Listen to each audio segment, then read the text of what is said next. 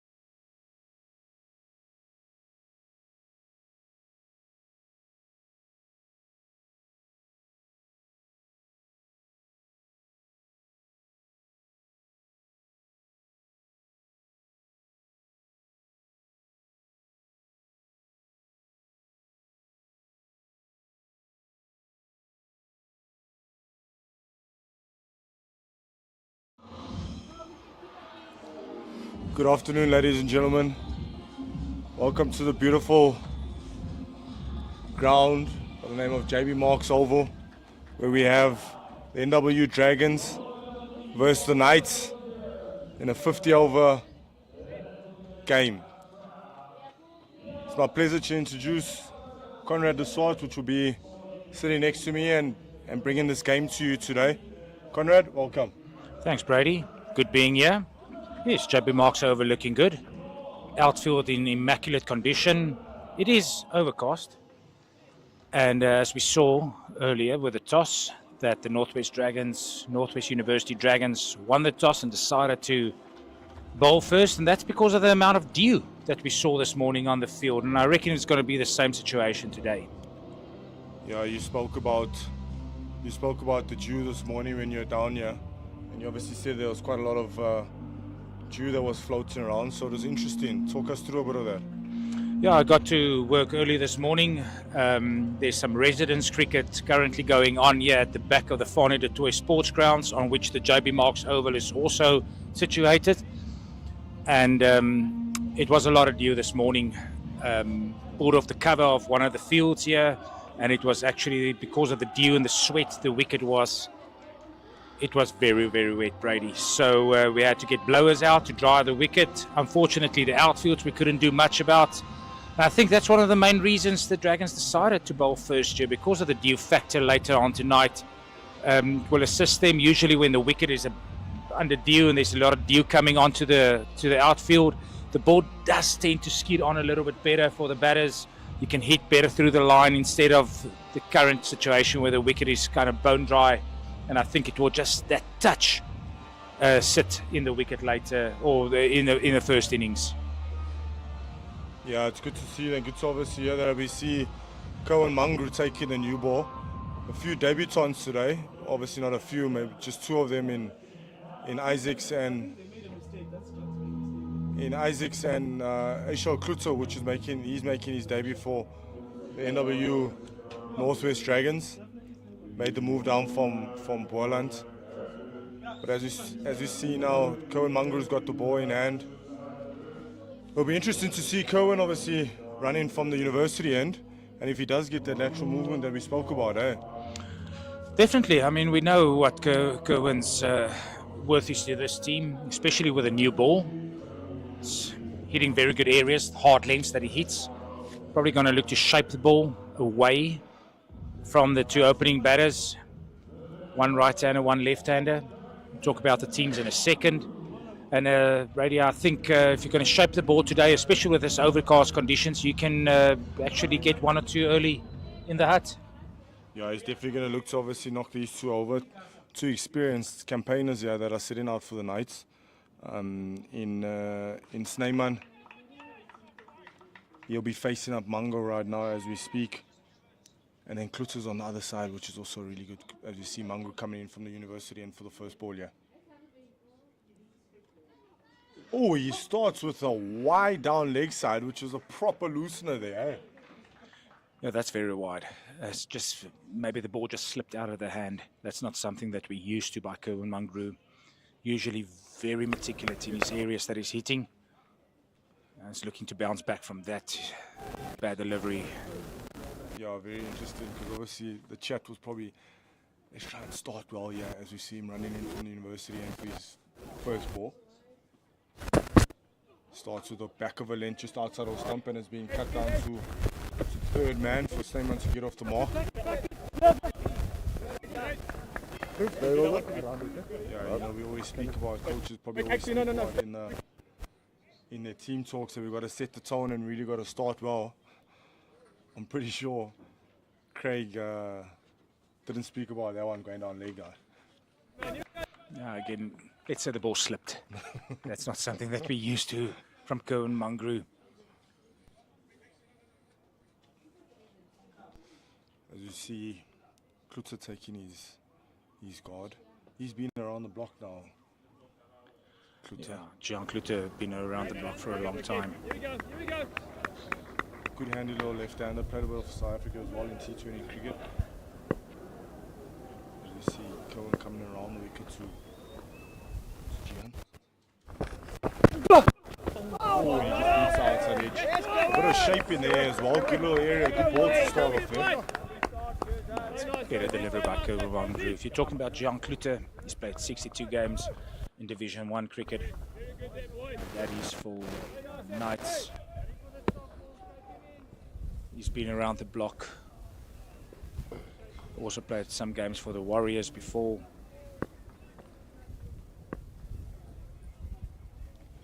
Cohen comes in again. Oh, another one off the wicket alone, and it's gone away from the left-hander, which is a beautiful delivery there. Yeah, Jean Klute, as we said, 62 games, 59 innings that he's played, 3 not outs, 1,845 runs with a high score of 143. The averaging of 32, nearly 33, striking it at 73, 300s and 2 1050s. Very good player, honest cricketer. As you see Mangu coming around the wicket again too. Oh, and he hits good hard length, back of a length there, and Gian plays a nice little forward defence there. Yes, you brought up his numbers. Steady numbers for season campaigner. He obviously, with his calibre as well, he probably would have liked to average a lot more, but a very destructive batter as well. Typical left-hander Brady that thrives on width. Likes to free his arms, probably going to look to hit the ball behind square in the gully area to that area. He likes to get his runs. Beautifully well bowled outside of stump. Good lens. A little bit strange with early doors there. They've got a catch in cover. You would have actually liked to see maybe catching behind because maybe of the slowness of the wicket. What do you think? Yes, actually speaking to some of the Dragons players early in the week, and especially last week when they did play club cricket for some of the local clubs, they said that the nets were very slow. And they also had some middle practice, as you can actually see on the television, one of the used wickets there. And he just flicked off the legs there. Square leg. Run out chance. No, he gets back a little nice and easy there.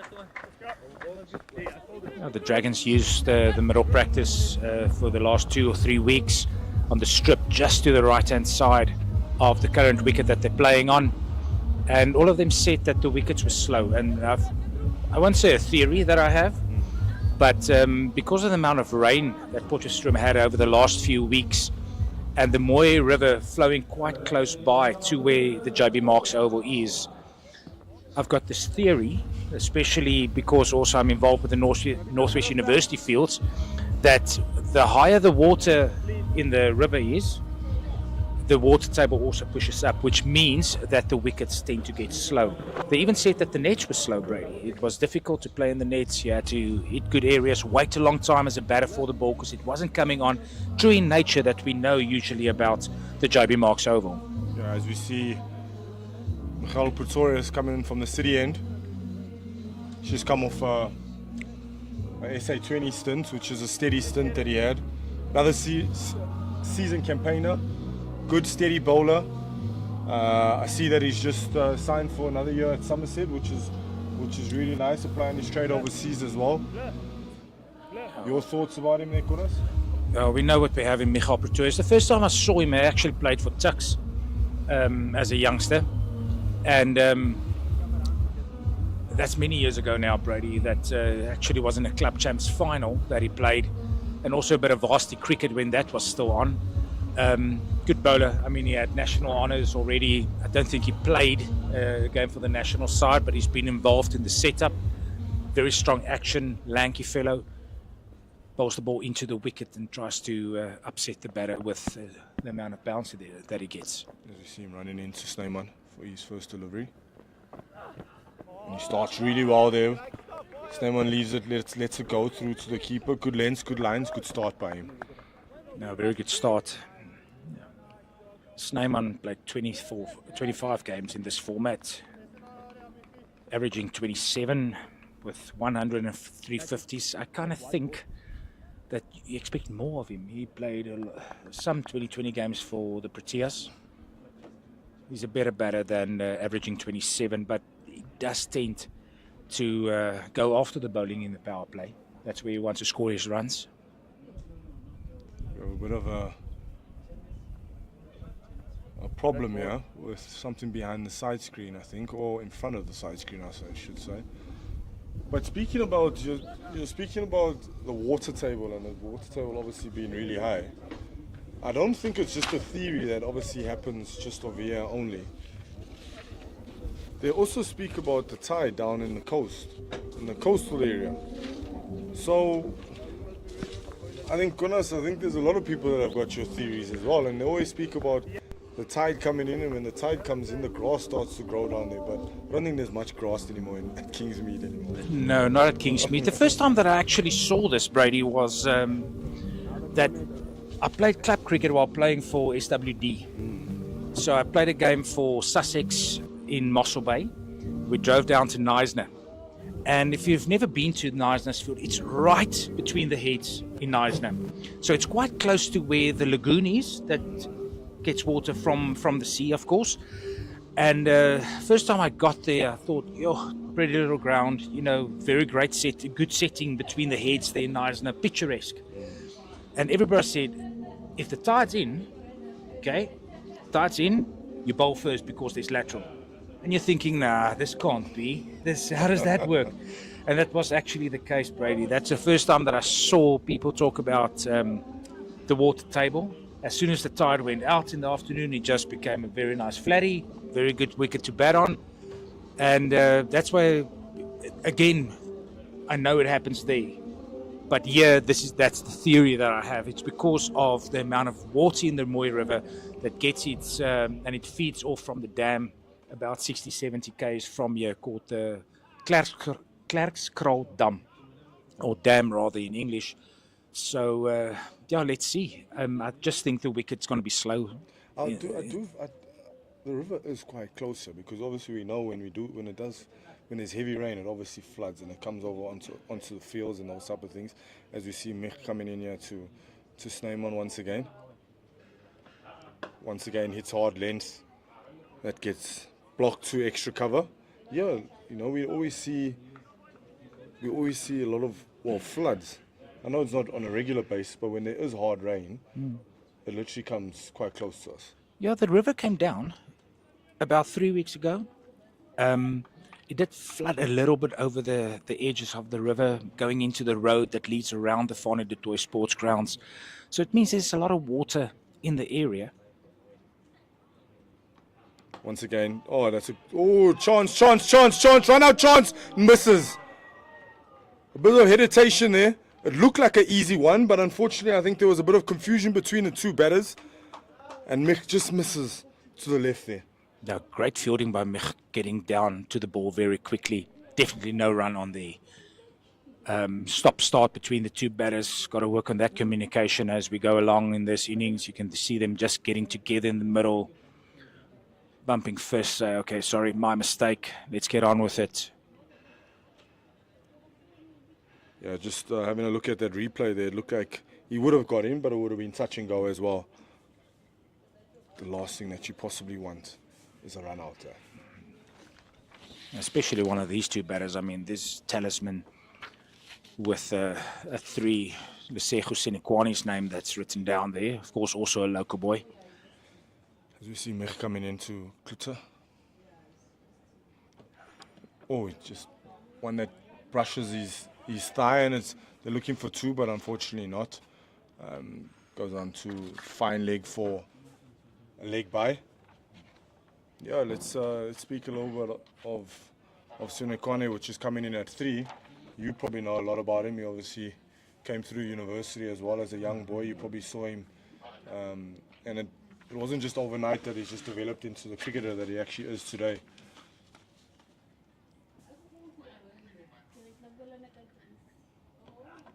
Being flicked down to deep square by Snyman for the single, and they've already started off with a deep square out because I think he probably likes it nice and short, eh? Yeah, as we said earlier, Harry will definitely thrive off anything short or that has width on it. Just to come back to Lesego, yeah, he hails from the Klerksdorp area, more Huberton. I think he was in St. Conrad's school there in Klerksdorp, and then came to the University of the Northwest here in Potch. Into Klutzer, there's a hard back of a length that Klutzer lets go. And that's the end of the second over, where the Knights are 7 without loss after 2. Steady start at a run rates of 3.5. Yeah, going back to the young Sinekwane. Yeah, it's. I mean, Pego, we saw him as a first year. He was an exemplary student, really hardworking student as well, and he had a manner and a means of balancing his cricket and his studies so well. Was part of the 2017 and 16 teams of the Northwest University that won club championships and the varsity cricket tournament. Won the international Red Bull campus cricket up in Sri Lanka, that he was part of that team. He's just a hard worker. I'm very happy for the success that he's actually achieved. Oh, Mangro starts with a wide. 4th or 5th little dangler outside off stump there, and he just, Snyman lets it go. He threw the bait out there, but he didn't buy it. But the looks of it is obviously a little bit of shape up in the air now, as you spoke about this morning. I think there's rain predicted for this afternoon, even though I think that a lot of it's just cloud cover at this stage. It says about 4 o'clock. Not a lot of rain, but up in the Highveld, you never know. As you see, Munger into Snowman for his second ball. It's back of a length and has been punched to cover for a dot. In next week, a lot of rain predicted. As you see, Munger's coming in from the university into Snowman once again. Wide outside of stump, and Snowman lets that go. That's also another thing. You speak about cloud cover. That's also probably got to do with them also bowling as well. Yes, we spoke about it maybe being slow, you know, obviously because of the water table, which is people might think that we're talking gibberish here, but it's a real thing, you know. But we also got to look at upstairs as well.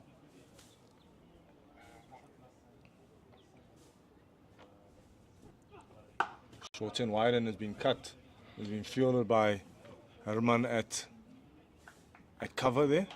Yeah, Brady, of course, conditions will always play a role in the decision a captain makes. I think the overcast is one of the reasons. I think the slowness of the wicket, the dew factor, was actually this morning was busy with things there across the road from here, and before me stood Vian Lebbe, who of course is not playing today because of an injury picked up in the SA20. And even he saw the amount of dew on the fields, and I think that's a message he also relayed to the playing 11 on this side.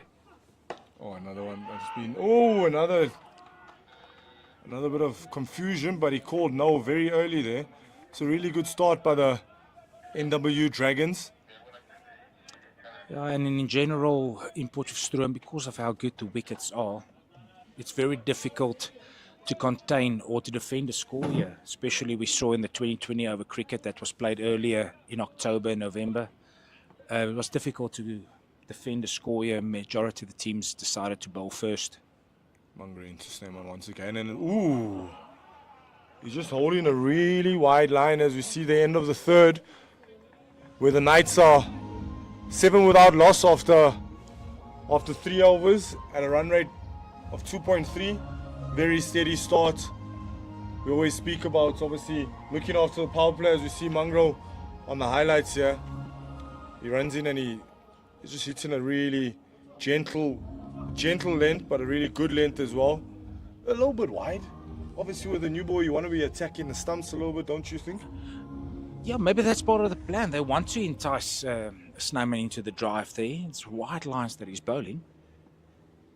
We'll just see Michael coming from the city end, and he hits Milan off there, and Gian shows in the DP side.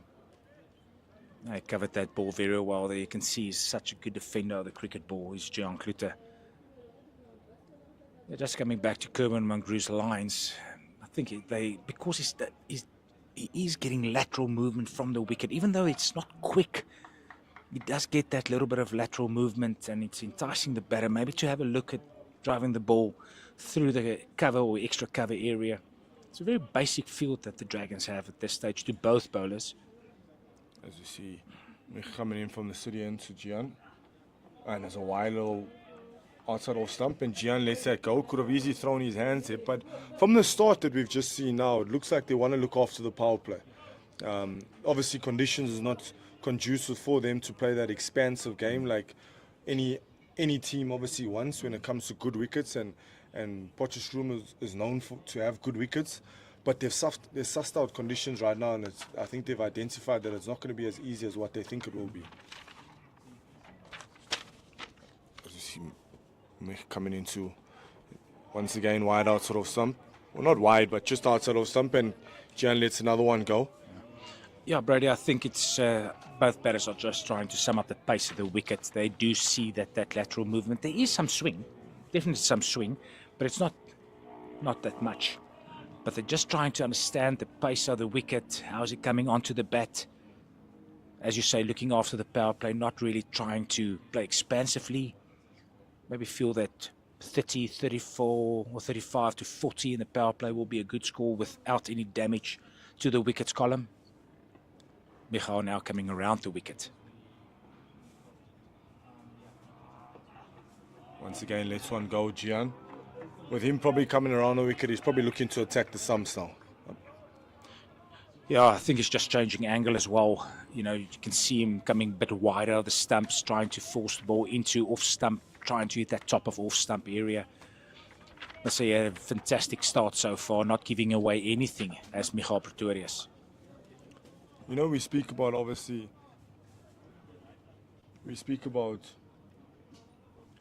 about looking after the power play, and we spoke about it now. But it's also very crucial, even though we're looking after the power play and we're not losing wickets. Yes, we've got to score, but even though we're not scoring, we can't afford to lose those wickets, because, yes, it could be 9 overs for 20 runs or 30 runs, but we could lose 2 wickets or 3 wickets in that over, which is very, very important as well, isn't it? Yeah, a lot of things being said about power play cricket. You know, conditions change from venue to venue, or country to country for that matter. If you had a look now in the 2 ODIs that we played up in Pakistan, how the batters went after the bowling, the big scores in the power play for, well, in both innings. So I think this wicket at this stage is not conducive for normal 50 over stroke play. Just waiting for the ball, see if it can be a better area to attack. Oh, once again, a little bit of a shout. That's a nice little line there to Gian, especially with it, just a little bit of lateral movement like what we spoke about. I just felt, yes, it's been a steady start and they've got the ball to go through, but have they got them to play enough? That's another question that we should be asking. But you did say that it could be a plan with the field that they obviously have set. Maybe they do want to hold that line, which is outside of stump. Yeah, I think with a solitary slip in Janeman Milan next to Tahir Isaac, who has the gloves today, I think Michal is actually doing a super job asking questions to the batter. You know, getting the ball very straight, nice and up to the bat, you know, enticing him to play a shot. It's just a normal field setting, you know, backward point, cover that's quite square. It's actually just in front of point, extra cover that's actually in a catching position there. So I think they feel that the wicket's going to be slow. So that's actually a very attacking position, that extra cover, with a mid-off, mid-on, mid-wicket, fine leg down and the third man. So it's a very conventional field placing that they're working with, the Dragons here. It just seems like the ground staff is struggling a little bit there with a side screen. Another stoppage in play. And we're underway as Mick comes from the city end to Gian once again. And has been clipped down to fine leg, sorry. And they've trotted through for a single. We've got our theories, as you see, as we enter the 4th over, where the Knights are 0 without loss after 4 overs. Going at a run rate of 2 and over. Very, very steady start by the Knights here today.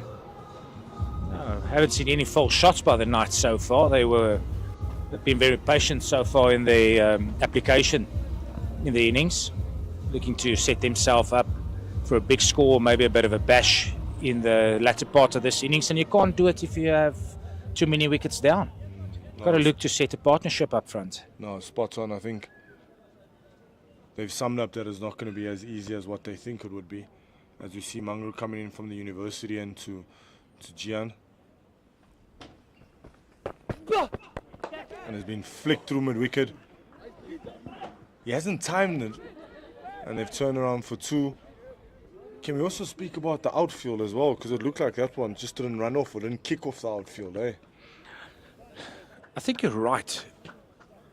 I also think that the shot that was played, and whether it's coming on the replay now, you can actually see in the batter just checking his shot a little bit because of it's not coming on as they are used to. I mean, Bloemfontein, we know, is also a very hard and true wicket.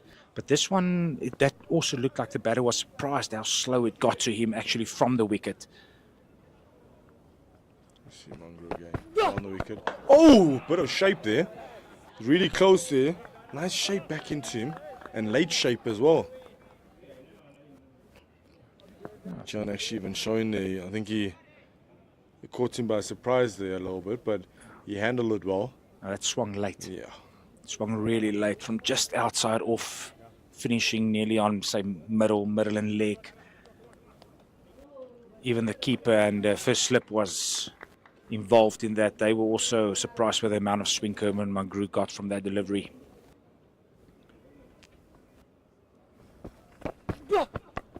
Another one has just been clipped now to mid-wicket or square leg for 1. Quick little single that they've gone through. I think this might be the order of the day here. Or not the day, but the first hour. I think they're going to be happy with probably trying to rotate strike here. They just trying to get that partnership going as quickly as that they can. Looking to rotate the strike, as you said, hitting the ball in those little spaces or pockets, as we refer to them. Just in the Dragon selection, I can only at this stage see, and please help me if I'm wrong, only Caleb Seleka. Bold as he hits hard back of a length there. Beautiful start here by Cohen and Mikhail. Sorry, you're saying, Konas? Yeah, I'm saying in the selection, I only see Caleb Seleka as a frontline spinner. They will probably use Lesiba Ngwepe as well with a bit of left arm turn. That's for the fact that Vian Libbe is not playing. Now there's Oderile Morimo Kuane. So they went for 1 leg spinner in their selection. Cohen once again into Snowman. Has been flicked down to just beats fine leg to his left. But Deep Square has done really well to get around there. Oh, he's done really well to obviously cut the boundary number 2 and cut it to 2 runs only. Good fielding by Caleb, does it look like it? Yeah, it looks like Caleb Seleka down there at square leg. Really good fielding by him. Yeah, Caleb Seleka just also coming back from the SA20. Part of the losing team, Sunrisers Eastern Cape. Didn't see a game, but I think he learned a lot again from being in that setup. Going into Snowman once again. And it's a wide outside of stump that's just been left behind. I mean, that's the end of the 5th over, where the Knights have just got going a little bit, where they 13 without loss after 5. Got a run rate of 2.6. Yeah, again, Kerman Mangru going really wide. You can actually see the delivery dragging back to the right-handed batter, Snyman there. It's a better area that he hits instead of going too straight and Snyman that's just clipping him to the leg side.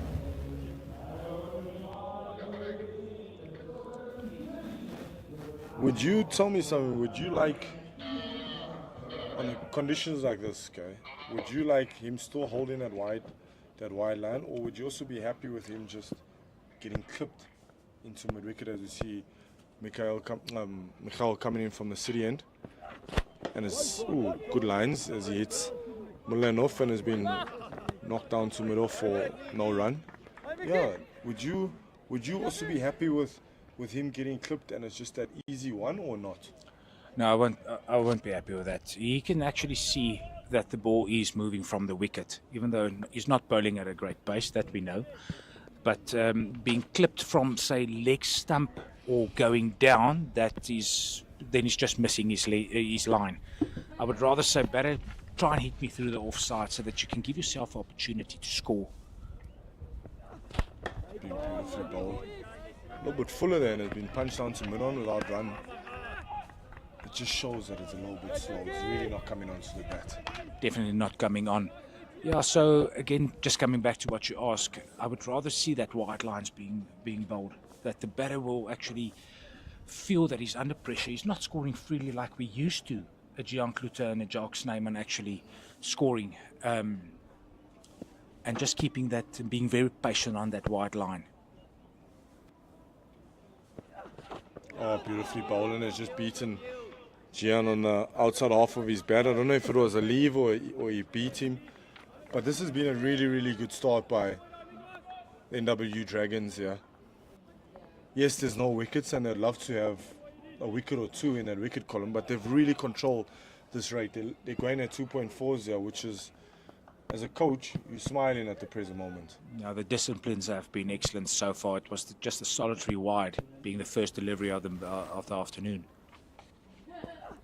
Beautifully bowled, beautifully played. Good cricket so far. Really, really good cricket so far by these two teams. I think the Knights have identified that they've started well and they're bowling really well, and they're respecting that. And I think it's almost who's going to play the first punch, or who's going to throw the first punch, you know, in this power play.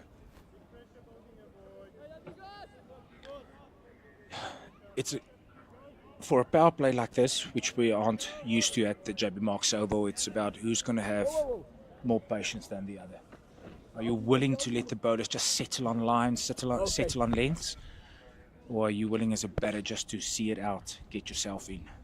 As we see Michael coming into, and he's changed his line, he's come around, he's come over the wicket, back over the wicket to Gian. Yeah, I like this from Michael. He's not settling or let the batter settle just on one line that he's bowling. He's definitely trying to change the angle up, seeing what he can get, maybe getting the ball going across the left-hander, natural angle that he's bowling, getting that slip, or even now it seems like Ruan de Swart has moved into a very gully point. It's between gully and point, really backward of square that he's fielding in. As you see him coming around the wicket now to Gian. Oh, and there's a nice foolish length which gets driven to catching cover, and that's the end of the sixth over, where we see the Knights 13 without loss after 6, and a run rate of 2.2. A good start by the Northwest University Dragons here. I think the batters will just get together and say, listen, it's just about waiting now. Now we just got to knuckle down, trying to knock the ball about, wait for the bad delivery that will come at some stage, and just bouncing on anything that's given. And I must say, both bowlers actually have not overpitched anything so far, so that discipline has also been very good by both of them. Yeah, it's been very, very good by these two. As we see Cohen Mangru coming in from the university and to Snyman. Oh, big chance. A little bit of nip back into the right-hander. And you spoke about him nipping it back into the right-hander. Better line there as well that Cohen bowled there. Yeah, Cohen Mangru, tall bowler, gets quite and high in his delivery, very close to the vertical, and that's why he's getting good shape on the ball and even getting some nip from the wicket. His release position is so good. A little bit high there, as we saw with that. Back of a length that he's hit there. And another dot. It's very, very important as a batter right now, and I don't know, it's a question and also my theory. As a batting unit now, or as a batting pair that's batting in the middle right now, it's really important that they just bide and ride this time right now. Because if they can ride this time and they see this out, conditions are just going to get easier and better for them to bat.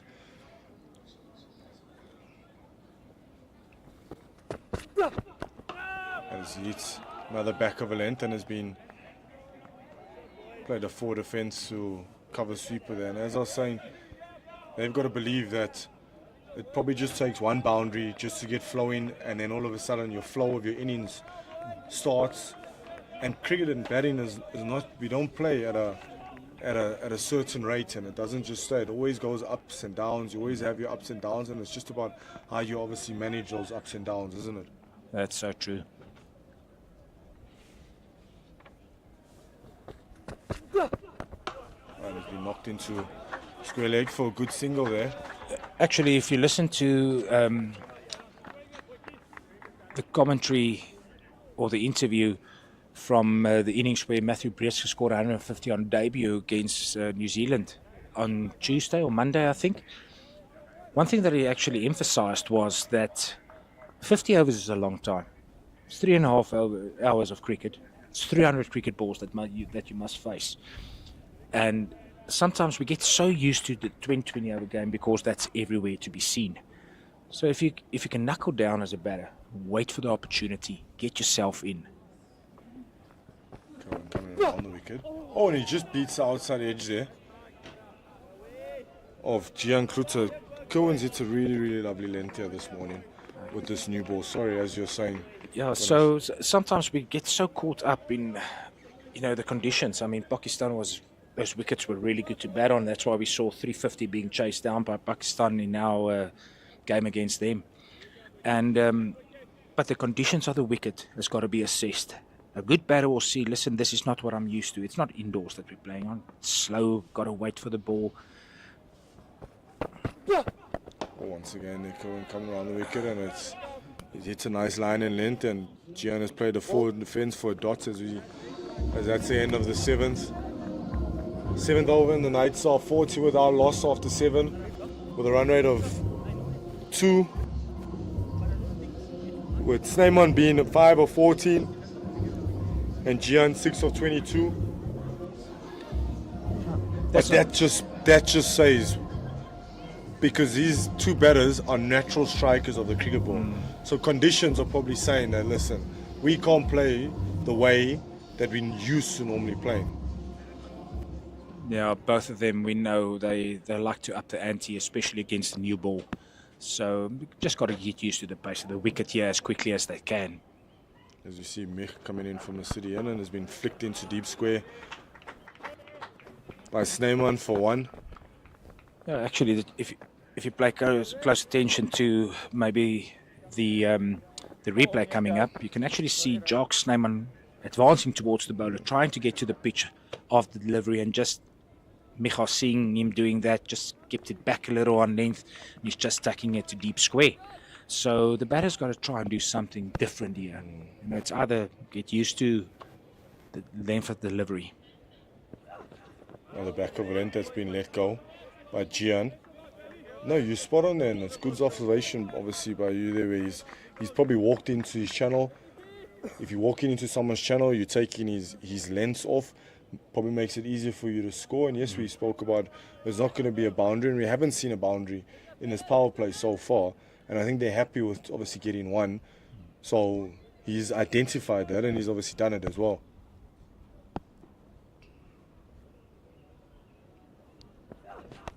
Oh, he beats the outside, hits the outside edge by Gian. Good fielding by Yanaman Malan at first slip there. Yeah, and the other thing, Brady, that's also interesting here is you can actually see the carry to the keeper, Tahir Isaac. I don't think he's actually caught something from both bowlers. Even that one dropping short, that was a thick outside edge. He hasn't caught anything above his knees. Everything's been low. He's a far end back or for the bowler. Beautiful, nice and full, and has been hit the outside half of his bat, which is almost channeled through for misfield there, but he managed to recover it. Even there for a really foolish ball and really hard for him to get away.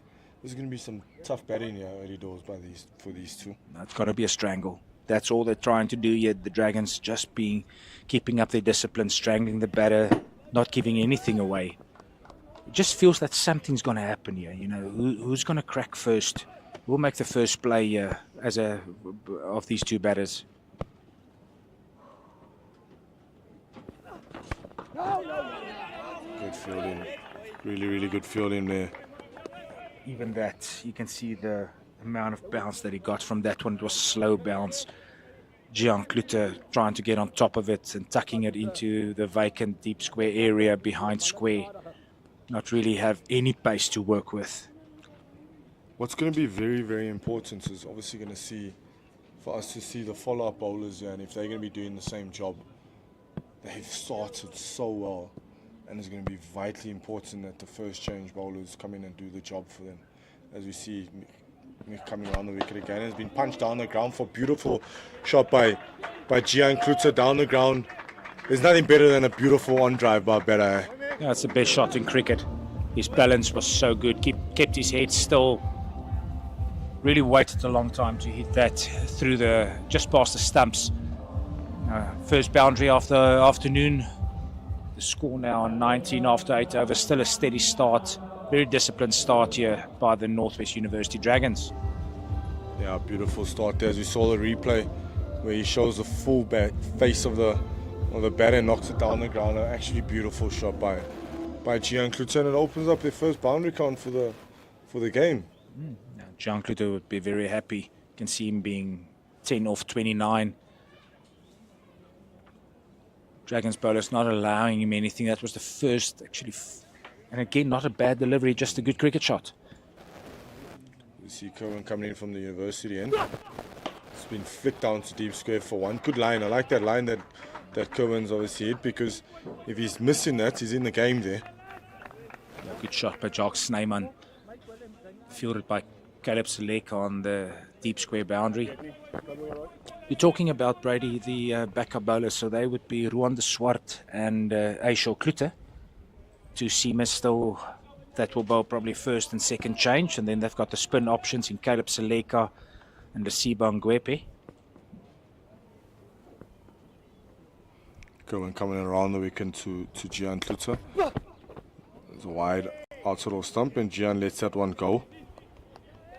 Yeah, going to be very interesting. It's going to be a big job for them to follow up what these guys have started. They've started really, really well. And majority of the times when teams do start well like this, and batters have obviously sat and they've waited and they tend to feel that, okay, maybe we can capitalize on these next two bowlers, which might create a chance for as you see Cohen coming around the wicket again and beats the outside edge. Beautifully bowled there. It's getting a little bit of good shape back into the left-hander here.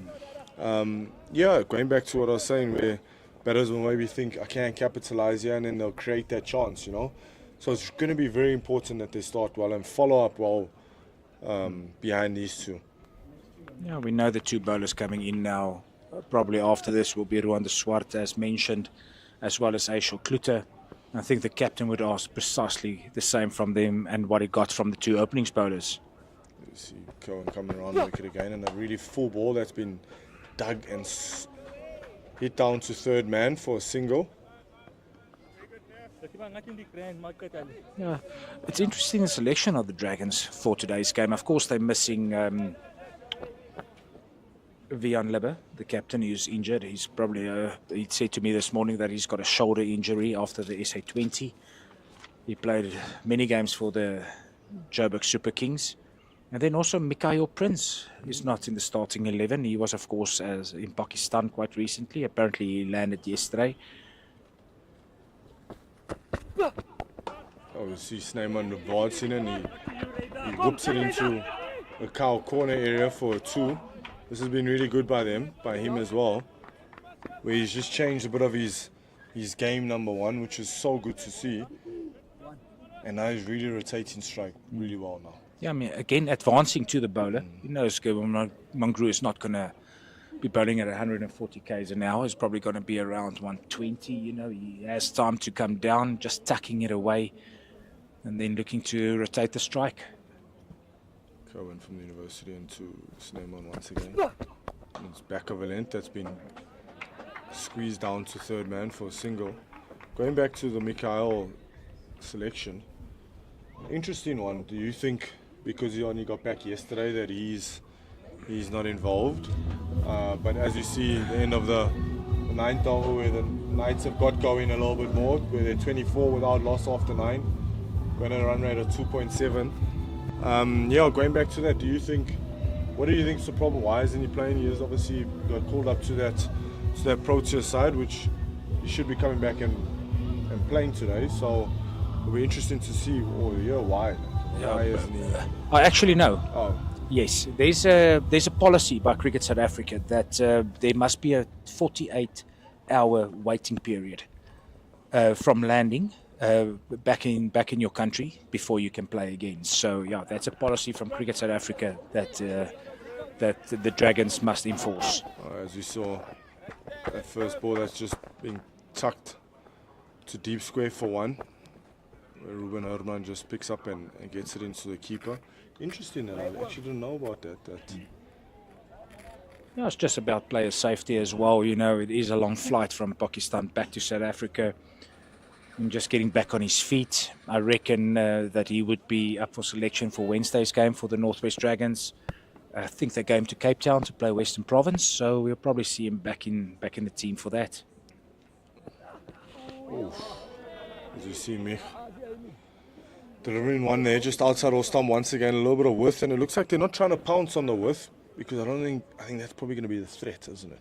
You see, it's not only the width that it was still a hard length that he's hitting, so maybe getting over that, you know, is not so easy because of the slowness of the bounce. So they're probably looking for anything that's fuller, still on that width length, to hit through the extra cover area. See at the bottom here, Vian Libber doing duties as 12th man. Beautifully bowling has been knocked to Milan for no run by Gian. Very, very slow but steady start. I think they're still feeling each other. Who's going to throw the first punch? Are we going to throw the first punch? Are we going to play a bit of chess or not? Now it's got to be who strikes first, yeah. Who will keep his nerve the best?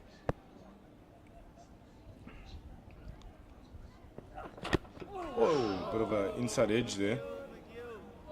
It looks like Gian wants to flick him over square leg there, because it's very vacant there. So if he does miss his line and his lengths, as we see the replay here with Mich coming over the wicket to him.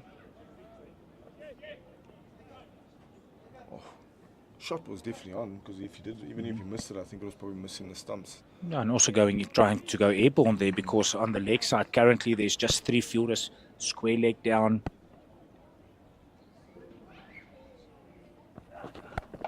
So top edge, chance down at fine leg, Caleb Seleka, and he puts it down. Caleb Seleka puts it down. Big chance, and we spoke about the chances and who's going to throw the first punch. Yeah, Michal Pretorius digging the ball into Gian Kluter, getting a thick top edge down to fine leg area. Caleb Seleka trying to make about 15 to 20 meters. That's actually a dolly that is put down. That's something that the Dragons will need to address. It's the quality of their fielding, especially if they're on top here, because a 1 wicket down would make a world of difference at this stage. Flicked into the square leg region. It looks like good fielding by Herman down at square leg, where he cuts it down to 1, and that's the end of the 10th over, where the Knights are 27 without loss after 10. It's a big chance that was obviously missed by the NWU Dragons, and I think they would have loved that chance. They really would have loved that chance. As we see a bowling change in Aishal Kluter coming in from the university end, which is going to replace Cohen Mangru, which has bowled really well. And we spoke about the first change bowlers coming in and doing a job, and it's going to be a really important job for him to follow up the start that Mikhail and Cohen has done for the NWU Dragons.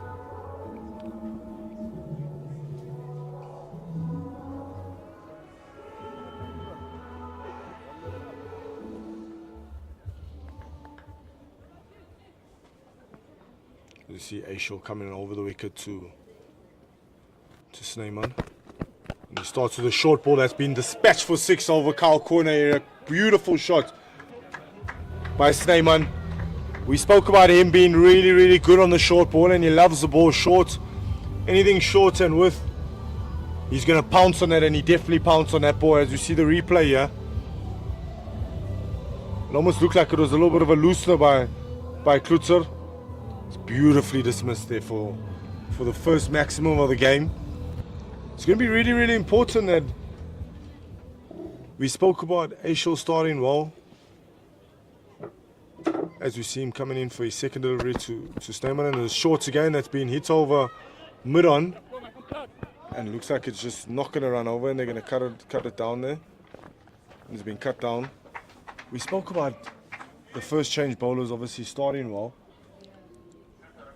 And Aishel's first 2 balls haven't been the best balls, they've been 2 short balls. We spoke about the slowness of the wicket as well. So I'm pretty sure he's trying to look to go a lot more fuller. It's about the length. We saw both openings batted getting the ball up to the bat. Once again, short and wide, and it's been saved by cover there for 1.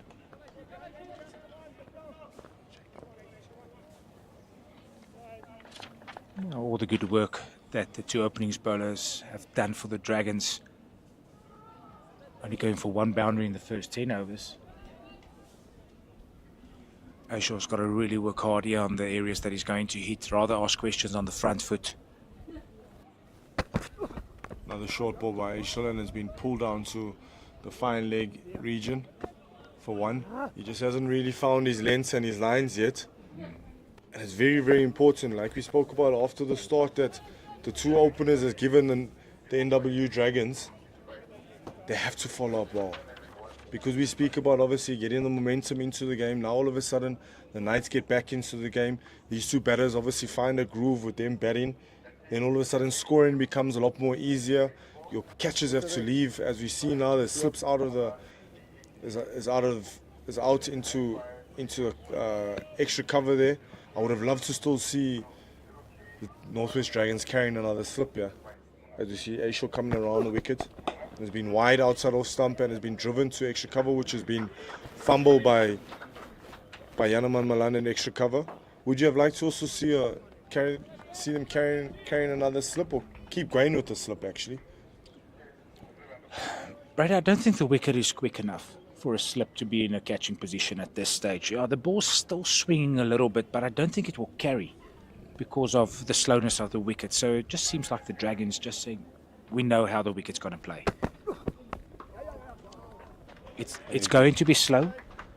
We know we're not going to nick off guys. It's going to be, if you build pressure as a bowling unit, for example, that previous over of that was bowled where the drop catch was not taken. That's how you're going to get your wickets here. You're going to get someone out because they're losing patience.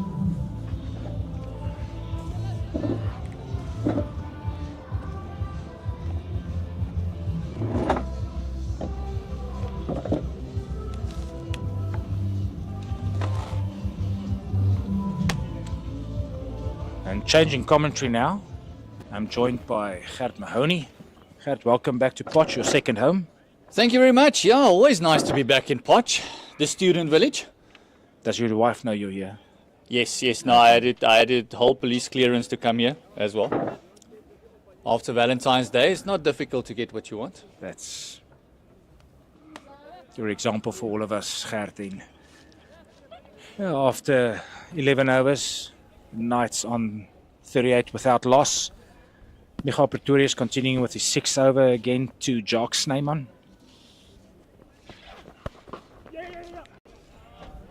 Gert, as you probably have seen, this wicket's not the true, quick, good batting wicket with a new ball as that we're used to, the old JB Marks Oval. Playing through the line is going to be very, very difficult. The outfield is also not that quick that we used to, but it's the amount of rain that you guys have had in the northwest here. So it is going to be very difficult to score straight. Square on the wicket will be the way to go. Michael Pretorius now coming around the wicket to Gian Kluter.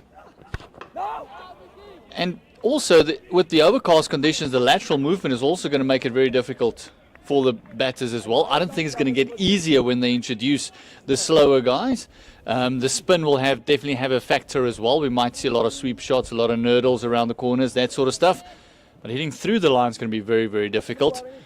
And no explosive start by any stretch of the imagination, but no damage to the wickets column. That'll be important for the Knights. They've got a partnership going now, 39. Michael Pretorius back in. And again, as we see there, it's a classic drive. Let's say a straight drive that just went airborne for that touch. And it just refers back to what we said. A certain area on this wicket, the ball's sitting up a little. You can't really bowl it too short or too full. It's a certain length, a hard length that you got to hit, Gert, for you to score freely or naturally. It's at 5 meter length. It almost gives you the impression that it's there to drive, then it just kind of sits up, just pops up, that tennis ball bounce. Michael Pretorius digging that one in a touch shorter, maybe more to 6.5 to 7 meters actually from the batter. And again, the bounce to the keeper, Tahir Isaac, not as we used to. You know, I mean, he actually took that just below his waist. Yeah, we're kind of used to, especially with Pretorius bowling, the keeper taking it around about head height, especially when he digs it in like that. But it's also important for the bowlers to realize that they got to bowl it into the deck. Don't just lob it in there and hope the deck's going to work for you. Actually get it into the deck. That's really short by Michael Pretorius, caught wide by the square leg umpire. It's the second extra of this innings. They've been very disciplined, has the Northwest Dragons bowler so far in this innings. I think that is more frustration than anything else, because he knows he normally gets a lot of carry here, JB Marks. He knows he thuds into that keeper's gloves, and all of a sudden he's struggling to get the ball up to waist height. So I think that was a bit of frustration by Pretorius.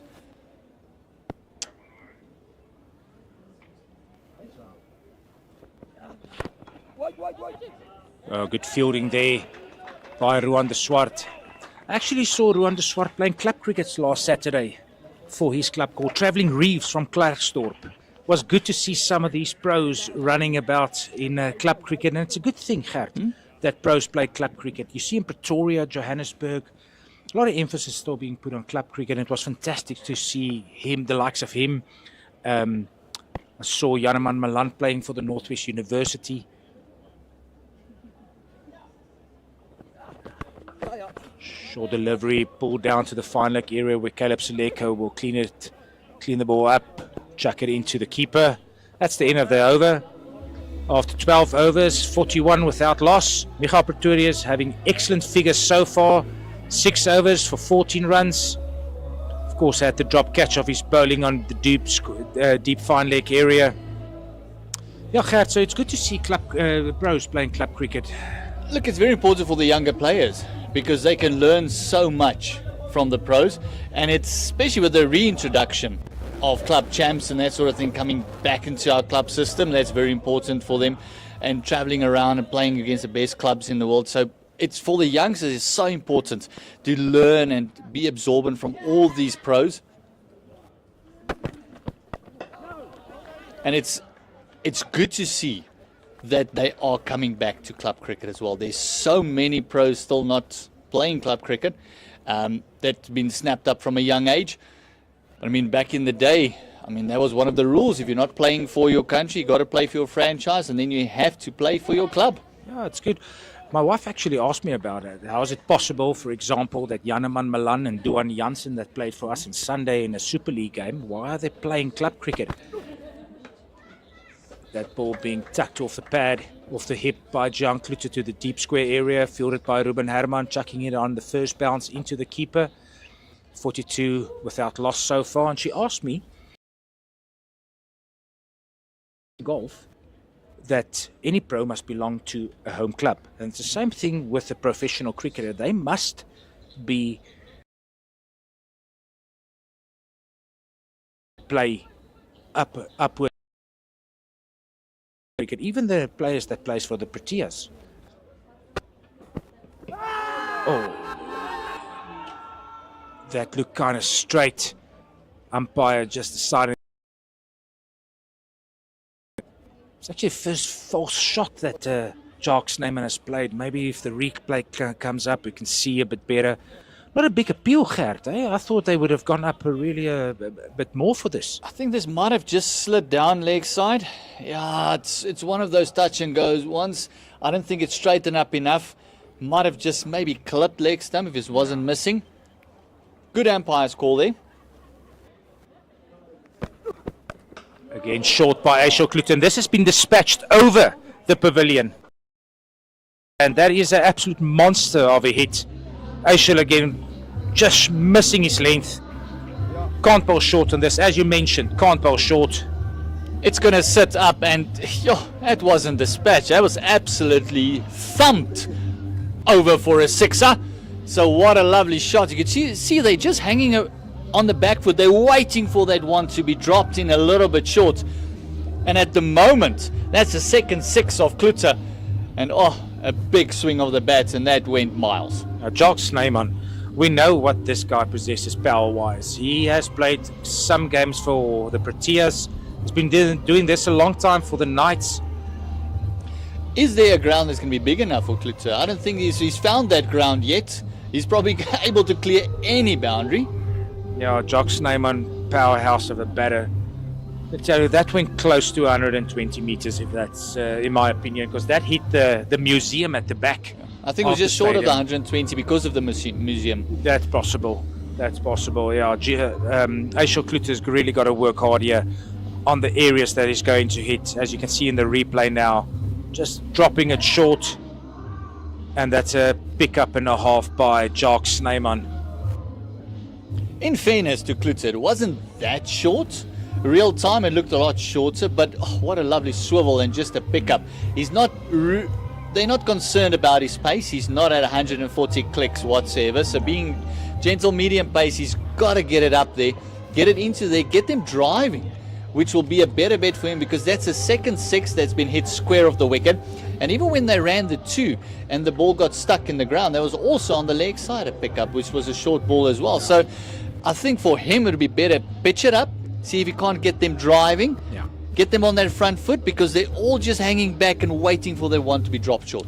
Yeah, I mean, Gert, so far we have, when I mentioned to him, it's because of the level, the water level of the Mooi River at this stage. It has an influence on how quick the nets here at JB Marks Oval is, and the pitch that's being used today. Look, it's all about the water table. I mean, myself coming from the Vaal River, we know all about that. As soon as the river is nice and full, the water's got nowhere to run to.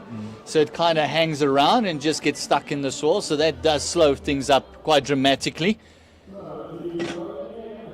Looks like a... And also, it creates a lot more thickness in your grass. So that will hold the ball up a little bit as well. Yeah, because this outfield is quite green and lush. I've been to the JB Marks Oval many times in my life, and I mean, this is the best I've seen this outfield. Just look, yes, it is a touch slow. Bowling change from the city end is Ruan de Swart. Excellent shot by Jock Snyman down the ground. Ruan de Swart over pitching it, and Jock Snyman bouncing on that, hitting it straight back. Beautiful on drive. And this is now the difference between what you mentioned earlier, bowling too full or bowling too short. That was an absolute gift. That's right in the slot. See, he didn't even have to put his foot out. He literally just played it on the pickup, timed it well, but again, no flourish through the line. Just timing, making sure he gets the middle of the bat. And again, two similar deliveries, and both being dispatched for four. Excellent cricket here by Jock Snyman. And the reason, Gert, is, as we discussed now, the wicket is slow. But what both batters did well was they took their time. They actually saw that it's not the typical JB Marks Oval wicket. It's not coming too quickly to them. You've got to get used to, get yourself stuck in, be patient. And that if that's a message that you can send out, say, boys, listen, first get yourself used to the pace of the wicket, and then it will become easier. It's not a wicket that a new batter is going to feel comfortable on.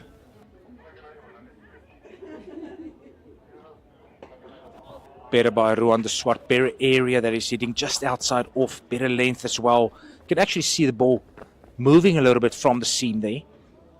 That's what you want. And also I felt that he bowled the ball a little bit more there and just kind of letting it go. The first two balls might have been in looseness. Coming around the wicket immediately to the right-hander. To the left-hander, I beg your pardon. Gert, one thing that we haven't mentioned so far today is the break that some of these cricketers had since the last professional cricket game in our country. Rwanda Swart. Airborne, and it's taken. That's the first wicket gone. We said it's going to be difficult hitting the ball straight down the ground over the top. Again, it's just feel that ball just held up in the wickets a little, and an excellent grab there. It looks like Yanaman Malan grabbing it. No doubt got stuck in the wicket, but this comes back to the point we made in Pretoria this over as well. Once you actually bowl the ball into the deck, it does get stuck a little bit, and you can see the length as well. That's about 1.5 meters shorter than the previous ones was. It just popped up, and a nice easy catch. Yeah, fantastic grab there, just making himself as tall as possible to take it. That's the first wicket down for the Knights. 58 for 1 after 13.4 overs, and we see Lesego Senekwani now joining Jock Snyman at the wicket. Lesego will probably have his own little hometown crowd still here, very much loved in Potchefstroom, hailing from Klerksdorp. But Ger, just to come back to the question that I actually asked you, was the 1st December was, for many cricketers in our country, was the last professional cricket game in 2024, which of course was 4-day cricket. Some, I think 1 or 2 games in the 4-day league was played, say between 17 to 20 December. And then the men had a bit of a holiday because of the SA20. So for many of them, this will be the first competitive outing in the new year. It's very important to understand that cricket is a technical sport. You mentioned golf earlier, it's the same as tennis. As soon as the technical aspect comes in, the more you play, the better you get. So once you've had a lengthy break, a bit of rust builds up. You almost want to drag a broom along just to wipe up the rust every time you're in the nets, just to make sure that you get going again. So the good old Q20 comes out, joints get all moistured up. Oh, it's well played by Lesego Senekwani, getting off the mark with a little jab down to third man, fielded by Kerwin Mangru. 59 for 1. If you're only joining us now, it was a steady start, very disciplined start by the Northwest University Dragons. Not picking up a wicket in the first 10 in the power play.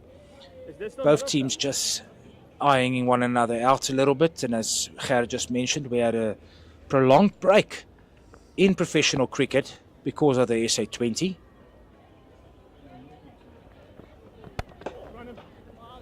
Again, great shot. Punched down to the long on area again. Fielded there, ball being chucked in on to the striker's end of the over. Yeah, in the end, it's a costly over by Rwanda Swart, going for 2 boundaries, but picking up a first wicket of Gian Klute. I think also they've realized that Jock Snyman has now found the timing on this deck, so he's going to be difficult to get out. That's why they're very happy to give him the 1 and then bowl at the new batter. I think we'll see the same tactics in this over as well. Maybe put out your 5 and then make sure you give him the 1. Get Senekwani on strike, but he's also a worker. He loves to run between the wickets. He's definitely someone that nudges it around a lot.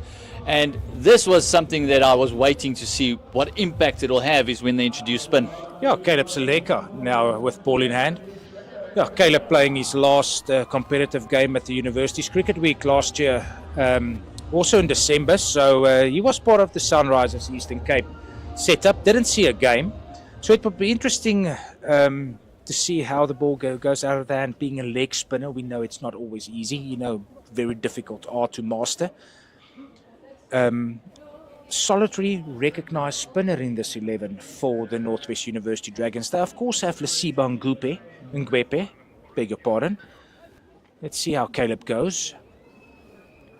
Bowling from the University cricket end.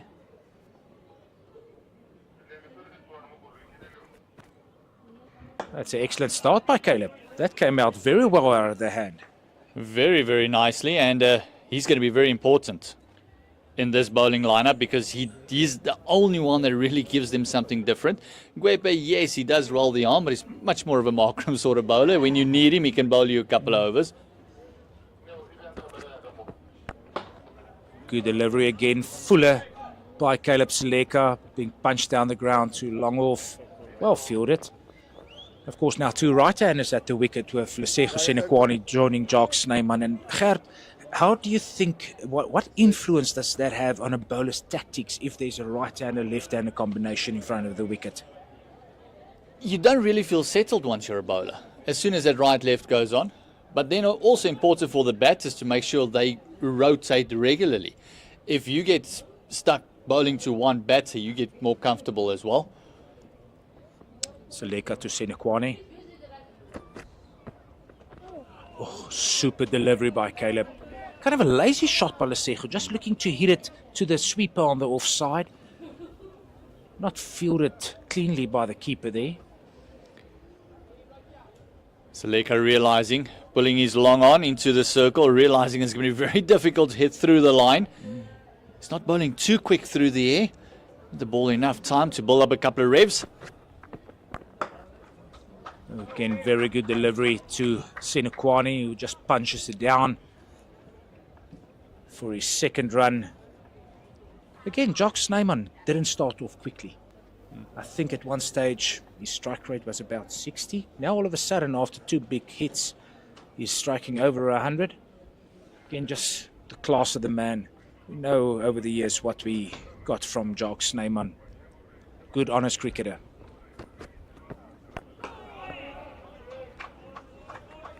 A bit more pace there by Caleb Seleka through the action. Just surprised Jacques Snyman with that. In the end, did very well to punch it down to the long on area. I think that's going to be the plan, making sure that he gets the one. Not giving him anything to get underneath because he's going to clear the fence.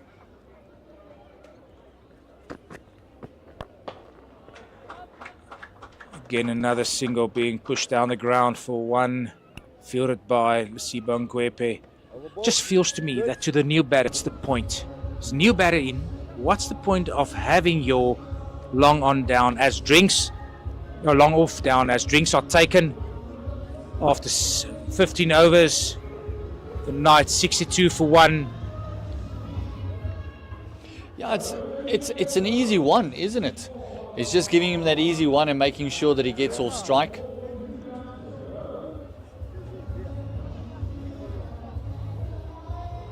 And interestingly enough, Gert, I see that the floodlights are on. Means it's kind of dark. It's been overcast in Potch the whole week. Yeah, it was difficult to know how much water to put on cricket pitches around here. At the back, we've got residents league cricket on. And Gert, let me tell you, if you talk about ego guys, let me take you to that cricket there quickly. There's so many people coming to watch. It's new first years here. University now lining up. In a week's time, we've got the first Varsity Cup rugby game also on here at the Fani de Toy. So usually beginning of the year, everybody's in good spirits. The academics hasn't really settled in as you think it should be. So yeah, things are vibrant in Potch, and I reckon later this afternoon we'll see sin. Where we were almost saturated with too much, now we can't have enough. Yeah, there's so much sport on.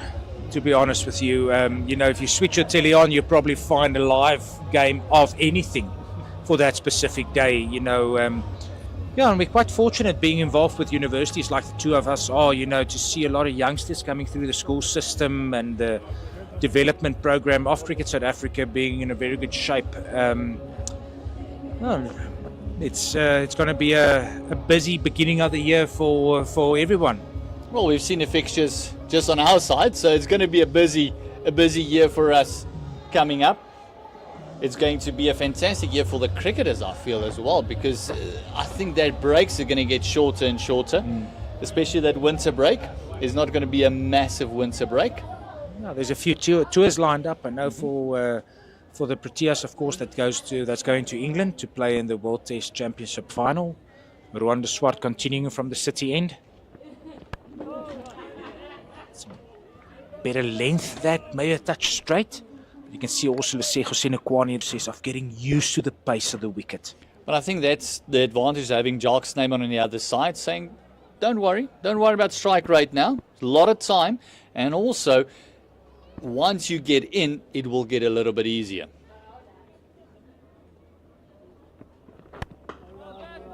Also a harder length there by Ruan de Swart, better than the two first deliveries that he bowled in his first over to Jock Snyman. That was so well played down the ground for 2 boundaries. And just looking at Lesego Sinekwani's numbers, made his debut in 2019, 2020, while still a student, playing 21 games, scoring 686 runs with a higher score of 109 against the Tuskers 2 seasons ago rather. And averaging 32, which is not all that bad. I think he would like to push that up a bit to more to the 40s side, but he's got the solitary 100 and 450s. But what a good player. And I think if you look at his 3-day and 4-day numbers, that you'll see 7 years old. So this is kind of the right time if you're looking for that mature middle order bat to maybe come into the system. He's batting at 3 today.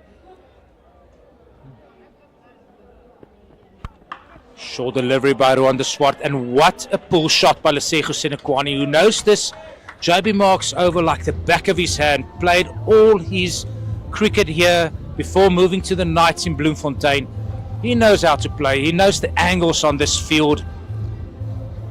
That's not the length to bowl. I understand why Ruan de Swart tried to drop it short. Maybe just that one surprise and say, well, if you hit it well, I'm willing to go for 4. Again, he's been bowling well.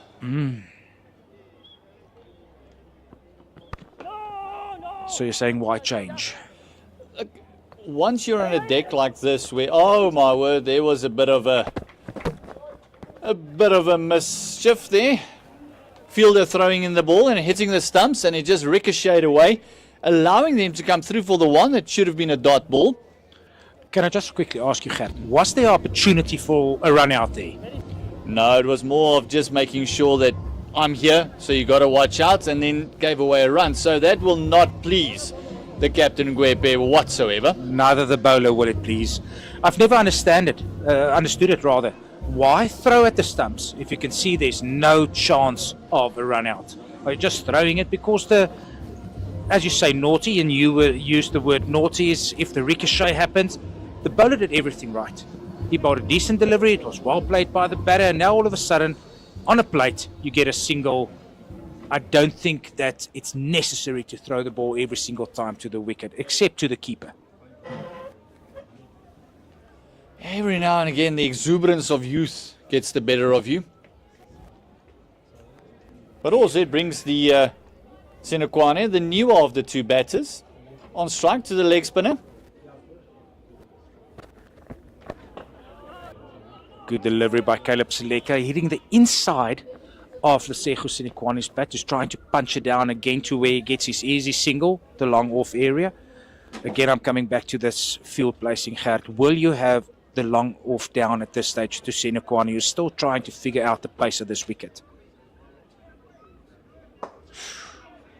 If he bowls that line, yes, because that will always give him an opportunity to maybe go a little bit inside out and then actually try and punch it out. If it's going to keep pitching it around about fourth stump, then no.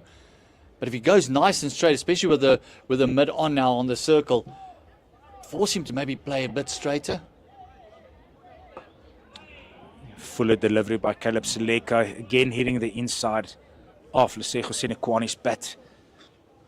And they also introduced the slip, so it might be the plan to go a little bit more straighter, go pitch it around about middle and then take it away from the right-hander.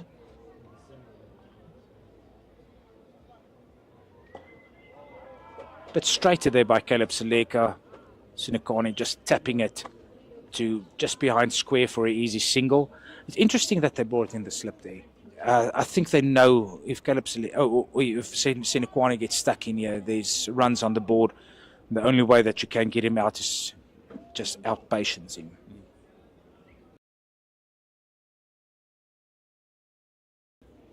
Again, the slowness of the wicket will be in his favour, especially if it grips in the wicket.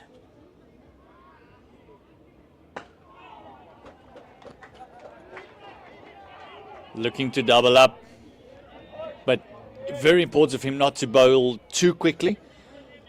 Just keep the pace off. Let the batters make their own pace, because that's going to make it even harder for them to hit through the line. These 10 overs of spin by Caleb Seleka is going to be crucial for the Northwest University Dragons today. with him being the only recognised spinner. You know, on a slow wicket, you would have thought maybe the selection committee could decide on, is there space for another turner in the team? Again inside of the blade by Lesego Sinekwani, but this time he does get a single. Finishes the over by Caleb Seleka, only going for 3. Fantastic over there, and that last one was kind of the line they're looking at. Force him straight there. I think the length was just a little bit full. But it's a good start by both teams. It's not going to be an easy deck to come in and score, so the power play is kind of taken out of the equation a little bit, depending on how the Knights will bowl. And also they're going to be bowling at night, so there's going to be a little bit more movement. They're going to be under lights, so it's going to get even tougher to bat, to get into the crease and actually hit the ball through the line. Well, Gert, I actually mentioned it to Brady. There was a lot of dew last night. And Ruan de Swart continuing. Being punched down to the mid-off where Lesibang Gwepe fields. So, yeah, there was a lot of dew last night. And I think that's one of the reasons why the Dragons decided to actually bowl first, because these fields around this area, with the closeness to the river, we do get a lot of dew. And I think that's what they actually wanted. They want that dew on the wicket so that the ball does skid on a little bit more in the evening. I understand what you're saying. Good shot by Lesego Sinekwani, cutting it to the deep square, or to the sweeper area. Well fielded there by Matthew Kleinveld, who was apparently on paternity leave. Yes, so congratulations, Matthew, to you and your wife for the birth of your youngster. And being a father of 2 as well, commemorations. It doesn't get easier. Enjoy them while they're young. Now, my little one was down here at the cricket earlier. I had to throw a few. My arm is sore already. That's a good length by Ruan de Swart. You can just see Gert, the ball sitting up. That's the area that you want to hit. Because the batter can't get used to that length. There's no chance. It just kisses into the wicket, does get a little bit of lateral movement, and that area, that length is not easy to hit. And that's where the old saying comes in, bowling is boring. That's all you need to do. Don't do anything else. Don't try and dig it in. Just keep it there. Keep it consistently on that length. Even if the line varies, the length is going to be difficult. Touch straighter there by Ruan de Swart. Knocked down to the long on area, fielded by Caleb Seleka.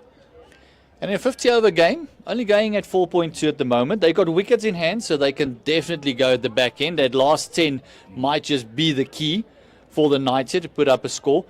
But looking at the wicket, looking at the field, what do you think? 250? Anything in that region? 220, 250? I think, Gert, we're just going to see a conventional cricket game today. It's not going to be a free scoring wicket. You can see the Knights at this stage going at 4.2 and over. I think anything in the region of 250, 270 will be a very competitive score because of the lushness of the outfield, the slowness of the wicket. The dew can have an influence this evening, as we know, even though that they're playing with 2 turfs, 1 on each end. I think 270, 280 will be very competitive and will be very difficult to chase down. Sinekwani using his feet there to the bowler Ruan de Swart. And you can actually, what we saw earlier, precisely what Jacques Snyman did. He actually advanced to Kerwin Mamgru a little just to change the length up, maybe change his line up a little, making sure that he just tucked the ball, get a single and not just have dot after dot. So Jacques Snyman now on 45, going at better than run a ball. Yeah, he's been there for a while. He's been there from the start.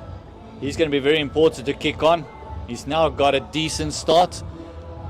He'll be looking at that first milestone, get that out of the way, and I think he'll be looking at that 3 figures to maybe start off a season with.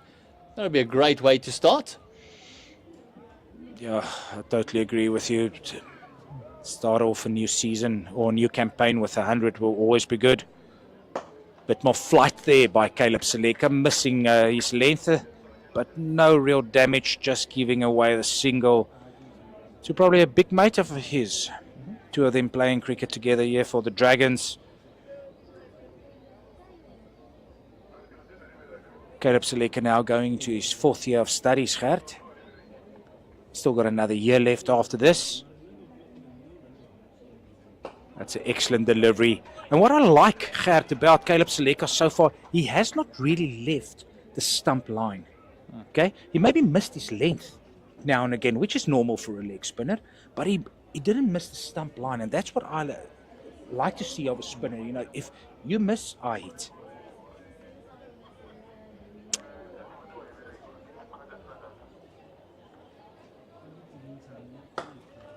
Good shot by Senekwane again. The fielder, Ruben Herman, picking it up. And what a season in SA20 did the two Herman brothers have. Yeah, it was lovely to see the game they played against each other. Both of them scoring a bit of runs. What a proud father that was. In the world, play all 3 formats. So I think your theory is right. I think the one thing that coaches might just want to consider, especially look at what we've seen today with Miss Spinner as well. If you look at Seleka there, it's the consistency that's key. If you are consistent, you'll be able to play in any format. Oh, that's a good delivery by Ruanda Swart. Looks like he rolled his fingers around that. Maybe a bit of a leg cutter that he's bowled. Also just purchasing into the wicket. Jock Snyman looking to tuck it on the onside and getting a thick outside edge. Fielded by Matthew Kleinveld at the sweeper on the offside. Yeah, I think slower deliveries here is going to be crucial for them. And Ger, just to come back to the point that you make, yeah, I actually listened to one of the playoff games or the final after we commentated together earlier this month as well. Good delivery by Ruanda Swart. What Mark Butcher said about batting in 2020 over cricket, he said, if you go and have a look who the players are that's scoring runs in the SA20, bar Luandre Pretorius, who had an absolute brilliant season, but he scored 100 for the Titans in a 4-day game not too long before that. You know, Partnership forming here for the Knights.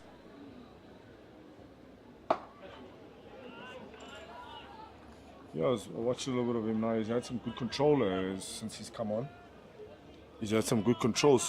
on. And steady start so far.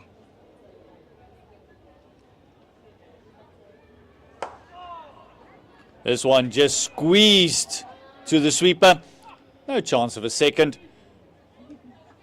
It is the big arm there of Klute. Does have a nice strong arm from the fence. 49 up now for Jock Stamon of 50 deliveries. He had a really steady start when he started. He took his time. And you know, before I went off air, we spoke about just a few shots that gets him going. He played a beautiful on drive down the ground, twice off patches there, and it just got his innings going.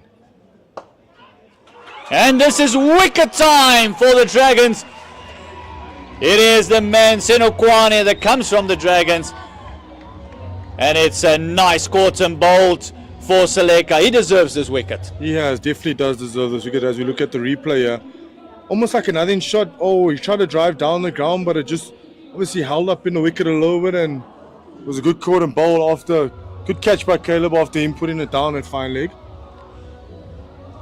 Yeah, I'm pretty sure that huddle, Michael Pretorius would have said, oh, that's why you put him down. You wanted him yourself. But it's a fantastic outcome for the Dragons. It's exactly what they wanted, exactly what they were searching for through the leg spinner, being that consistent, bowling wicket to wicket, and that's just a bit of hard hands by Seleka. Yeah, Seleka's been really, really good since he's come on to bowl. We spoke about it. I'm pretty sure you guys spoke about it when I was off air as well. His control is really good. He's been consistent. He hasn't missed on a short ball, which is really, really surprising for a leg spinner. He's earned full, and obviously now he's earned full again, and it's obviously brought a reward his way. As you see Dominic Hendricks come to the crease. Really, really interesting to see him in the Knights helmet. Yeah, he's on loan from the Lions. And also, comes down the order. normally opens the batting for the Lions as well in their 50-day campaigns. Yeah, I heard yesterday that he's obviously made the long trek from the Highvelds into Bloemfontein, where he's out there on loan, and you know Dom is a seasoned campaigner, especially in 4-day cricket, and also in 50-over cricket. He's just a consistent cricketer. And unfortunately, he probably made the move because he probably knew that he wasn't going to be getting game time at the Lions, because they've got a star-studded team with some really good cricketers there, and he's come across the side, and to obviously show off his skill. Yeah, but also just to strengthen the Knights lineup as well, having someone like Dom Hendricks coming in at number 4. Oh, what a pleasure that is. Caleb Seleka hitting some nice shots. Another quick wicket here will really excite the Dragons. As we see, it's getting a little bit darker, a little bit more gloomy. Yeah, it certainly is getting a little bit more gloomy. A little bit of thunder and lightning around in the area as well, so hopefully will give us a chance just to play a bit more cricket. Seleka into Dominic Hendricks. And I love this move. They've brought everyone from the fence up. They got sweeper and square leg out, but mid-on and mid-off is now on the circle. Yeah, beautiful field, nice attacking fields. Obviously also attacking with the slip, which is beautiful to see. They obviously know that Dom is really not a Dom is not really of an expansive cricketer. He'll obviously knock it around. He'll play shots. As we see a stoppage here, it looks like they've got news that lightning is pretty close, so they're obviously going to be coming off for that.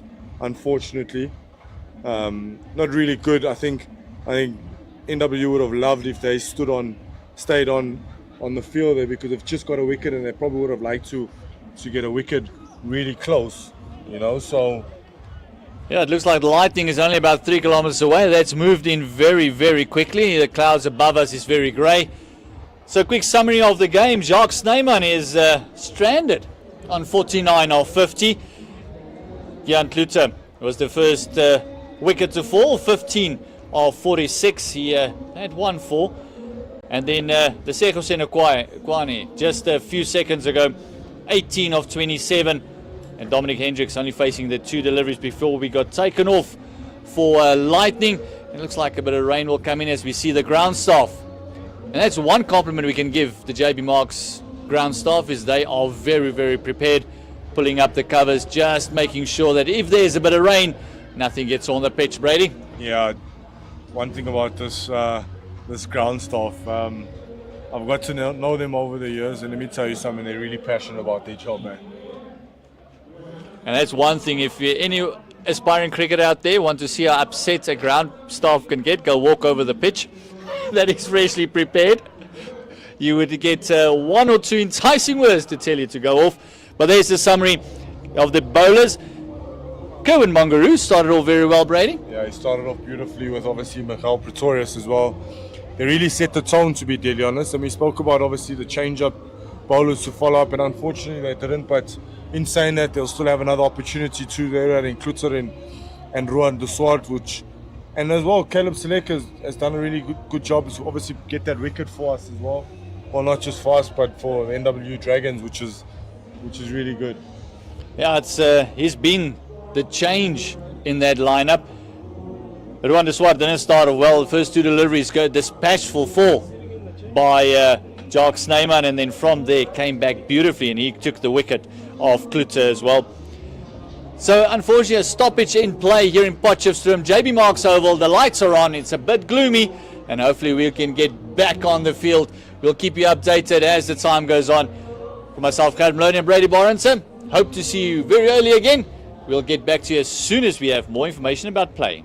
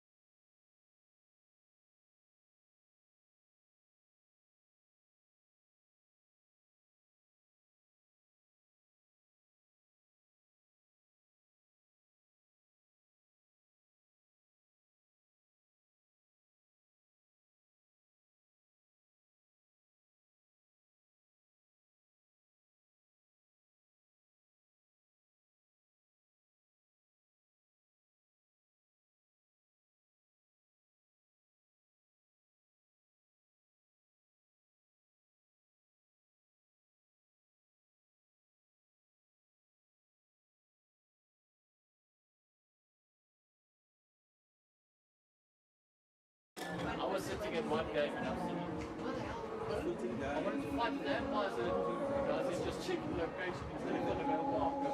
Sorry guys, we're playing which game? Are you looking at that game? Oh, yeah. But even if it's up and down and moving up and forward, your alarm should have gone off. Maybe it did. I don't know. What you did. What are you doing now with the guys in the back?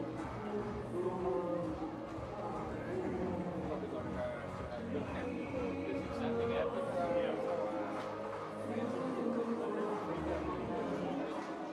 You got the same one as Vince, eh? No, they've got, no, the house, again, I'm saying, I need a new one, and I'm seeing the guy at OHS on Monday. 134,000. They're probably going to say yes. No, you got it. Isn't that a CSA requirement? If you're going to be a international state, provincial state. It's on the. That's why we're buying. But I don't see rain. I don't think it's rain. I think it's cloud cover. That's all. 4 o'clock, everyone thinks that you.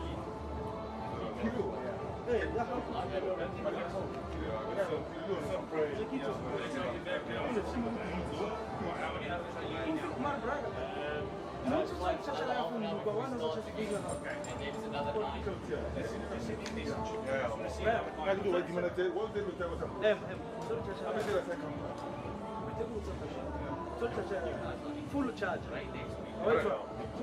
Yes or no? Okay. So why was such a phone guy? Or phone have But level up.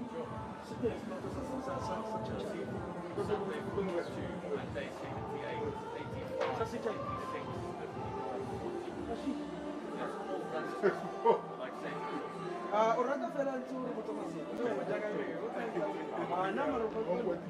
Kalau masih belum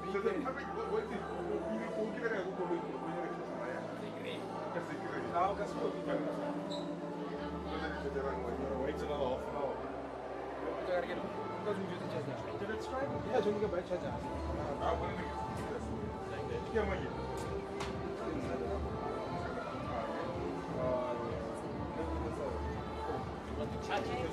Yeah, I'm just gonna keep it on charge. Is this sound better now?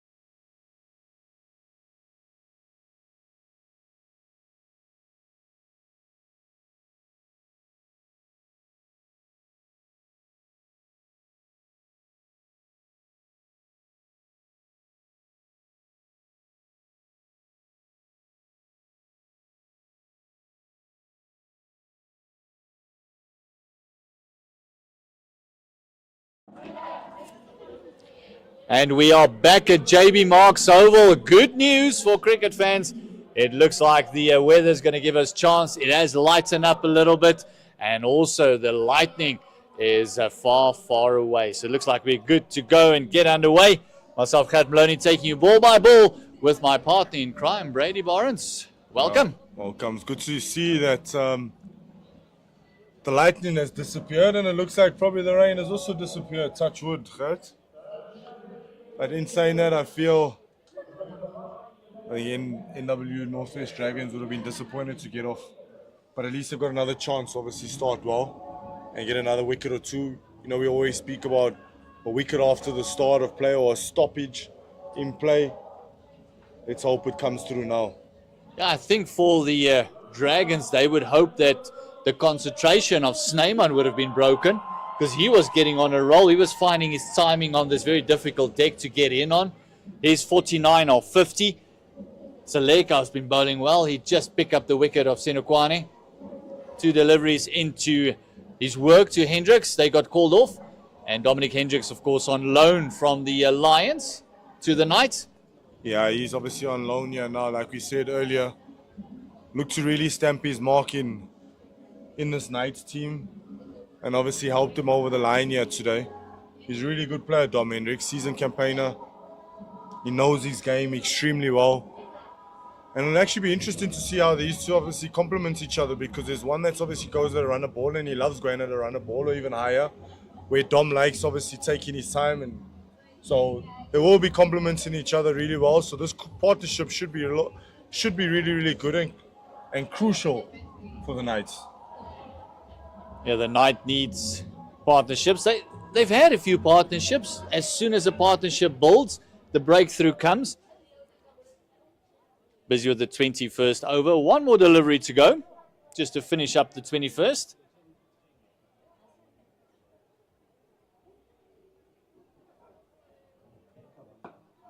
Defensively played, and that's the 21st. That's probably the quickest over that he's ever bowled in his life. That over's gone really, really quick by. It's 85 for the loss of 2 after 21.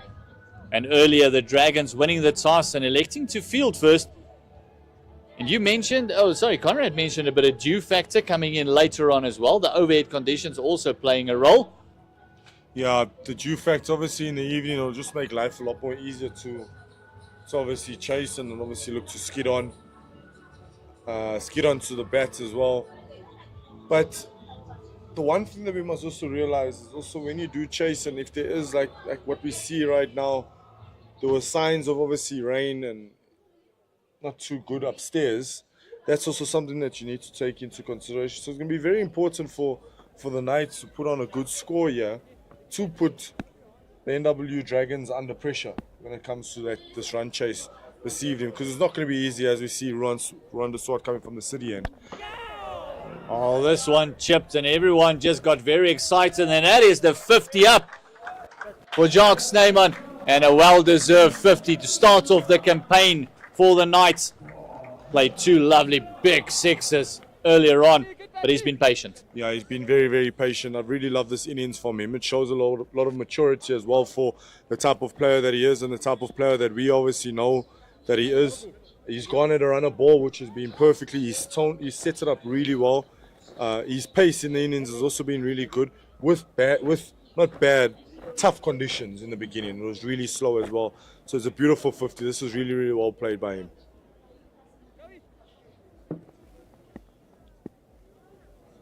The Swart into Hendricks. No. That's exactly what you meant. He just wants to drop it down to third man. Loves playing with soft hands as well as Dominic Hendricks. He does hit a long ball. Don't get it twisted. He can really smash it as well, but he does take a while to get in. And on this deck, to get in is going to be key for any new batter. Yeah, very, very key, especially for him where he likes that run down. And it's very slow. That's why I'd love to see probably a gully to obviously cut out that run down, especially for Dom.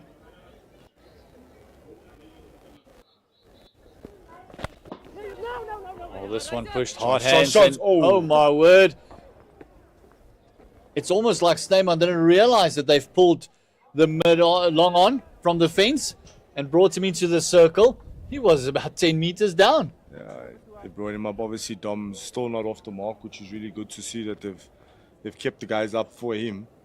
It's going to take him time to obviously get himself in as well.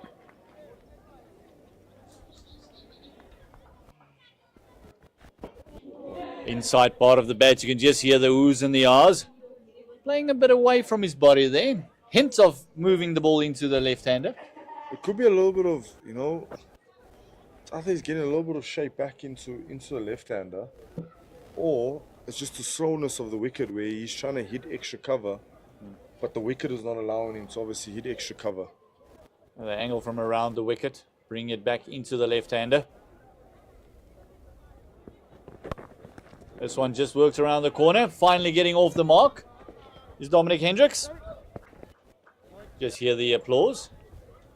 Yeah, he's off the one there, off for his first single there, where it's just been tucked down to fine leg, which should be a relief for him.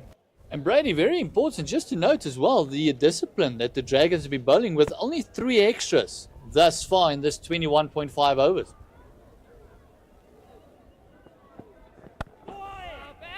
Yeah, they've been really, really good. From the beginning, like I said, those 2 openers really set the tone on how they want to go about their business. Yes, they didn't set the tone from the Cohen's first ball here. It was a wide down leg, but they've really set the tone and they really bowl well. They've limited them. They've limited the Knights to them obviously taking risks and obviously playing. But credit must go to them, and they bowl really well. Bowled very, very well. 88 for the loss of 2 wickets. It is Kluter and Senokwane back in the hut. So after 22 overs, going around about 4 to the over, or shall I say exactly at 4 to the over. The sun is actually coming out a little bit. It's lightening up a little bit. Yeah, it's Lights are on as well, just to help the gloominess. I've realized that I've taken a little bit of pain to my eyes here, so I just thought, let me just put my glasses on here, which is a good sign because the sun's coming out. Oh, lovely delivery. That ball just dipping into the block hole of Snyman. Yeah, Caleb coming off a SA20 stint, but he obviously didn't play. And I'm pretty sure he would have loved to. Oh, this That's a one is chance. picked up, and it's another biggie. It's a maximum over deep square. It is his 3rd 6, and it is Snyman turning on the hit on Seleka. Yeah, big hit there. This is the first one that he's obviously put short there, Caleb Seleka, that we've seen as we see the replay. Yeah, a bit of a drag down there, unfortunately. But he's allowed to. He's actually bowled really well today, Caleb. Yeah, he's bowled very well, and it's the wrong person that he dragged it down to. Just waiting for that was Snyman. What would the reply be from Seleka? Lovely sharp fielding. Nice and close is the man in the extra covers there.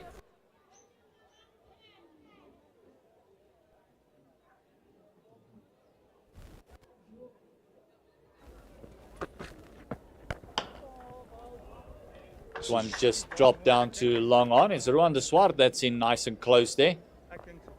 It's good cricket. Any coach would love to teach their youngsters that after a big hit, make sure you get the one. Yeah, this is really good cricket by Sam, and I'm really liking this innings by him today. It's an innings of maturity, it's an innings of sussing out conditions and playing to what the conditions is dictating to him, which he's done really, really well, you know, and he's setting himself up nicely for a big score here today, touch wood.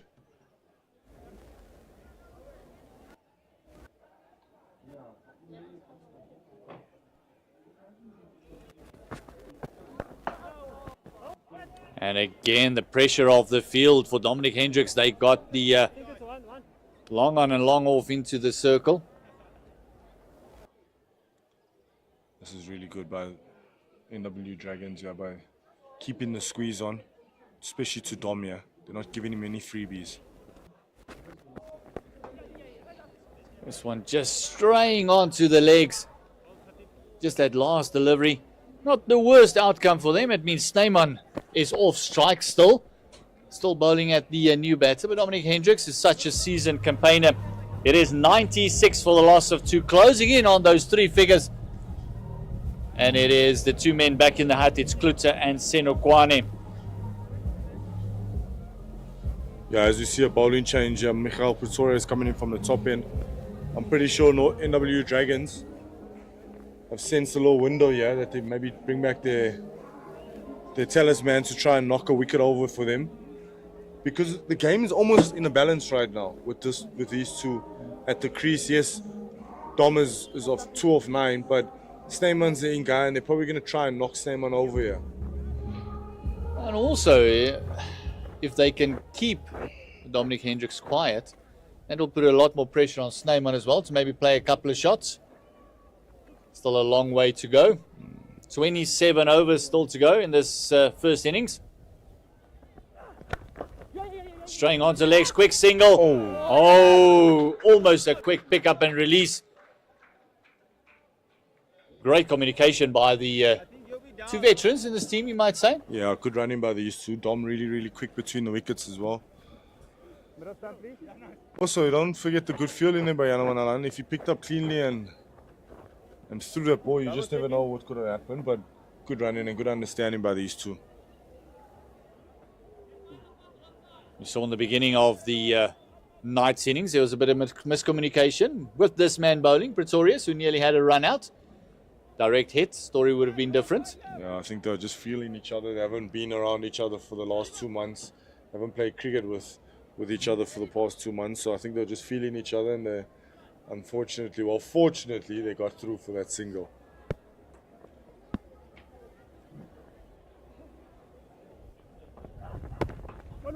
Pretorius into Snyman, another quick single. Dominic Hendricks very quick between the wickets. Very important here that they play Michal pretty well here, I think. If they can see Michal out, don't worry about obviously his runs and you obviously scoring off him. I think they can cash in on the other guys around. But I think he is a threat. Him and Caleb is obviously the threat now in the middle period. If they can play them really well, I think they're setting themselves up nicely for a big total here. And also they probably know that he only is going to bowl like 2 overs because they're going to keep 2 overs in the bank for later on.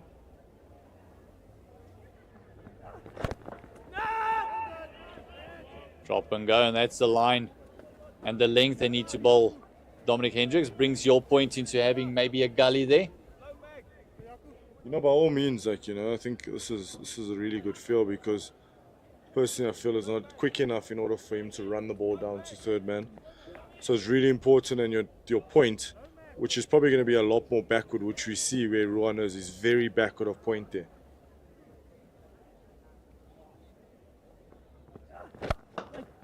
What a lovely shot going through the bowler.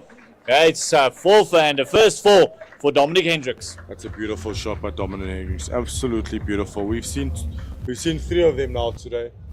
Actually 4, beg your pardon. And there's no better shot in cricket than this shot. The on drive. Look how beautiful it is. Balanced beautifully. The bowler didn't have a chance there. That's almost getting your hand down there in the hope of stopping it.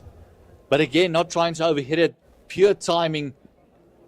Lovely shot by Dominic Hendricks. And that also brings up the 100 for the Knights. They'll be very happy with that, bringing up the 3 figures. And also, just this one dabbed down once again to 3rd man. He's tried that shot a couple of times and finally gets a reward for it. That is probably the most irritating shot for a seam. You try and bowl your best ball, and your best ball is just gone for 1 with ease. Yeah, nothing for a fast bowler to get the juices flowing and going for runs and your good deliveries. Especially annoying because he wanted to bowl a couple of more deliveries to Dominic Hendricks. Now into Snyman. Dropping it short and just worked around the corner. Just a little swivel shot. Deep square picking it up. Closing out the over. and a great over for the Knights. It is a 9 coming from it, and the 100 also came up in that over. Brady, target-wise, in this situation, where would you like to be after your 50? If you're looking at the runs and overs that they're on right now, I think they're really looking at anything between 250 and 270, especially with wickets in hand. If they have wickets in hand, they can obviously pump that up as well. One must probably look to lift the run rate from 35 up to 50. So I think par for them, and I think they should be striving for is between 250 and 270. If they get 250 and 270, between that, they're smiling. Anything above that, it's a bonus for them.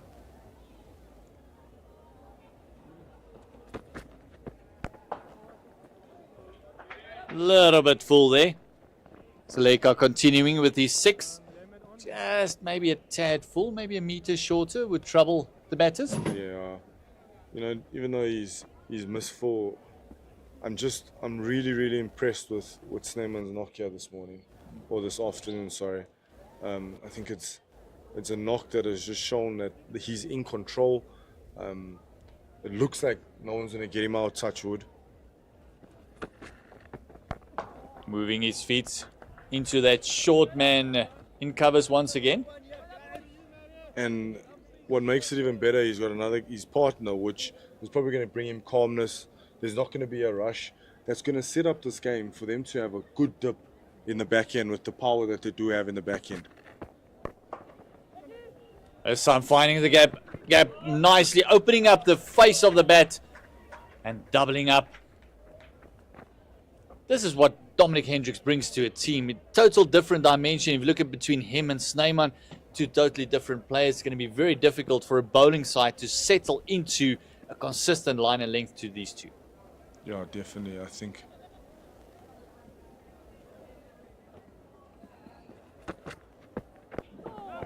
We all know Dom, so obviously when we look at a team's lineup, he's starting at the top and he takes his time to get in, but in saying that, in the middle periods, he's also a good player.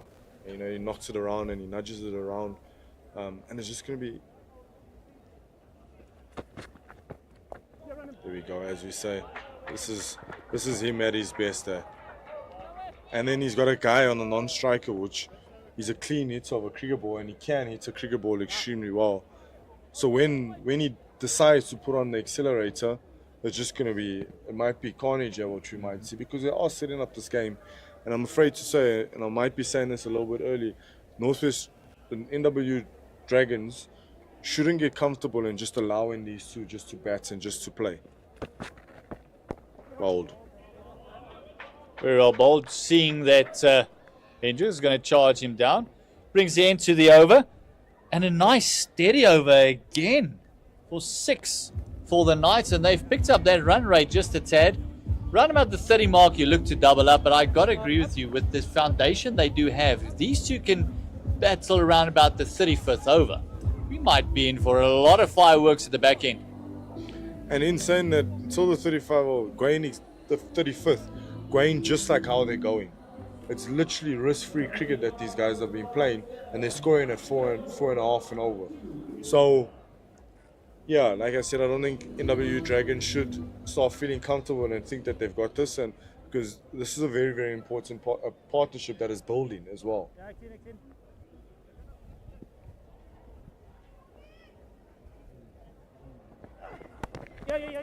And it's come in good time as well, as we see another dab down to third man. It's now 26 off 28. Comes in good time as well. Yeah, it comes in very, very good time. They've paced it really well. They really have paced it well, and they know what the tempo is like. Going back to that ball, if Michael Pretorius is going to hit that length and that line, the chances of Dom hitting you to extra cover is probably not on. He's not going to do it. So why are we still persisting with extra cover where we can have a gully to block that run down? This one is played over the onside, ding it in short, and Snyman says thank you very much. 15 love, hits it over cover. Yeah, beautiful shot there. It's giving him a little width, and It looks like Seymour is really good on the short ball. But I can see what the ploy is as we see the replay here where Mich is coming out from the city end. You just got the direction wrong, I feel.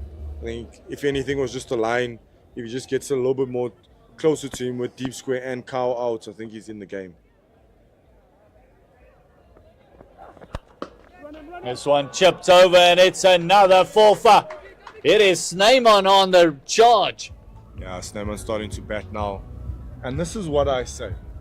Gert, you will not score 100 or you will not score loads of runs in 10 overs or 15 overs. Batting is all about accumulating. As we see the replay here, beautiful shot down the ground. Yes, it was airborne, but the chances of that guy catching that ball, second to none. You know what I mean? But in saying that, he has built this innings like it's no tomorrow. He's taken his time. He was going at 2 and at one stage he was 5 of 20 something balls. And now all of a sudden he looks up and he's on 69 of 62 balls. Fantastic. And you can only score runs if you're still out there. Spot on. You can't score runs when you are looking from the side. Spot on. So that's why I'll go back to what I said, that I've really liked this innings that he's obviously played. We all know that he's a destructive batter and he can take the game away from you very quickly. This one dropped in short again. That's a man at deep mid wicket coming in. For the first time, it wasn't timed, and for Snyman, fortuitous that it wasn't timed. Yeah, he's very lucky that he didn't obviously time that because they did have a cow out. Looks like Michel's not really happy with the fielder out there at cow corner. He thought maybe he pulled a handbrake there, but it was well in front of him. Yeah, that ball wasn't reaching. Looks like Seleka down there.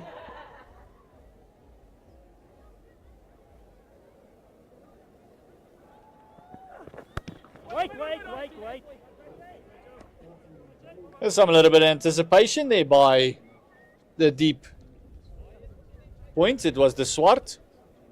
At backward point, as soon as he saw the delivery, he started moving to his right, cutting off the one. Another good over, and it's productive once again. Michal Pretoria has now bowled 8 overs for 32 runs. Don't think they'll bowl him out this quickly. Only 26 overs gone, still a lot of time in this match. Is 120 for the loss of 2. Seleka's going to continue with his 7th. Would you bowl Seleka out at this stage, or would you maybe save 1 or 2 for later? Yeah, I think with Mich obviously bowling 8 of his 10 already, you've probably got to hold back another strike bowler, and I feel Caleb is a strike bowler. I wouldn't bowl him out his 10 straight up front here. I think maybe try to bring someone on here to try and get a breakthrough, to maybe take them to There's a chance, works straight down to fine leg. Maybe take them to 35 or something where you can bring back a Mangru, or you still got a Klutzer that's got a few overs, you still got a Patches which got a few overs as well. So yeah, I think maybe someone else can maybe follow him, maybe bowl him 8, and then someone else can follow him and keep 2 for maybe if new batters come in and he can sneak another one in, well played. They're looking to double up. Is he going to come back? Yes, he is. Herman couldn't pick that one up quickly enough, and it's a lovely 2 for Hendricks, and this is where things get very dangerous for the Dragons, because if these 2 really dig in, it's going to be a very long 24 overs for the Dragons. It's going to be extremely long, and they somehow, somewhere need to maybe try and create a chance or create an opportunity.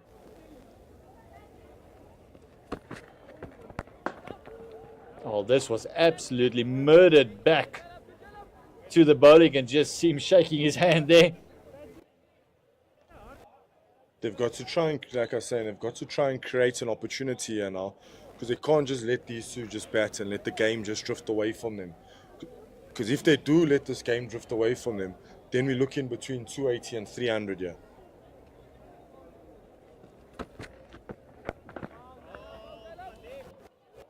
Keller's bowled very, very well. 1 for 29 thus far. I agree with you. I will give him another couple of deliveries here and then maybe have a break. And Ngwepe can also roll the arm, maybe just to take off, to keep the pace off. Cohen Mangaroo has only bowled the 5. Maybe give him 1 or 2 overs as well. Dominic Hendricks coming down the track. And he hasn't really timed it. Looks like it's going to stick just in the deck. And the Swart hauling it in. Oh, that might have another look at that. Coming in, it's 2 runs. It looks like, as you see the highlights here, it looks like Ruan de Swart has maybe pulled up here a bit or something. He's done really well to obviously stop the ball. Oh, he just got it away. Touch and go with that one, eh? Ooh, very, very close. And it looks like that slit is just, he just had a bit of a stretch there. Could just be cramp. Looks like the calves. You'll see a field placing as well. Field placing change as well. Where Ruan de Swart comes back onto the boundary now.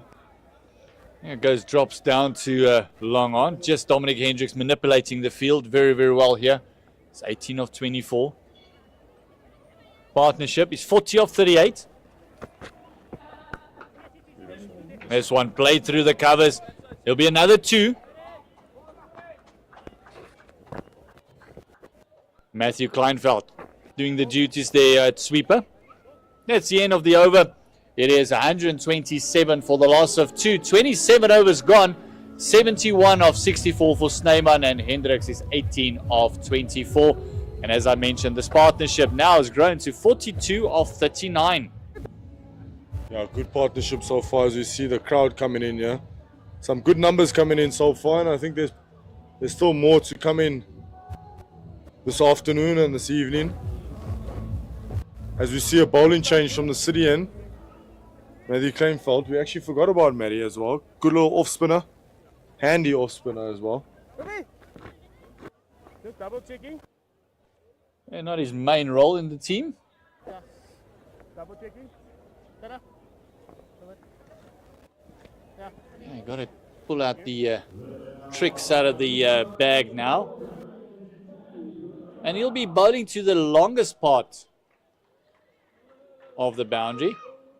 That leg side boundary is very vast. Looking at about a good 75 to 80 meter hit. That's quite a big side there.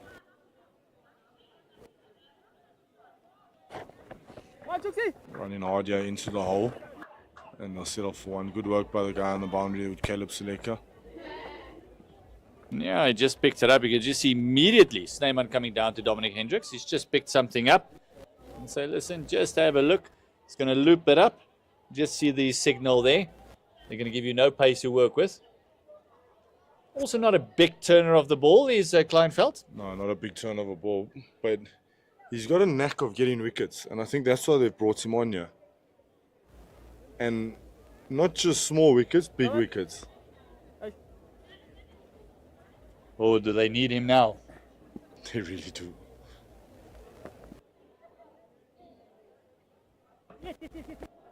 Oh, opportunity. Quick single. Lovely pressure on the fielding side here from the Knights. Putting all the pressure on the Dragons, making sure that scoreboard keeps ticking. Yeah, the scoreboard just keeps ticking away. And let me warn you again that they can't afford for this game just to drag out and just let these two just bat. Because if they carry on batting, it's going to be problems.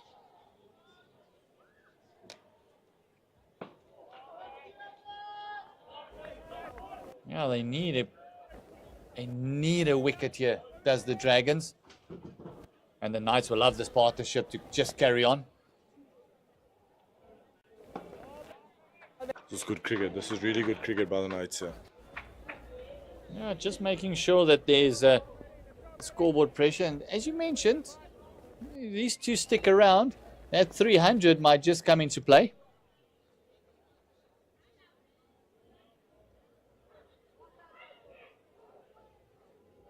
We've got to try and create something here, but try and create a chance, try and create an opportunity.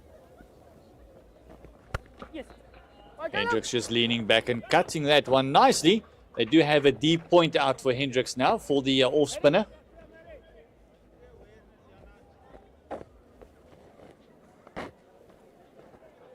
One more delivery to go in Kleinveld's first over.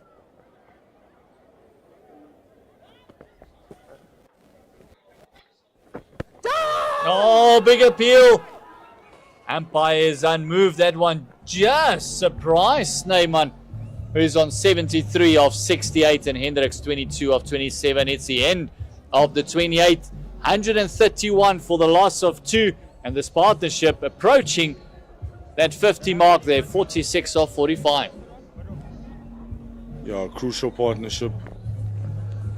And a partnership that is just building over by over. Run rates obviously increasing over by over. But in saying that, I still think the NWU Dragons will still believe, as we see a bowling change now with Kerwin Mangru into the attack to obviously knock him over as well. To knock one over for them and get them back into this game, just to slow down the run rates as well. Yeah, even if they slow down the run rate, which now creeping up to that 5 to the over, you've got to feel that wickets is going to be the only thing that's going to slow down that run rate for the Dragons. Instead of bringing back Kerwin Mangru, one of their strike bowlers. He bowled really well with the new ball, as he always does. He's going to come back here, try and knock one over for them here. He only conceded 15 runs in his first 5.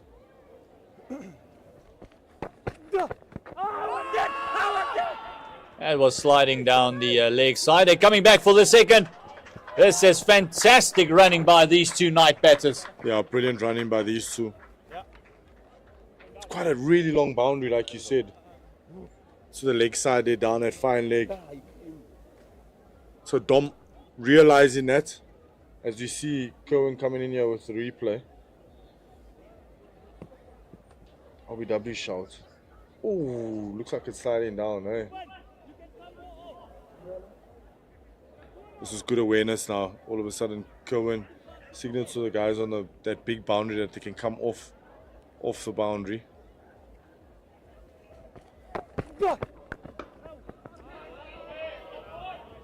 You can see the intent there. Snyman almost halfway down the track. This is just the understanding of these two. They obviously understand each other. He knows that Dom is always looking for that drop in the hole for him to run. So he's backing up really, really deep here. But I would love to see now, obviously they know that Dom's going to drop and run. Because there's no cover sweep, but Dom can beat the gap here. Not giving him any room to play that shot. He's going to have to take a big chance if he wants to hit it over the covers. I think not even over. I think he can still back him to get into a good position and beat extra cover. Or cover on the ground, left or right. Because he's getting into such good positions, he can do it, you know.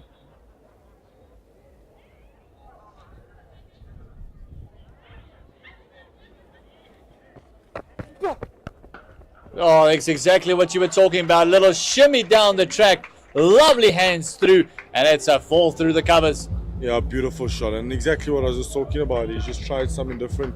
Good length. Made it into a scoring option, which he did, which is beautiful to see, man. This is beautiful batting by these two. Just look at that little shimmy down and just absolute timing. Didn't try and overhit it. Didn't try and smash it. Just the middle of the bat. Immediately a change in the field as well, as that cover goes out to the sweeper fence.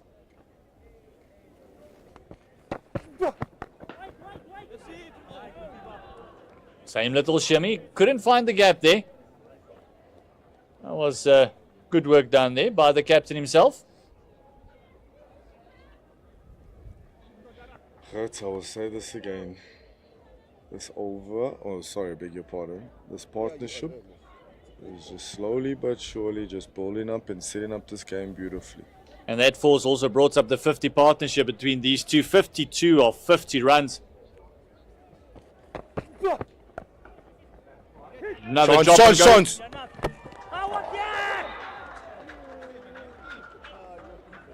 He hit the stumps with no real force.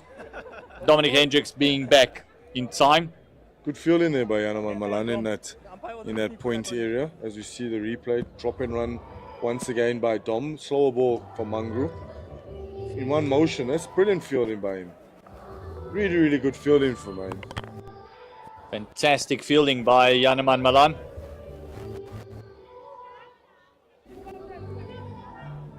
Just see a lot of arms and hands going across the park. Mangaru just getting a drink from Duan Janssen, not playing in this match today.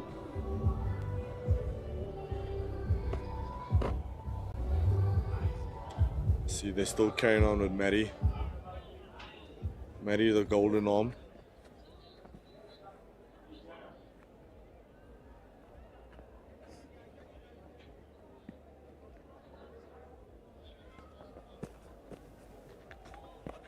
Oh, reverse sweep, but what lovely batting it is by Dominic Hendricks. This is really, really good batting. Now he's playing chess now. Let's see how he goes about his business with this, but I'm pretty sure he's not going to allow Maddie just to bowl to him.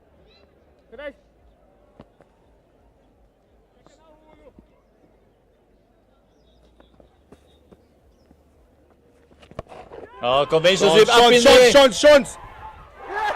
It is taken. Finally, a bit of respite. False shot, the first one from Dominic Hendricks. First false shot by him, and he's batted so really, really lovely, and this partnership was building up so nicely. And we spoke about Maddie coming in and being the golden arm, and he's obviously got a wicket for them, which is a big wicket in Dominic Hendricks. Massive wicket and a massive time as well to take that wicket.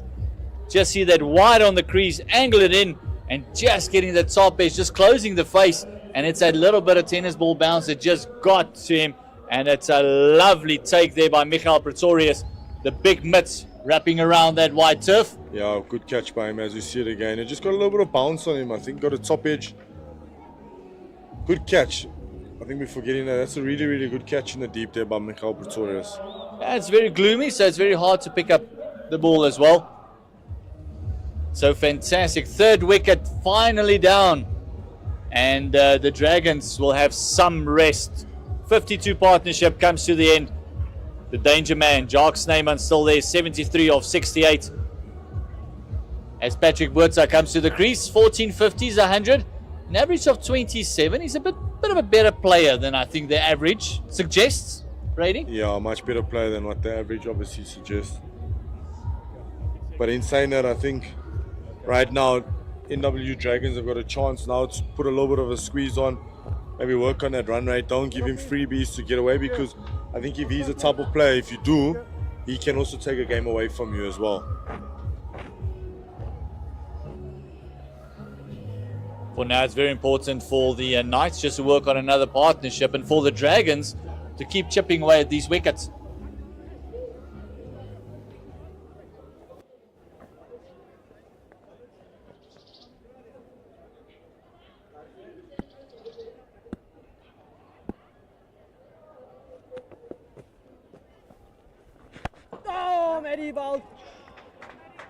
Just get off the mark. It's another left-hander that's come to the crease. Beautiful shot down the ground there by Patrick Boerta there.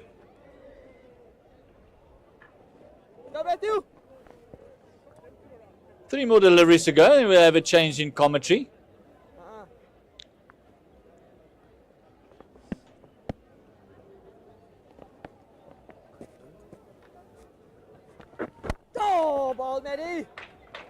Just making sure that it keeps ticking away. Build a brand new partnership. Snyman has been there for all their partnerships from the beginning. He's 74 of 69. As I mentioned, change in commentary. It is the wise man himself, Conrad Swart, coming in.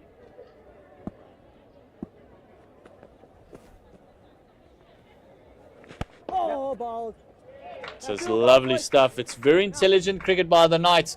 And you got to feel that they almost got to do the same they did with Dom Hendricks when he first came in, is bring those two on the fence. Just get them on the circle. Don't allow him to get the one so easy. Yeah, they're giving him the one way too easy there. He's got 2 of 2. This one is absolutely played beautifully. Quick feet, quick hands. It's another 4 for Snyman, who's playing on a completely different pitch to anyone else. Yeah, beautiful shot by him off the back foot there. And that's against the turn that we're talking about here. That he's beaten extra cover as we have a look here. Beautifully played, absolutely beautiful. Oh, he's got lovely hands. He goes through the line so nicely. But it's a change in commentary as Conrad Swart comes in.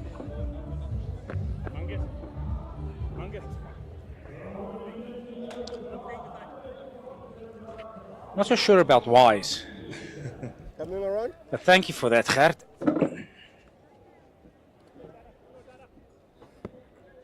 Gunas, welcome on air, yeah? Give me your thoughts so far. Oh, well, I think we said earlier, it's a slow wicket. Got to hit good areas. I like what Gert says. Just looks like Jock Snyman was batting on something else. And the reason being, Brady, he gave himself time. Got himself in. It was a slow start. He allowed the ball to go past him. He was very patient. And as you can see, he's batting it better than run a ball. Yeah, he definitely is. And I was telling Gert as well that what I just loved about this innings that he's got here is that it's shown maturity.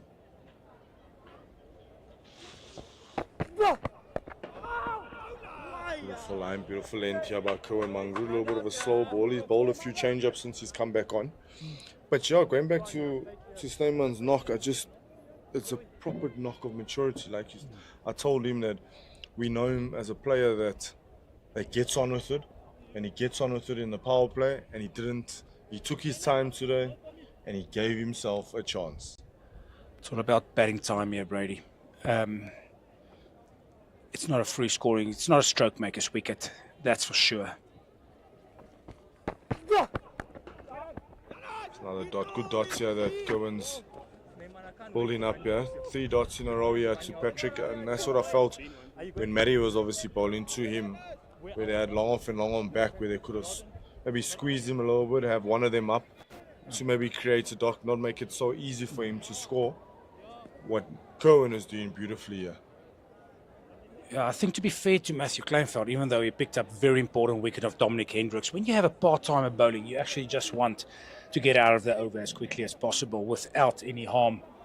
Yeah, he did go for a boundary in the last one, but that wicket that he picked up, that is golden arm, as you said. With Cohen, it's a different story. We know what you can expect from frontline bowler. There's a lot of change-ups here, a lot of change-up that he's obviously delivered, which is obviously working for him. And I think he's that type of guy. He comes in with the new ball, looks to swing the new ball, probably in the middle overs, looks to, out of his 6 balls, he'll probably look to bowl 3 to 4 change-ups in that. Yeah, just taking the pace off the ball, rolling his fingers around it. Don't think he's a guy that bowls the back of the hand if you see a strike of lightning there in the distance. Brady, I actually just spoke to Hendrik de Vos. Oh, the Forcer.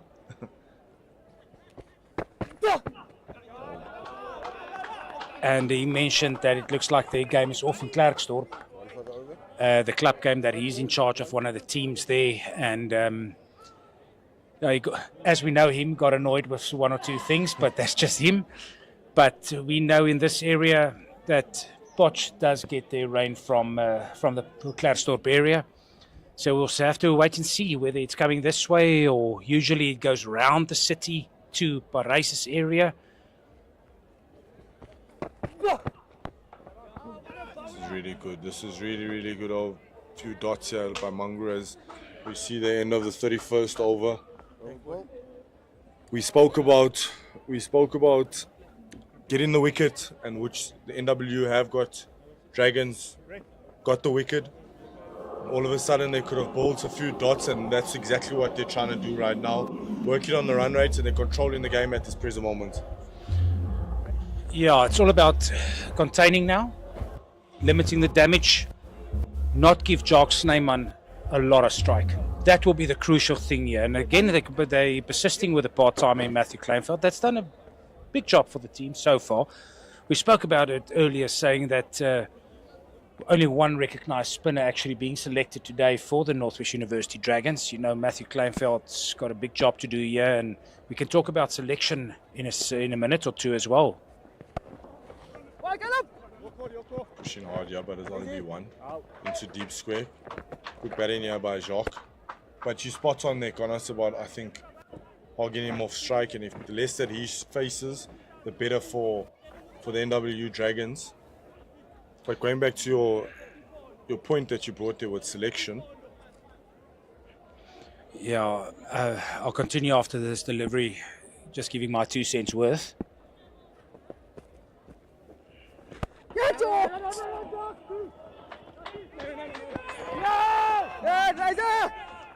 Brady, that just feels it's too easy giving him one there. As a new batter in, balls, it's still sticking in the wickets a little if you bowl it in good areas, and I think, rather let's have a go.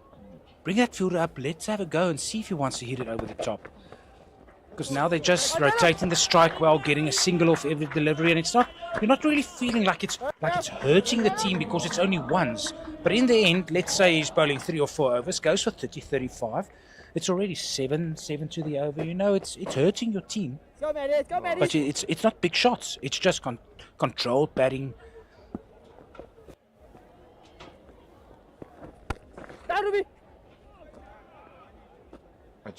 I'll go back to it. I just feel, like you said, it's just a little bit too easy now at this present moment. And yes, they've got the breakthrough and they've brought in a new batter, but they've allowed this batter to play and get himself in now. No, if you look at the rate achieved, it's 4.7. Good fielding by Rwanda Swart. Gert asked me earlier what I think Paul's score is. It's very difficult to say because I think the condition of the wicket's going to keep changing as dew falls on it later tonight. So 250, 280, it could be 300. Yeah, he also asked me the same question, and I just said, see, for me, that's just too easy. He asked me the same question, and I said at the rate that they were going, it should be 250, 270. Anything above that is an absolute bonus. But if they carry on going on like how they're going, then they can look for the 280, between 280, even going on to the 300s if there's wickets in hand. Yeah, I just feel that the options that Northwest Dragons have at this stage are just maybe one bowler short.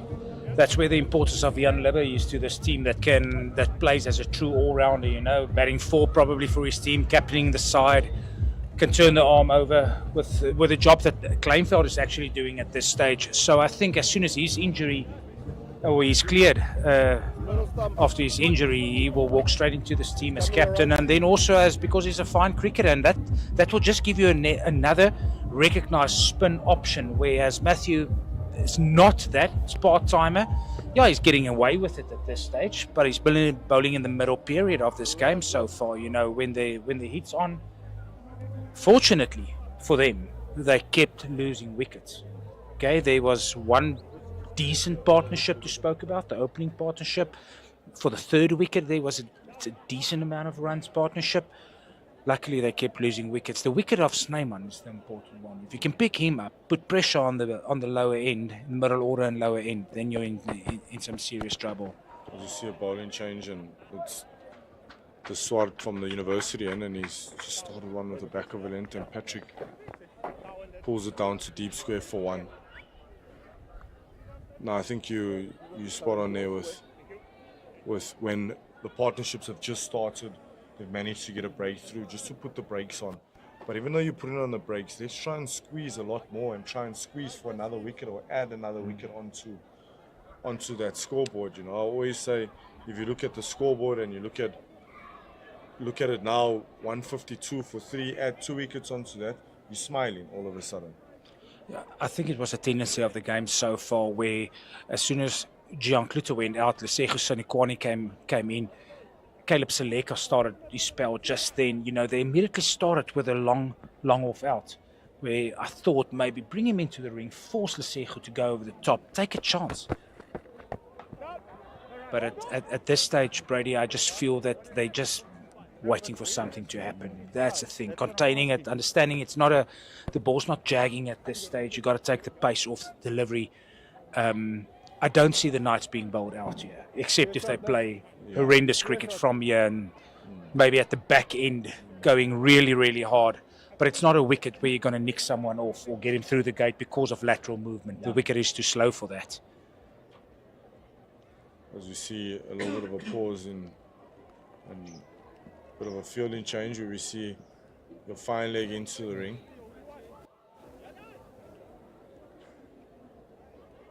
I see Duan Janssen on the field as well at this stage.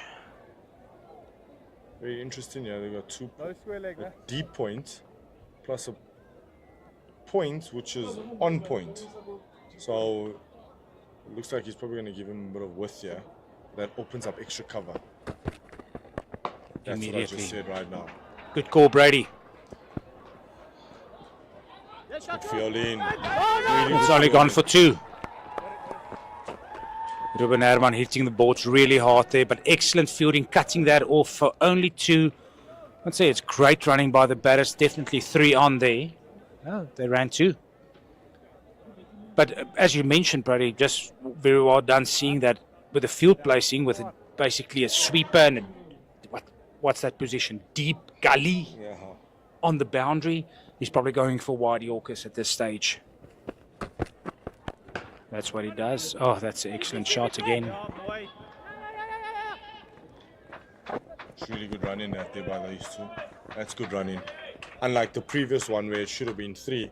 But yeah, very, very strange feel for me, this Konas. I just feel, yes, you're protecting a side, but you're still opening up a simple area, which is that's an easy shot to beat extra cover, especially if you're over pitches, you know. And as you say that, Brady, they actually make the change now again, feeling that plan's not going to work. Player now back into backward point.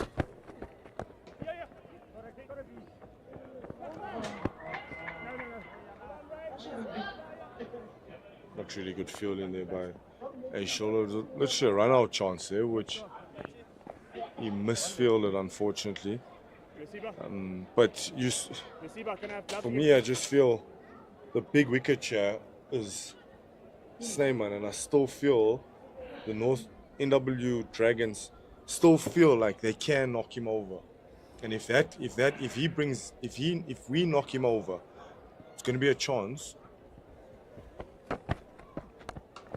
As he pulls one down to deep square, that's beautifully placed, unbelievably placed by Patrick Botha here. You can see Rowan de Swart again taking pace off that delivery, just missing his length. Patrick Botha rocking back and pulling that behind square for another boundary. Valiant effort there by Ruben Herman. As we see the highlights here, bit of a slow ball bouncer.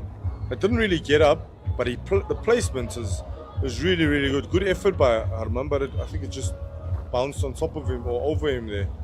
But going back to what I was saying there, I think Snyman is such an important wicket here, because if they do get him, then they can put the brakes on, and then all of a sudden they could be sickling to get to the 270 that we're talking about. As you see, Matty Kleinveld still going on here. Yeah, just looking at the scorecard, the bowling changes for the captain today is going to be really difficult, and the choices that Lesibo Ngwepi must make are important here, because Kilman Mangru bowling 7 overs so far, 2 maidens for 20. Michal Pretoria is having an excellent game, 8 overs, 1 for 32 without any success. In the wickets column, Catch up.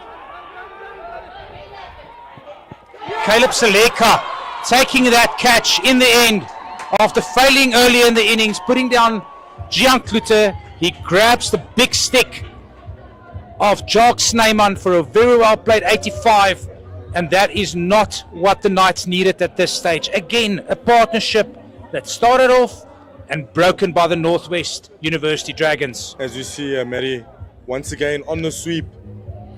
And that one didn't look like there was any bounce or anything. Good catch by Caleb in the deep, but it didn't look like there was any bounce or anything. I just think the execution of it, instead of trying to go up, he could have maybe swept down and maybe beaten him on the ground. But unfortunately, he finds Caleb in the deep, but a well-played 85 by Jacques Snyman. Superb innings. I like the fact that he gave himself time. It just shows it's the second wicket that fell against Matthew Kleinveld on the sweep, and both caught in exactly the same positions, both excellent catches. It just shows the fact that if there's little pace on the ball, they're still bowling the ball into the wicket, but going cross bat on it, you've got to make so sure that you're hitting down on the delivery instead of trying to just ride the ball, because the excess bounce that you're getting because of the slowness of the wicket brings the deep square fielder into the fact that they can catch it there. Yeah. As you see the score sheet, Jacques Sneijman for well played 85 of 77, Jan Klutzes 15 of 46, Sejo Senekwane 18 of 27, Dominic Hendries 29 of 35, Patrick Puerta not out at the crease 9 of 14, and joined by Dion Forrester as you can see the NWU Dragons are, and they're smiling at the moment. I think they would feel that they're a little bit on top here with getting the big wicket of Sneijman, and they feel that they can still get back into this game, and still restrict them. Definitely.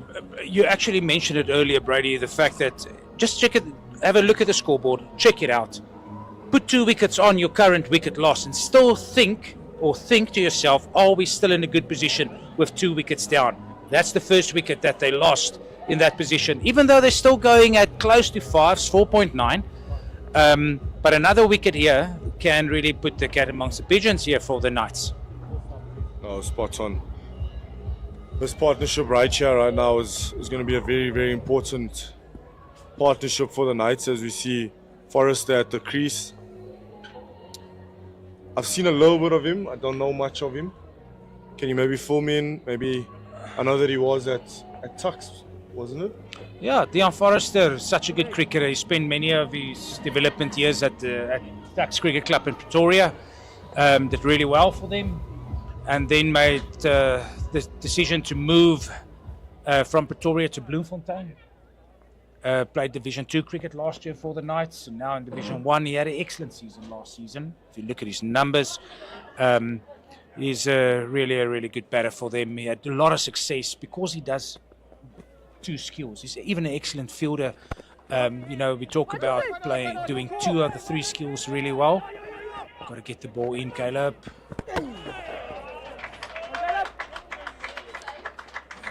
That's good running by these two there as he gets off the mark to cover sweeper there.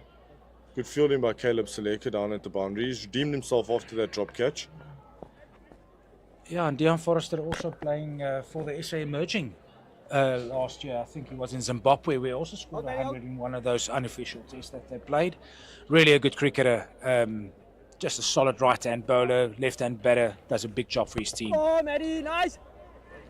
Yeah, it's always lovely just to see that old school, old-fashioned cricketer that bats and bowls, that contributes in all 3 facets of the game. And the modern-day cricketer has to be like that nowadays. Just tucked away behind. Well fielded by Shokluta. Yeah, actually something that I spoke to Vian Libber this morning. So, such a nice guy, Vian Libber. Always comes for a little chat, and I think that's why he's so well respected around the country. But even he said, talking about residence cricket, he said, what skill do they have? Well, not a lot, but some of them can still play. But in general, the fielding is something, because they never train it. And you can have a bad day with a ball, you can have a bad day with a bat, but you can still have an excellent day in the field. Contribute something to your team, and that's a skill that nobody can buy. You gotta have it. You gotta train it. Just misses down leg side there. Missed out. Patrick will probably feel that he missed out there with a scoring option.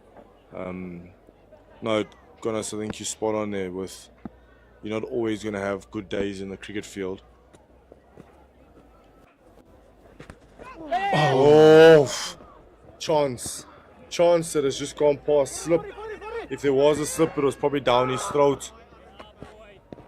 Good would fielding. Would have been a hell of a catch by the wicketkeeper to take that, but I don't think it was his chance. Yeah, it's a difficult chance for a keeper. You can see on the replay. Matthew Kleinfeld doing a very big job here for the Dragons in the absence of Vian Libber. Oh, that's just that was more off the face than off the edge. That's how quickly that flew past. I hear Isaac's. Yeah, just coming back to the options of Lesiba Ngwepe.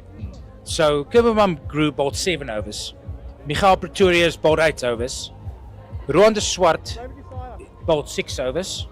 Caleb Seleka, who I thought bowled really well today as well, with Michael Pretorius, he's bowled 7, and Matthew Kleinveld has now bowled 3. So we're currently on 34 overs, 16 to go. Somewhere along the line, you got to gamble here, because if Michael Pretorius can bowl still 2, Caleb, that's 5. You're looking at another 11 overs that you got to get out. So Kerwin Mangru needs to bowl out. Rowan de Swart needs to bowl out. When do you reintroduce Aishal Klute into the attack? It's a beautiful shot. That is a beautiful shot through the covers for 4 by Deon Forrester. And for me, this is my big pet hate, especially to a new batter, where you're giving him a juicy ball in order for him to get his innings going. And I feel that's where you just got to be a lot more hard on yourself over here. I'm pretty sure the Swart is. It's a really, really long half volley there by him. Yeah, it's not a good ball by Rowan de Swart. He will be disappointed in himself. Will look to bounce back in this delivery. It's a better length.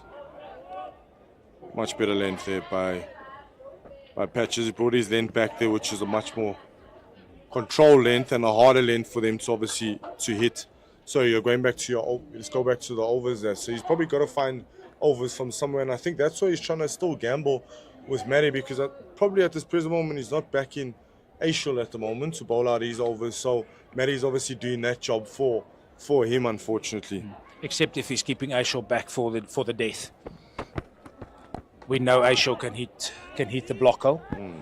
That's what it's known for. But it's this middle period before the hit gets on. So, yeah, let's say the last 10 is when they're really going to try and accelerate. Current rate achieved is 5. Put them around 250. I reckon it could be a bit more, depending if they have wickets in hand, Brady. Yeah, I don't know what you feel, but I feel like this game is, at this present moment, a little bit in the balance here now. You know, you don't know which way it's obviously going to go. We add another wicket. We added another wicket onto the scoreboard, slows it down. You know, overs are running out. It's that time of the game now, you know. Do I go? Do I not go? Do I wait a little bit? It might be too late until I maybe go. So it's really, really in the balance, you know.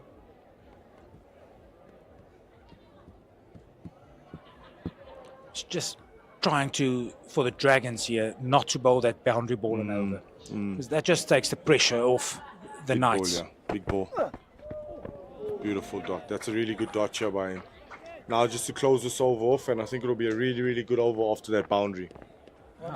Boundary followed by 4 dot deliveries.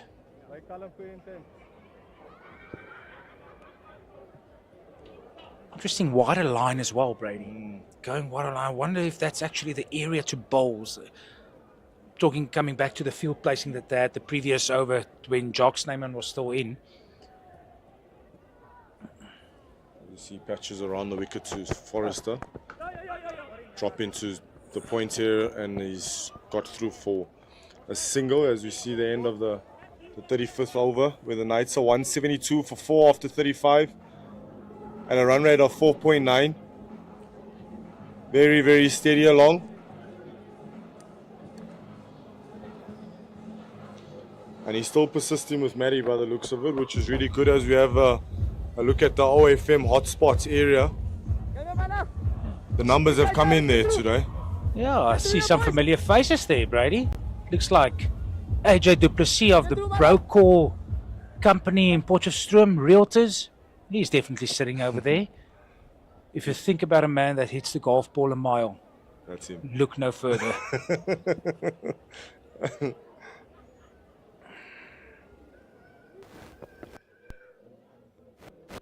Oh, that's a good shot. It's a good line, good length by Matty. He's actually bowling a really good pace here. It's got to be crucial. He's bowling a hell of a spell here for them as well.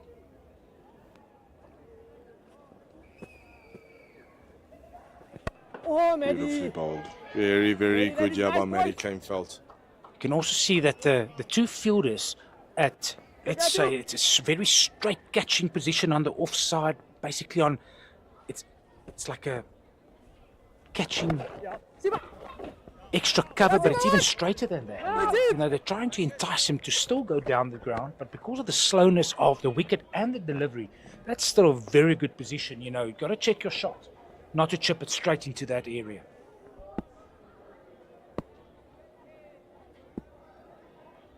Matty into Patrick Botha, yeah. Oh, Matty! Just taps back for the Matthew, dot. Matthew! Matthew has bowled really, really well here today. He's got the Dragons back into the game with those 2 big wickets, where a partnership was building.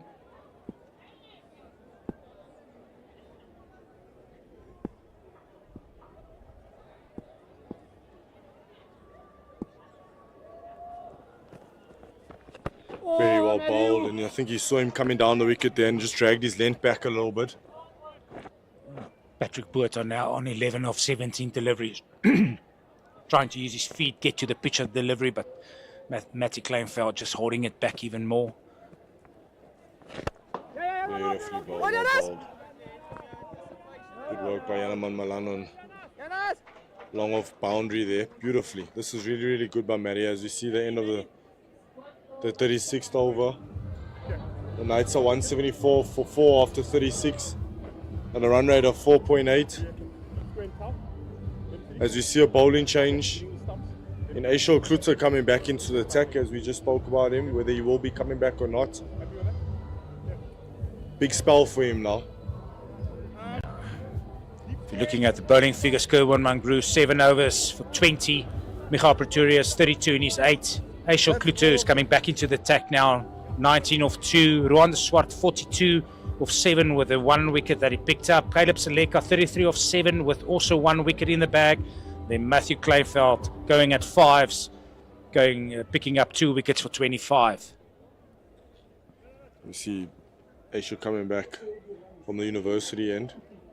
Didn't have a good first 2 overs in the beginning, but let's see if he rectifies that now as he comes around the wicket to Patrick Botha. Good start by him. It's a plan and miss from outside off stump. Yeah, to be fair to Aishal, the 2 deliveries that he bowled to Jacques Snyman that went for 6 were short. The one was really short. Great pickup by Jacques Snyman, just a class player. But the second one wasn't that short. It was just, let's say, a bit back of heart length, and it was picked up for an absolute monster of a hit. But starting off like that, we understand now, after seeing other bowlers bowl, or continue after this delivery. Better length there by Aishal Klutzer. Seeing other bowlers bowl, see, it can't be short. It's easier if it's short to play a horizontal bat to the seam or quick bowlers. So you've got to get the ball up to the bat is where you give yourself a chance. Limit the damage in your over and try and get out of your over. He started off well, now he's got to get out of the over with as little damage as possible. He's come around the wicket to Dion Forrester. The slow ball, which is outside of stump and has been guided down to third man. Oh, that is really unlucky there by him. Really doesn't deserve a boundary there, but unfortunately it does, and it beats Kerwin Mangru down at third man. It looks like this was deliberately played. If it was, we can see on the replay whether it was deliberately played. It looks like he actually just opened the face of his bat a little, got into the line very... Yeah, he does. You know, you spoke about the line earlier, that it's probably they've identified that we've got to go that wide line because it's harder to score, as we see him come to Forrester again. There's been a fuller ball that's been driven to extra cover. You spoke about the line and the wider line, and it looks like it's harder to play that wider line. Yeah, it looks like the wicket is even slower on that side. The further you go away, because I think the batsman's tendency is to try and slap it, you know, get the foot straight down the wicket, try and slap it square, but because there's no pace, it's such a difficult shot to play. Been guided down to third man by Forrester. This is good batting by Forrester. Also, steady over by Klutzer.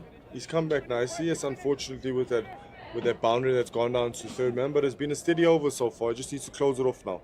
Yeah, I think he would be happier with his length that he's hitting. It's not short. I mean, the boundary that he went for on the third delivery was just very well executed by Dion Forrester. With 1 delivery to go. And just off the pad, and they've struggled.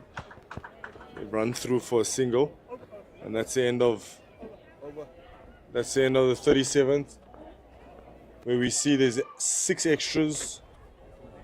extras, sorry, 4 leg byes, 3 wides. The Knights now on 181 for 4 after 37, going at a rate at 4.9. Game still in the balance here.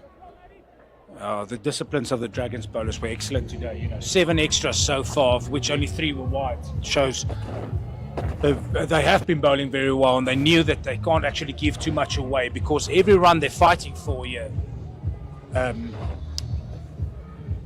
Again, let's talk about it going at 4.9. Let's say 5 and over. I think it can be more than 250. Yeah, it could be something in the region of 270, 275. And I think that's still very gettable, especially if there's some dew. Just to tell the viewers at home that the floodlights at the JB Marks Oval has been on basically from over 10. So it is overcast. As Patrick knocks one down to long off for a good single and a long single. It's a nice, not a warm day, but it's like humid in Potchefstroom that we're not really used to. We've got 2 temperatures. It's very cold and then really, really hot. Beautifully played down, great shot down the ground for 1. Matthew Kainfeld is doing a hell of a job here for them. He's getting himself into a really good position. With the rate that they are going, these 2 guys are good hitters of a cricket ball, so they are obviously setting it up for them to have a dip. That's good. He's just keeping the ball back so well, not giving them any pace to work with. And it looks like also he's playing with the pace that he's bowling it. I like the fact that he's actually still, even though he's not bowling it quickly, he's still bowling the ball into the wicket with that little purchase. So that makes it very difficult to hit. Good cricket, this is really, really good cricket here. Yeah, I told Gert earlier, this looks like just an old school cricket game. It's not going to be a lot of wickets. It's going to be not a lot of runs. You got to fight for everything today. Beautifully well tucked into deep square for 1 run. The gamble for the captain has worked so far, going only, let's say, at 5 and over. Matthew Kleinveld picking up those 2 wickets. It will be interesting if he allows him to bowl his 10, which I don't think will happen. I think after this, possibly you could see a bowling change from that end. This is good. This is so good. This is good cricket by both teams. Another healthy and good over for Matthew Kleinveld. He's just bowled 6 overs, 2 for 30. We'll take that any day of a week from a part-timer. And those 2 wickets that he picked up, everybody's going to hear about that. He picked up the big wicket of Jog Snyman and Dom Hendricks. That's got such a good record. Yeah, I know.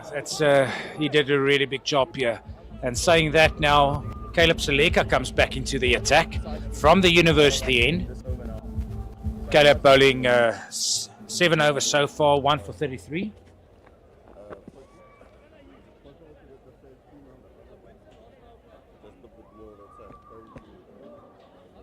Brady, you just showed me something here. It's, I think selection to the Dragons, when they play at home, is going to be crucial. Is how to get your balance right in your team here. Because at this stage, only recognised bowler that they have, spinner rather, is Caleb Seleka. They're missing Vian Libber because of injury. Who else can they go on now? They have on the contracted list, Odarile Modimo Kuwane. Okay, how do we get him on the park, especially if the wicket is as slow as this? He's a left-arm turner as well. Short delivery. Oh, unlucky there. Caleb obviously starts in really short and has been dispatched to the boundary for 4 by Patrick Botha. He's just going on with it as we see the replays here. Caleb coming back into the attack and puts one short and has been slapped to the boundary for 4 there. Caleb, actually, you can actually see that ball sitting in the fingers. He didn't get out well. Try to push it through. The Caleb that we know is rather get some pace off it. Again, short, again pulled. Lucky he got away with one then. Very lucky, very lucky. Yeah, going back to your topic about obviously getting these guys onto the park. It's going to be very important when you play here at home. Especially in these conditions, Brady. Good ball bowled as Forrester just taps it back to Caleb here on a foolish length. I think that's the lines and that's the length that he's obviously looking to attack.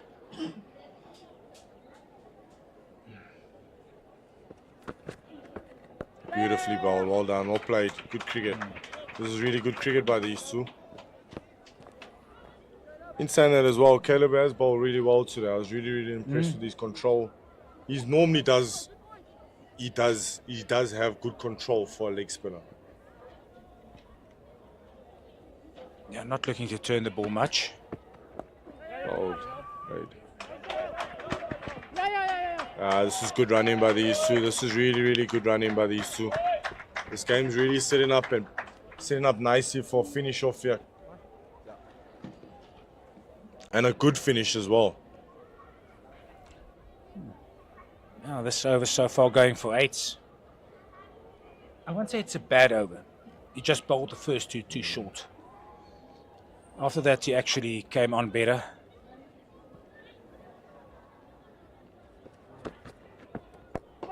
Oh, good dot. Got out of the over there very well, that Caleb. No, I thought it was a steady little over besides that first one. Probably a little bit of stiffness, like you said. Maybe got stuck in the hand, didn't want to come out of the hand. Hands are still a little bit cold. As we see the end of the 39th, where the Knights are 194 for 4 after 39 overs, going at a run rate at 5, healthy run rate. We're lining up for a good finish here, Conrad. Yeah, as the umpire signals the power play. The end of the power play, rather. Deon Forrester now on 17 of 19. Patrick Botha on 23 of 30. Current partnership is 33 of 36. Again, some kind of partnership. Now it's all about who can break it. And it looks like Matthew Kleinveld will continue. He's going to bowl his 7th over for the day. The great golden arm. The golden arm that has brought them straight back into this game. Another big wicket here if he can pick it up for the Northwest University Dragons. Oh, it's good. It's good work. Good running. Brilliant running by these two. Knocked into the hole, and they have set off on a house on fire there. It's actually a very big vacant area that the left-handers have, both left-handers have on the leg side. And you can see that it looks like Ruan de Swart is now running to the deep mid-wicket area, or cow as we affectionately call it. But it's going to be hard work. You need someone quick there to cut off that possible 2. Oh, almost got through there. And he just knocked it into the cover into sweeper for 1. Forrester's come in and played a really nice knock here, as well as Patrick Botha. We spoke about Forrester being had a good season last year, and he's obviously showing some good glimpses here. Deon Forrester can bat. We saw that over the years, cementing his place now in this night's batting attack at 6. Where Patrick Botha now gives himself some room, hitting it very well to the long off area. It looks like both batters are settled now. But the scary thing is that when both batters have been settled, there's always been a wicket. And is Matthew Kleinveld going to get us another wicket here? This is brilliant running by these two. There's some good understanding by these two, yeah? Looks like they've done this before. Sometimes, Brady, I think, I know the options are little, but it just feels like it's that 1 over too many for Matty Kleinveld at this stage. Maybe bring on someone else. 2 spinners on both sides, Great shot. Oh, it's a beautiful cricket shot, Conrad de Swart. That is a beautiful cricket shot. Yeah, it's not good fielding there by the captain. That actually went straight under him. Didn't look like he wanted to stop it. You can actually see Matty giving him the big teapot there. Those are the stops you need to make. Yeah, wasn't the best feel in there. I think it was a bit of a let me dive and hope that it hits my hand here. Yeah.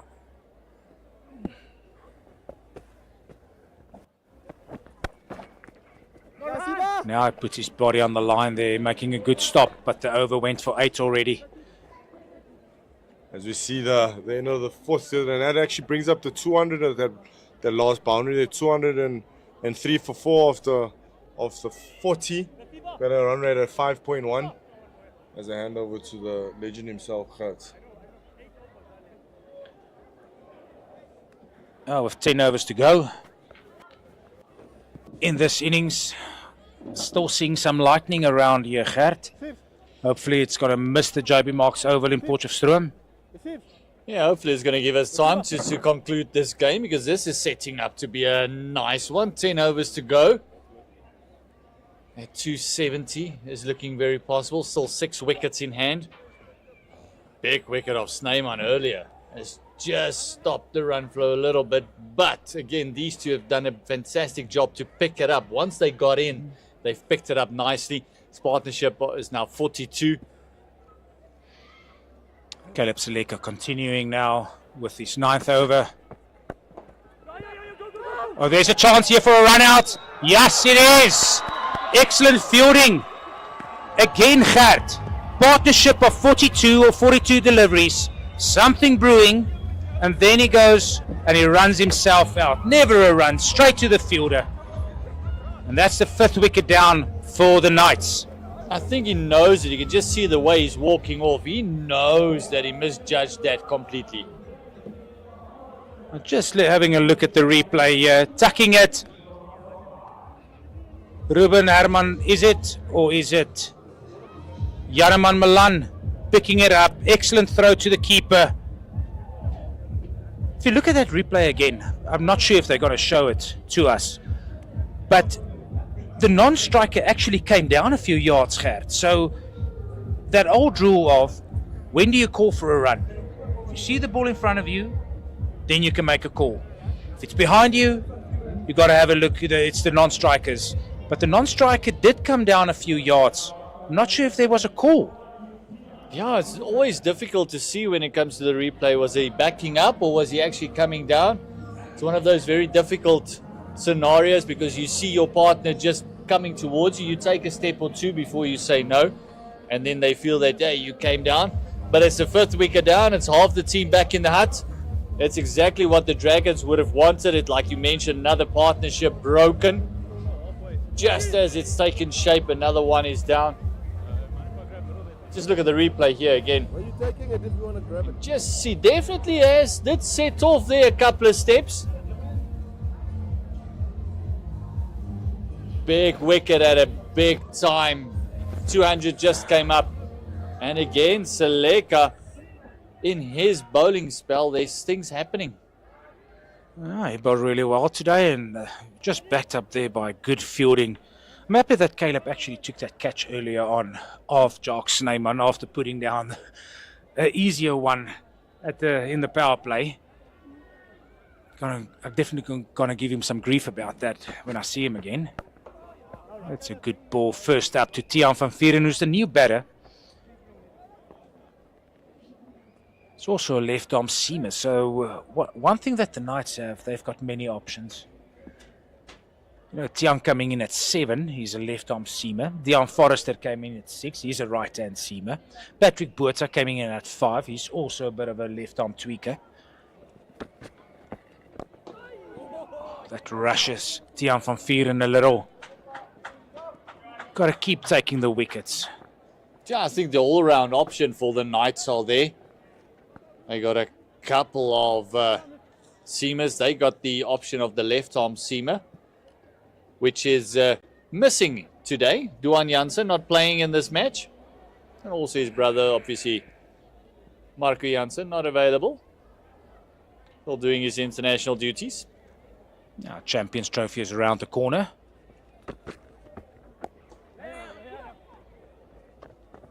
That's good. Good over so far by Caleb Seleka. 1 run out, only going for 2 runs so far. He's got to make sure that he gets out of this over as quickly and as with little damage as possible. Yeah. Duan Janssen actually played club cricket on Sunday rather. Bowled well, very well. Bit of width there to Tiaan van Vieren from Caleb Seleka. Ball cut down to the deep point area, well fielded there by Aishel Klute. And the one thing that we've noticed is that the Knights, as almost in every partnership, had a left-right combination.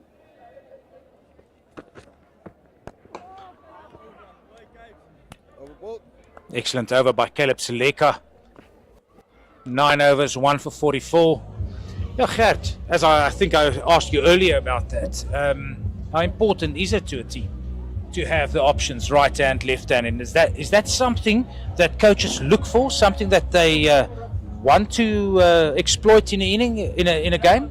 Without a doubt, that just brings a total different dimension. As we look at the crowd there, talk about dimensions. There's a couple of festive people sitting on the embankments there. You can see 1 or 2 beverage boxes is also on the embankment. Just to come back to your question, it is very important just to have the option of the right left in your arsenal. You want that variation just in your, as it is important in your bowling, you want that in your batting as well. It's the same between having moderate batters and aggressive batters. You want 1 or 2 that can take the game away from you with big hits, and then you got 1 or 2 that can consolidate and they can bat around. Change of bowling with Michael Pretorius now again from the City end. He's been bowling very well so far. 8 overs for 32. Starting off with a dot to the new batter Tiaan van Vieren. Selecting a team, it's all about balance. How do you find balance in your team? Yeah, making sure everyone's available for the weekend, which is normally a good start, because that's on club level the most difficult thing.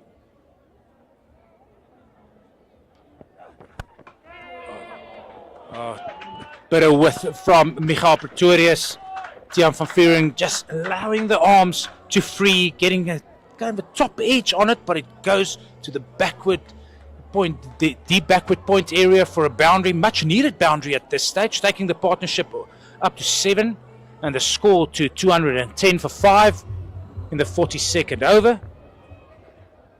Yeah, Not a good delivery. It's one of those things, he doesn't need a second invitation, does he? Yes, what a catch by Tahir Isaacs. And Michael Pretorius strikes for the Northwest University Dragons.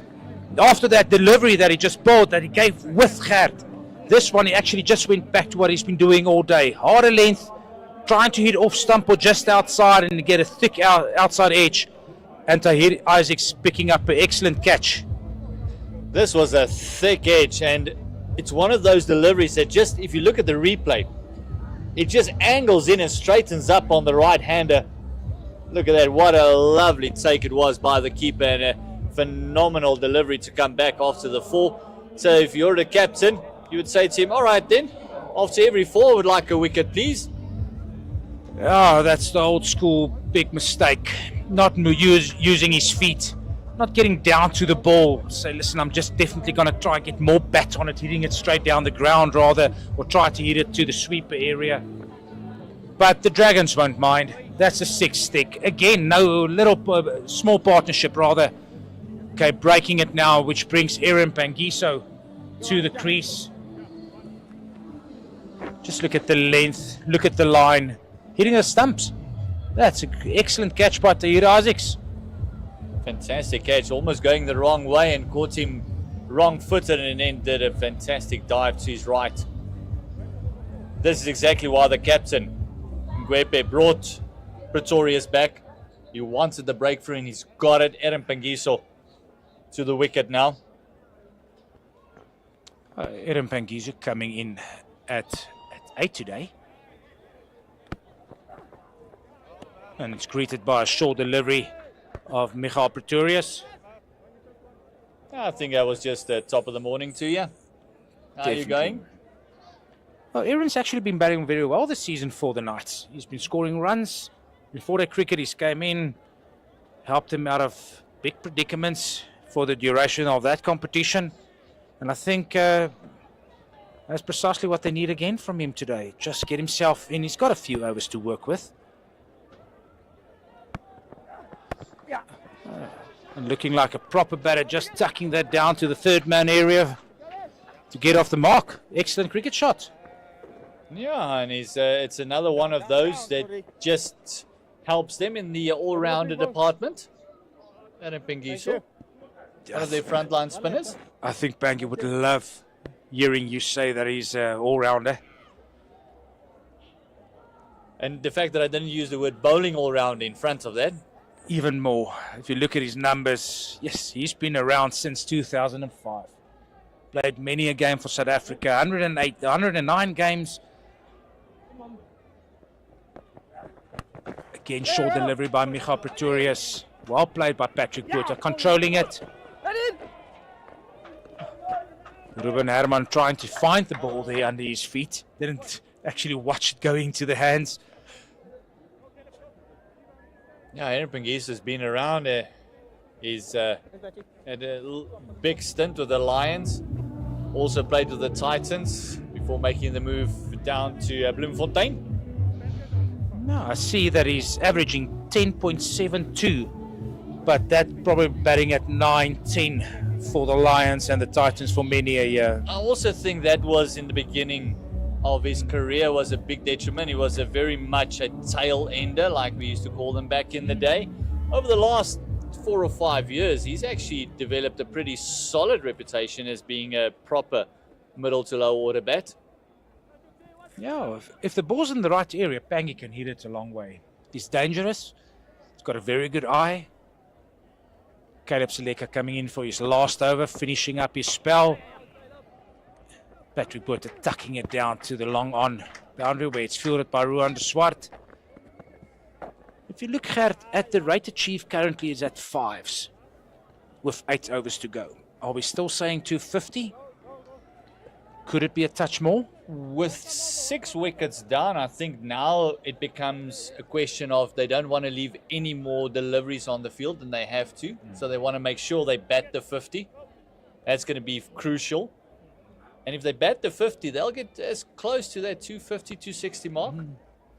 Very important they don't lose extra wickets. Yeah, Patrick Botha's got to make sure he's there in over 50. Some flight there by Caleb Seleka. Very well played by Aaron Pengiso. I've been impressed today by Caleb Seleka. He's actually bowled well. He bowled one bad delivery. His first delivery of his second spell. That was a complete drag down. And he actually followed it up with a quite similar delivery. It just feels sometimes, you bowl 7 overs, your fingers are kind of stiff, you're not ready to bowl as yet. But that I've been impressed with his bowling so far today. Yeah, and the encouragement from the field as well has been very positive. No, it's the one stick here. Patrick Botha, he will need to be there in over 50.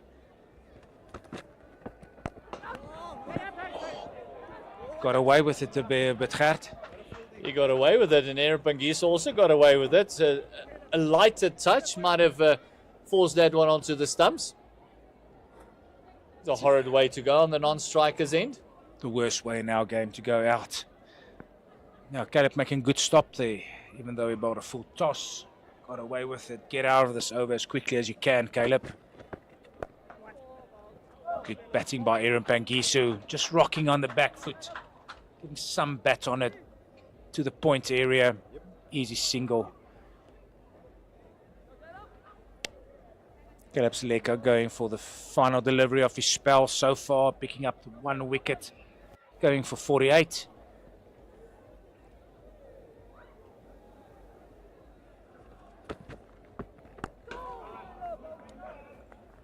And he does.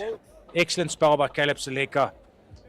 And again, Gert, you can see that the 2 spin overs, or spin options that the Dragons had, even though Matthew Kleinveld is a part-timer, are they missing a trick here, the Dragons, with only picking 1 spinner on this wicket?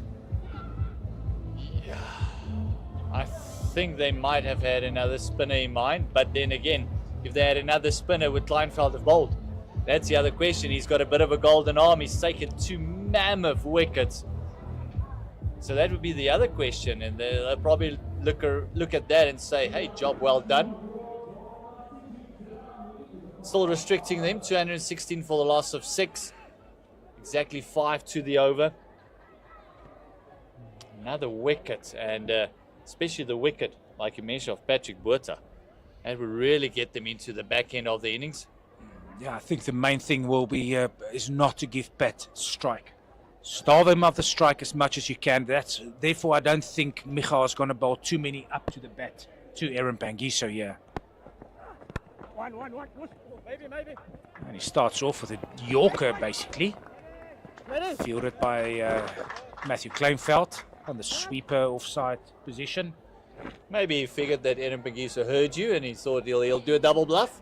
And I don't even have a very loud voice. You never know how your voice carries. Yeah.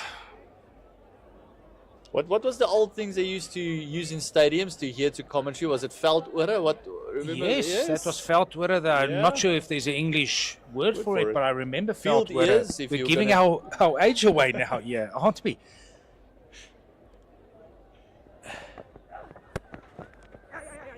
Oh, that should never have been a single. Ruan Swart actually just on his heels a little bit there. I actually think he thought that was timed better than it actually was. But it like hit the splice and just died on the grass. So it never got to Ruan de Swart, and Pangiso, with all his experience, just realizing it. A good call, very good call by Aaron Pangiso to scamper through for the single.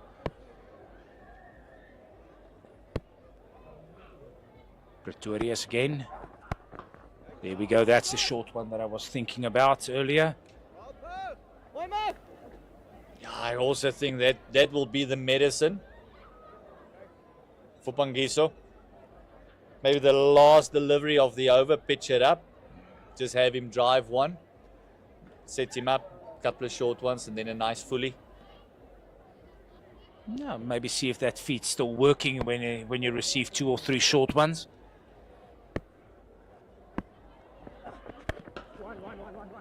That's a good shot by Aaron Pangiso, but only for another single. Just gave himself a bit of room. Just make sure that he can get out of the way of the ball if he needs to. Just tap and go. 3 more deliveries to go in his spell for Michael Pretorius. 1 for 40. No, Gert, I think the Dragons are controlling it very well here at the back end of the innings.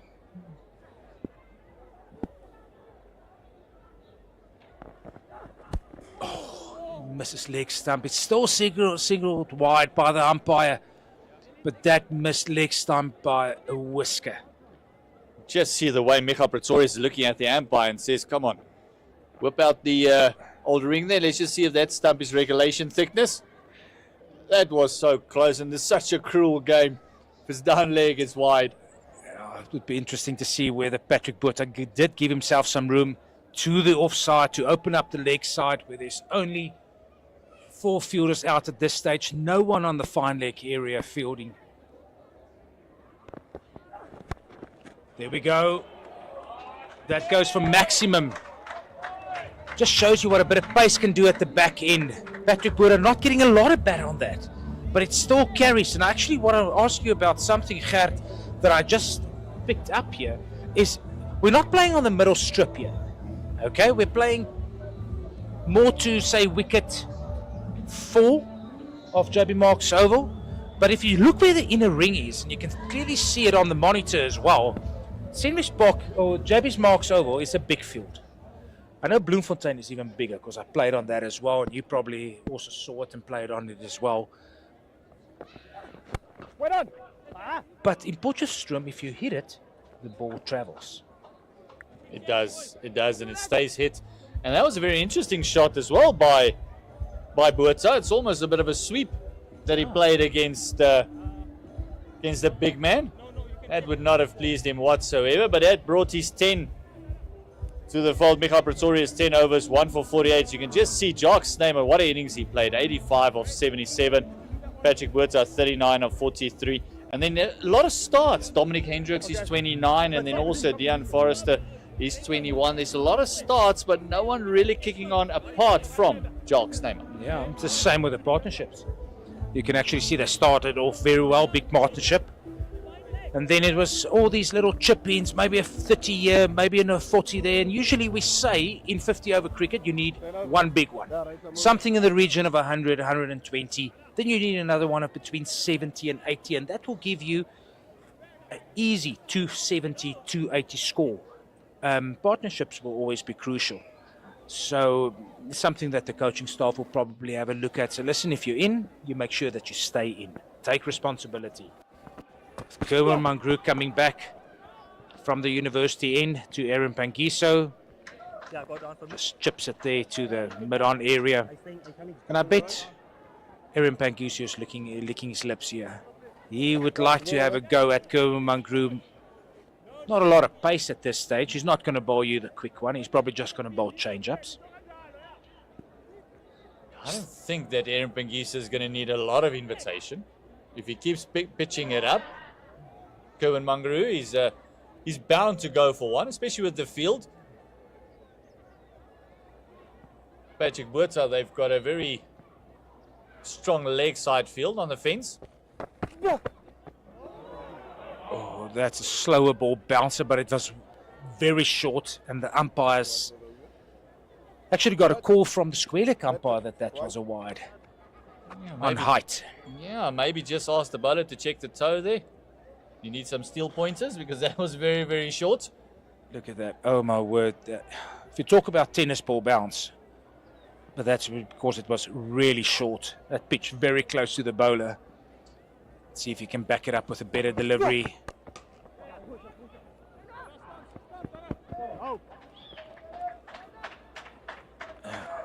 Patrick Botha, that's a good shot that he plays there.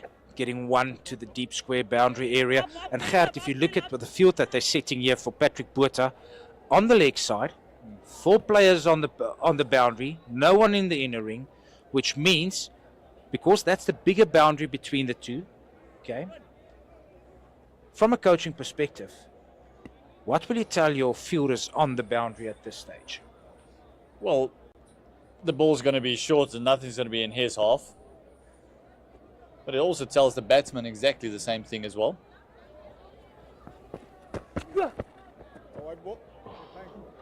That's another wide delivery by Kerwin Mangru.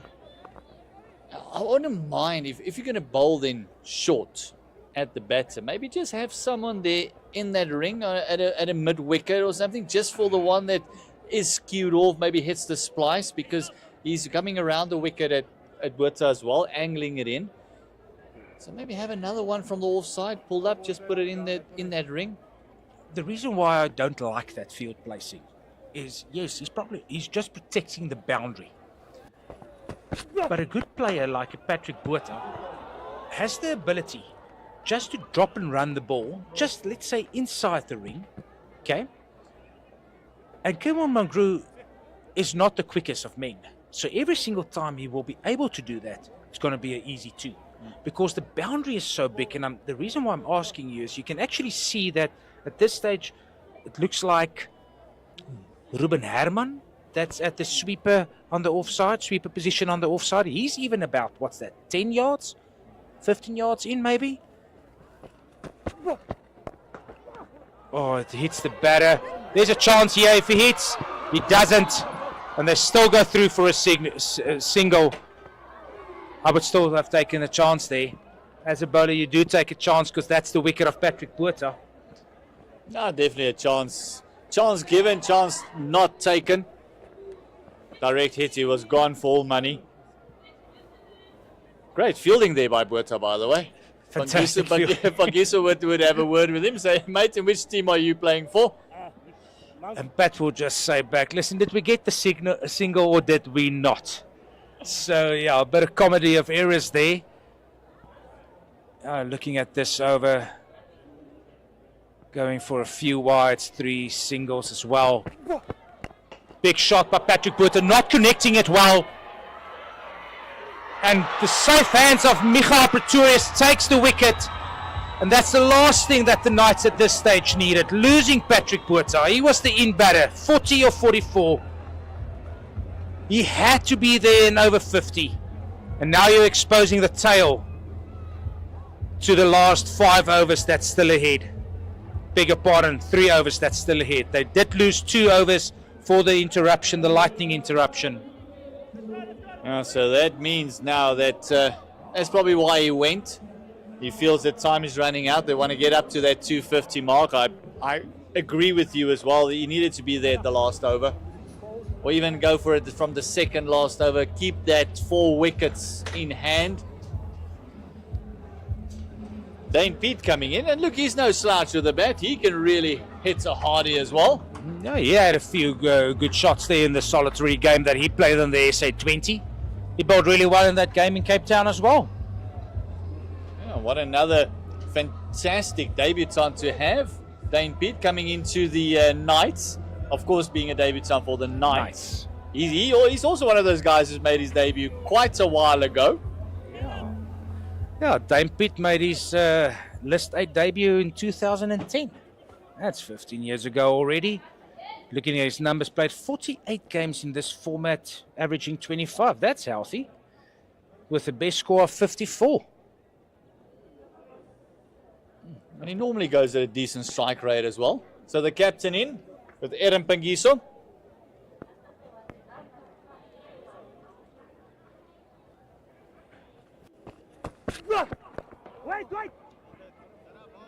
Kerwin Group picking up that wicket. Actually bowled very well. 8 overs for 25. Picking up his first wicket. That big one at the back end of this innings of Patrick Botha. And now with 2 overs to go. That's 3 overs to go, I beg your pardon. In this innings, the Northwest Dragons will be looking to limit the Knights to below 250. I would love to be part of that conversation. Aaron Pangiso and Dane Pete, both of them pretty new to the crease. And you can see the hand signals there. I can't even remember what I used to say getting together in the middle when I played. I retired many years ago. I think I retired in 2010 when Dane Pete made his debut. Could be even, yeah, that's about it. I think what happened. But you were saying we are giving our age away here, Conrad. I only retired last year. But again, that was only club cricket. No, I went into full-time coaching, Gert, so I couldn't play anymore. Decided that enough's enough. Get into the coaching side of things. And never were happier. It's always been a big privilege to work with the university players. Such a good shot by Aaron Pangiso. We said he can bat. And playing a shot like that. And interesting enough, it's Aishel Kluter back into the attack now, Gert. He came back for an over. The first ball of that over, in his second spell, went for a boundary, the first ball he bowled. He's back for another spell. His third spell, again goes for a boundary. Something for him to work on. Got to focus from ball 1. Every ball counts in this format. Now he goes short. Kind of fall in no man's land. But a better option maybe to a tail ender. Rather short instead of bowling length. But also you're going to the bigger part of the field, so it's a bigger hit. They haven't been there for a while. We mentioned how difficult it is to get in on this deck. And if they had that mid-wicket there in the ring, they would have been down the throat. Yeah, I actually understand, Gert, what the field placing is here, that he does not have a mid-wicket because he's just missing his length. He bowls a very good ball and then he just gives that width. So it's very difficult for the captain to set a field. You can even see the cover area being very close to the bat. Oh, that's a better delivery. That's the better area to bowl for him. You know, he's known as a very good Yorker bowler, Aishel Kluter. But that is then again why the question is often asked, is why do they only wait till the death to bowl a Yorker? That can be a surprise delivery, just like a slower delivery in any time of the game. It's an underrated delivery. Again, good deep in, even though it's very well played there by Dane Pitt. Probably going, stopped by Matthew Kleinveld. Will it go? Yes, in the end, does go for 4. It's a better delivery. Really well played by Dane Pitt. The execution of the shot was really, really good. It just shows you what experience can do. Understood that's going to be wider, opened up the blade, going backward point. Much needed boundary for the Knights. Great placement as well. 240 comes up. Short delivery again by Aishel Klute.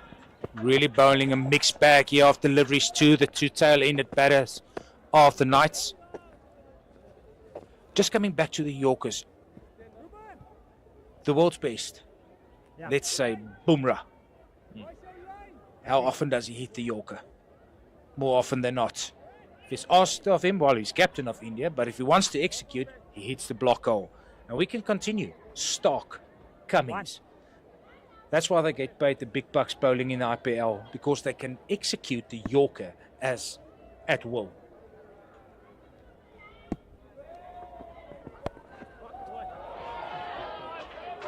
Lovely shot. Aaron Pangiso take a bow. He knew it was in short, but the line was completely off by Klute. And he is very, very expensive at the moment. His 4 overs have gone for almost 40 runs. And that last over went for 3 boundaries. The Knights won't mind that, but the Dragons will be pulling their hair out of their heads. It's just not executing that really well. I'm not sure if he knows what the plan is or what his plans should be at this stage. You don't want to give tail-enders width. It's the last thing that you want to do. Rather get it either short into their bodies or go for the feet.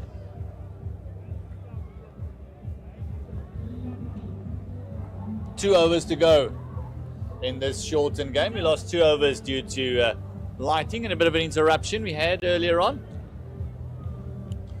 Gert, at this stage, it is still overcast.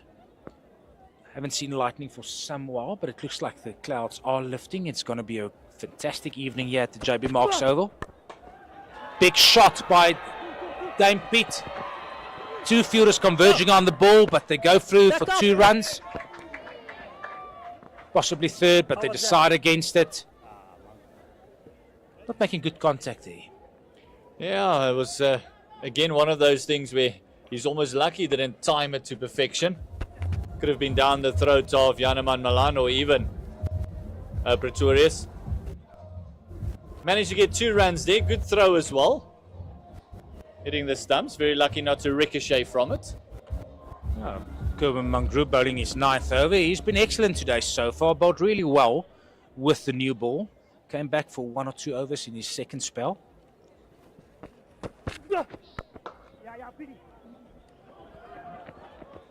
Hitting a better area there. Dame Pitt getting a single to the backward point area. Actually speaking to Matthew Kleinveld there. Said, take a shy. Take a shy. Let's see what happens, son. These 2 have probably played a lot of cricket together over the years as well. Together and against one another in our country. Yeah, the rivalries in cricket is those unspoken rivalries where you play against a friend or something, but you want the bragging rights when you have a beer together. Oh, that's hammered down the ground by Pangiso. It's such a good sound that ball made off the bat. Well fielded by Ruan de Swart, getting it back on the bounce to the wicket keeper. Yeah, those rivalries is what keeps the game, and it's not a personal rivalry. It's right. Listen, did you see that connection I made to that delivery that you bowled? Just remember that when we play golf later on, when we're older. That's a big shot again. Michael Pretorius gathering under it and taking an excellent catch. Big mitts of Michael Pretorius closing around the ball. Kerwin Mangru picking up his 2nd stick of his bowling spell. That's the thing. Gert, Dragons kept picking up wickets. Yeah, they're closing on that 250. We said 250, 260 will be par. especially with 2 overs lost. So closing in on that 250, 1 run short, and it's another wicket for Colin Mungaroo. Another great take by Pretorius. He's timed those catches to perfection from the boundary. And there's a big wicket of Dane Pete, the captain, that's back in the hut. Eden Pangiso is joined by Johan van Dijk, whose role most likely will be just to get Pangiso on strike. Yeah, Johan van Dijk, not known as a batter, he can probably also hit the long ball when necessary. He's a new recruit for the Knights this season from played for the Northern Cape Heat last season. New recruit. Haven't seen him bowl live, just seen video clips, and apparently he lets it go quickly. I'm looking forward to seeing him in action later this evening. But now the job that he needs to do is to get Pangi back on strike as quickly as he can.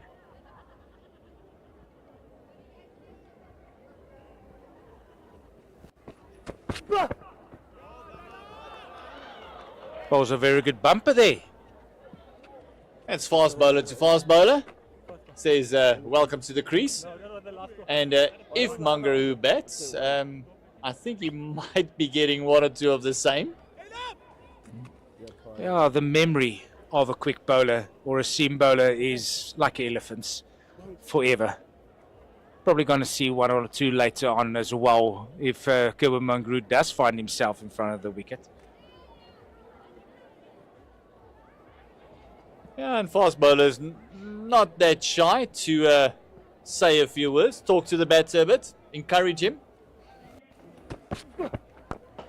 Big shot down the ground, and that goes for maximum.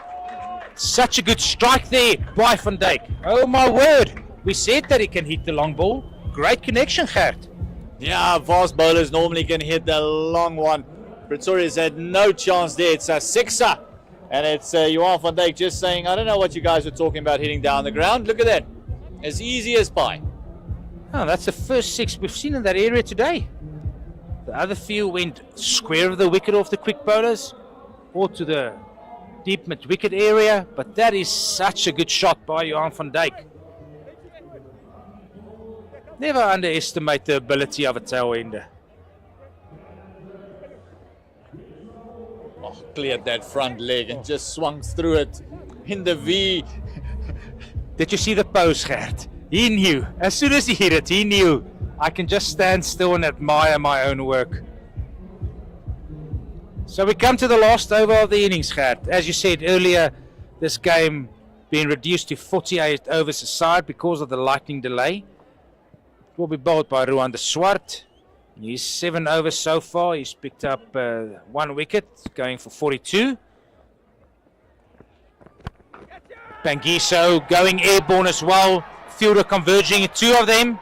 And excellently taken. That's Michael Pretorius with his big mitts again, taking his 3rd catch of the innings. That is an absolutely stunning take. And Saleka was coming in as well, but I don't think they trusted him because he's on 50-50 for the day. And Pretorius is on 100% for the day. So fantastic take. Lovely judgment once again. You see, Pangiso just got under that one instead of through the line.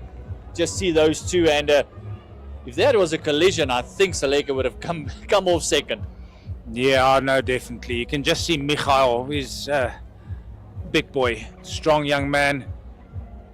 Actually quite happy that Caleb just decided to stand back, say, admire the catch that Michael will be taken. He did very well at Michael because of it. I probably could have seen out of his bit of the blind side of his eye that Caleb Saleka was converging under the high ball as well.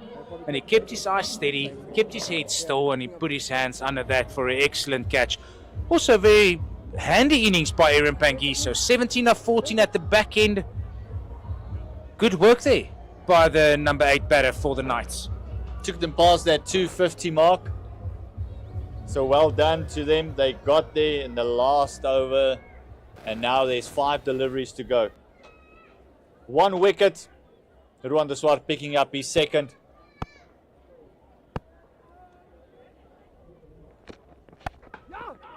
Malusi Sabortu to the crease now, facing his first delivery from Ruan de Swart. Getting off strike. Lucy Saborto, another one that's been around quite a while. Yeah, it's actually an interesting story. Malusi played SA Schools hockey and cricket in his matric year. Very talented. And when I got you in 2007 back to Potchefstroom, just heard that he can play cricket. We got him out of the hockey. Yeah, and he did a good job for the cricket club over here, the University Cricket Club. Played for the Dragons back in the semi-pro days, and his road was starred to the Lions. Very good delivery again, taking some pace off it by Ruan de Swart. Still bowling the ball into the wicket, Gert. Very important. Can't float it. Got to make sure that you still bowl it into the wicket. Yeah, still something in the wicket for the bowlers, and with the two turfs being used, that means that ball's only 25 over. Oh, sorry, in this case, 24 overs old. So still nice and hard. There's a bit of seam to work with. You can actually still dig it into the pitch. It's not like the old days where you change the ball on 33 overs, and got something that's quite similar. That's a short delivery by Ruan de Swart. Caleb Seleka picking up. Tidying that very well. Oh, the old days, I remember that well. They changed the ball on 33 overs, I think. Well, depending on the damage done. If the color damage. Yeah, if it was a slow start, then normally they'd say, no, you're fine. And by the 40th, that was completely nothing left of that ball. Or if you want it changed, we normally had one or two ways to do it. Big shot by Malusi Saboto, but is it clearing? No, it's not. It's taken by Janeman Malan, which means with one delivery to go in the allotted 48 overs, the Knights are bowled out for 257. Ruan de Swart picking up his third stick there, going for 44 in 7.5 overs. Yeah, it's one of those he had to go. It's the shortest part of the ground as well. Just not the timing. Look at it, right on the fence. Janeman Malan, all his experience, he was never going to drop that. And that's the end of the innings. 257. Oh, we're in for a screamer. It's going to be a good game here. Just a summary of the scorecards. The Knight bowled out for 157. Jock Snyman, excellent innings. 85 of 77 deliveries. Patrick Botha, 40 of 45. Dominic Hendricks chipping in with 29. And in the end, Aaron Pangiso scoring 17. Dragons bowling really well, only conceding 10 extras, of which 6 were wides. Kevin Mangaroo picking up the 2 wickets in his latter spells. He went for 35. Michael Pretorius picking up the 1. And then Ruan de Swart picking up 3 in the end. But it was Kleinveld who actually got the breakthrough for the Dragons with his 2 wickets, those 2 big wickets of Hendricks and Snyman. So those were the wickets that was telling. Yeah, it's going to be an interesting game.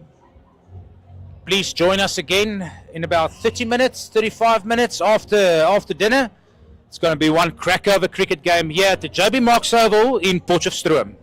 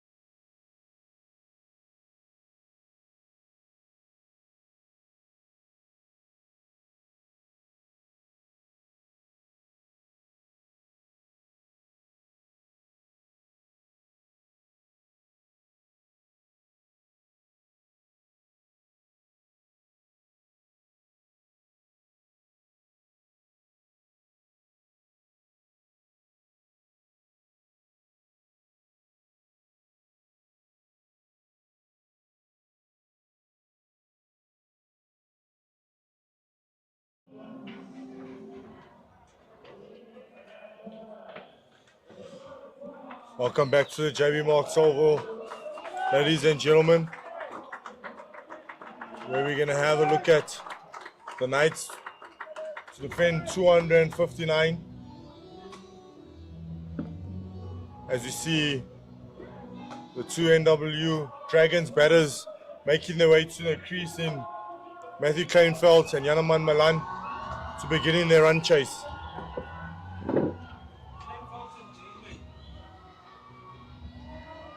Should be an interesting chase down there, Conrad. Yeah, I think we're in for a super second part of this game.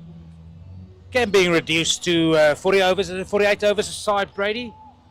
See no impact on the Duckworth Lewis in the end. They scored 248 or 58. So no Duckworth Lewis being introduced there. Well, it was, and it's just came up with the same score. Dragons batters in Yanaman Malan and Matthew Kleinveld coming out. And it looks like Tiaan van Vuren with a new nut there, Brady. Yeah, the young Tiaan van Vuren reigns out of the PE region, left arm seamer. Young seamer was also in the SA20 with the Pretoria Capitals, but didn't get a chance to obviously play. As we look at the Knights innings with Jacques Seymour top scoring with 85. It'll be interesting to see how this wicket plays this evening under the lights, if it's going to come on, if it's still going to be slow. It didn't look like it was slow when towards the back end of the Knights innings. It looked like it obviously started playing a lot more truer than what it was in the beginning. So it'll be interesting with this run chase, and it'll be a good run chase. As you see Tiaan van Vuren coming from the university end. Yeah, I think it's going to be a very good run chase here. I think the two spinners in Dame Pitt and Aaron Pangis is going to play a major role here for the Knights in this defence of the score that they put up. Again, partnerships will be key for the Northwest Dragons here.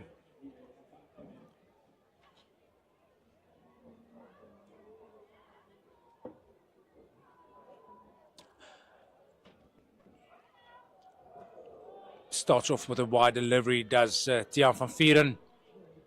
Actually saw that actually going through a little bit better than what we saw with the new nut for the Northwest Dragons earlier this afternoon, where Michael Pretorius and Kerber Mangru started off. We spoke about this being a kind of a slow wicket, maybe a bit too paced. But now, Brady, that one actually went through, actually above hip height for the keeper. Good take in the end.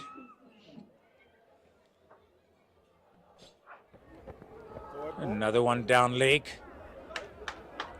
Getting some good glove work at the back. Keeper moving well in Jean Kluter. Now, Brady, again, we spoke about the dew factor, the fact that there was a lot of dew this morning on the field. We got here. But will it have an influence as this innings progress? Yeah, I think it will definitely.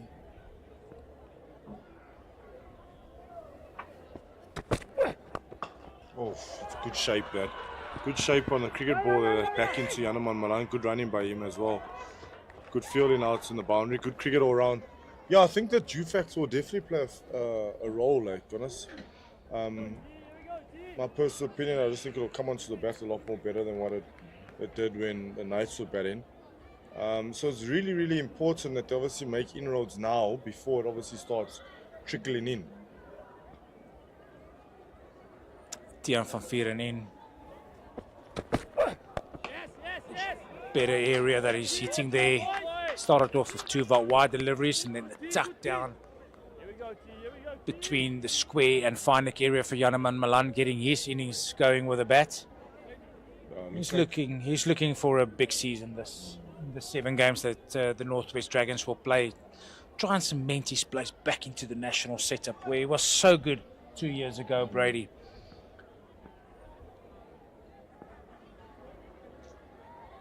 Tiaan van Vuren again. Good shot. Beautiful shot by Yanaman Malan. Through the covers, beats extra cover there for 4. And literally just used pace of the ball, the beautiful cricket shot.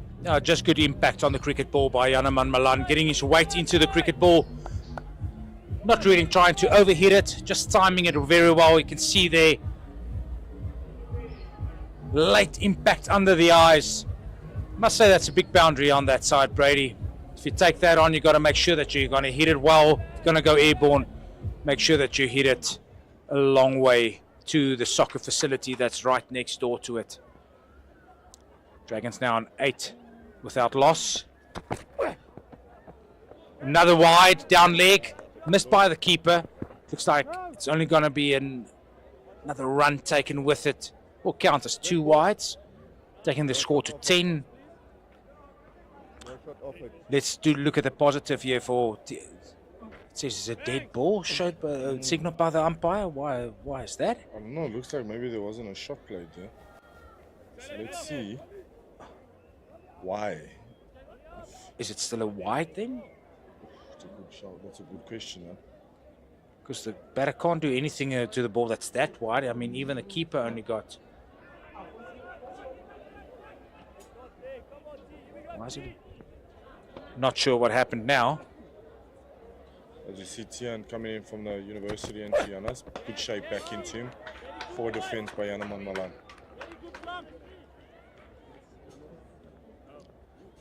It's always nice to see a left-hander that's shaping it back into the right-hander.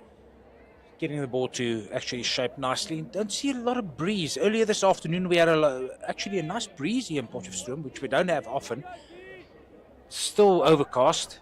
The lights were on, well, since about 2:30, because it's quite dark. Now the headlights, the floodlights on. Again, good shape. Good ball, well played there.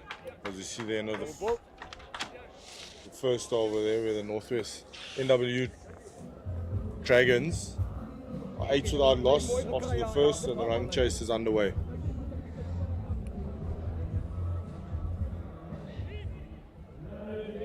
Yeah, if you're only tuning in now, we had a bit of a lightning delay early in the day where we lost 2 overs per side. Fortunately, that went away quickly. Some rain predicted, but at this stage, it's just very high cloud cover. Kind of humid in Potch. It's not overly warm. You can see some of the players are fielding with their long sleeves, just for that extra bit of warmth on their body. And now from the city end will be Johan van Dijk, new signing this season to the Knights.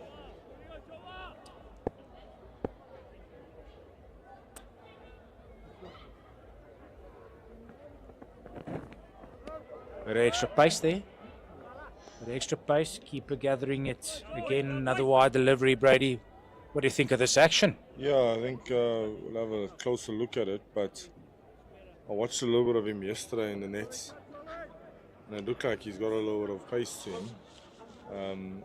I know he had a fairly decent season down in Northern Cape when he started off out there. He's made the move across to Bloemfontein, so it'll be good to see him run into the.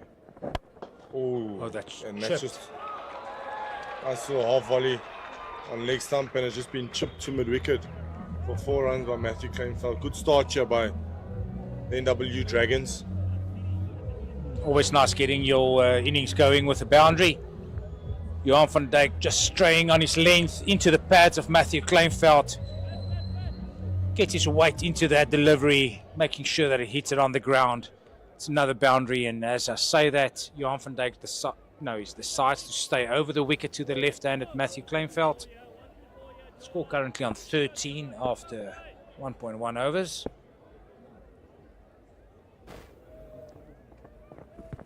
Oh, that died, Brady. That squatted completely. No bounce on that at all. I think the Knights will be happy to see that. Obviously, he's running and he's hit the wicket really hard, and it's squatted. I think he would have been in trouble if he got a little bit more straighter there. Always good signs for bowlers when that happened. Never for batters. You can see there the required run rate is 5.3. cut by Matthew Kleinfeld, backward square. Ball goes to the boundary for the second boundary of this over. Bit of width given. Yeah, a bit of width there, and he's absolutely climbed on that. And that's just beaten backward points. I don't think he had a chance even, as we have a look at the replay here. Hard back of a length. Yeah, there's no chance anyone was getting their hands to that. I must say, it doesn't look like Matthew Kleinfeld was in total control of that. He threw his hands quite hard at it. Happy to get the boundary. You can see Mdisego Senekwani now moving even further backward of square. Short again, another boundary to Matthew Kleinfeld. This time on the leg side, down to the fine leg area. Bit of a two-length, two-line that Johan van Dijk is currently eating here. Yeah, a really good start here by the NWU Dragons batters here. Johan van Dijk just missing in line. And Matthew Kleinfeld just helping it along or tucking it away down fine leg for 4 runs there. As we speak now, he's coming around the wicket to Matthew Kleinfeld, which also makes it a lot more. I really think sometimes if you're struggling with your line, I don't think it's a good idea by coming around the wicket to left-hander, because you're still going to angle back into him, which you're opening up the leg side, especially if short 45 is up. As you speak, they just for back of a length hits. I think that's probably your line and your lengths that you probably want to try and hit.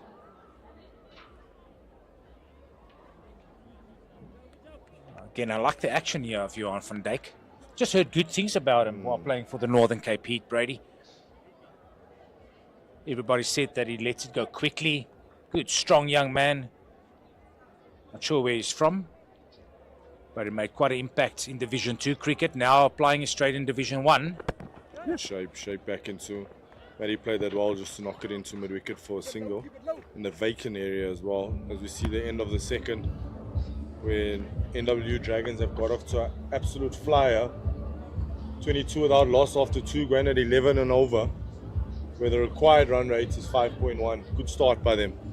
Yeah, and actually just the difference here. I mean, 2 overs bowled by the Knights so far, 3 wides already. 4 boundaries scored. If I'm not mistaken, the first boundary that was scored by the Knights were in the 11th over.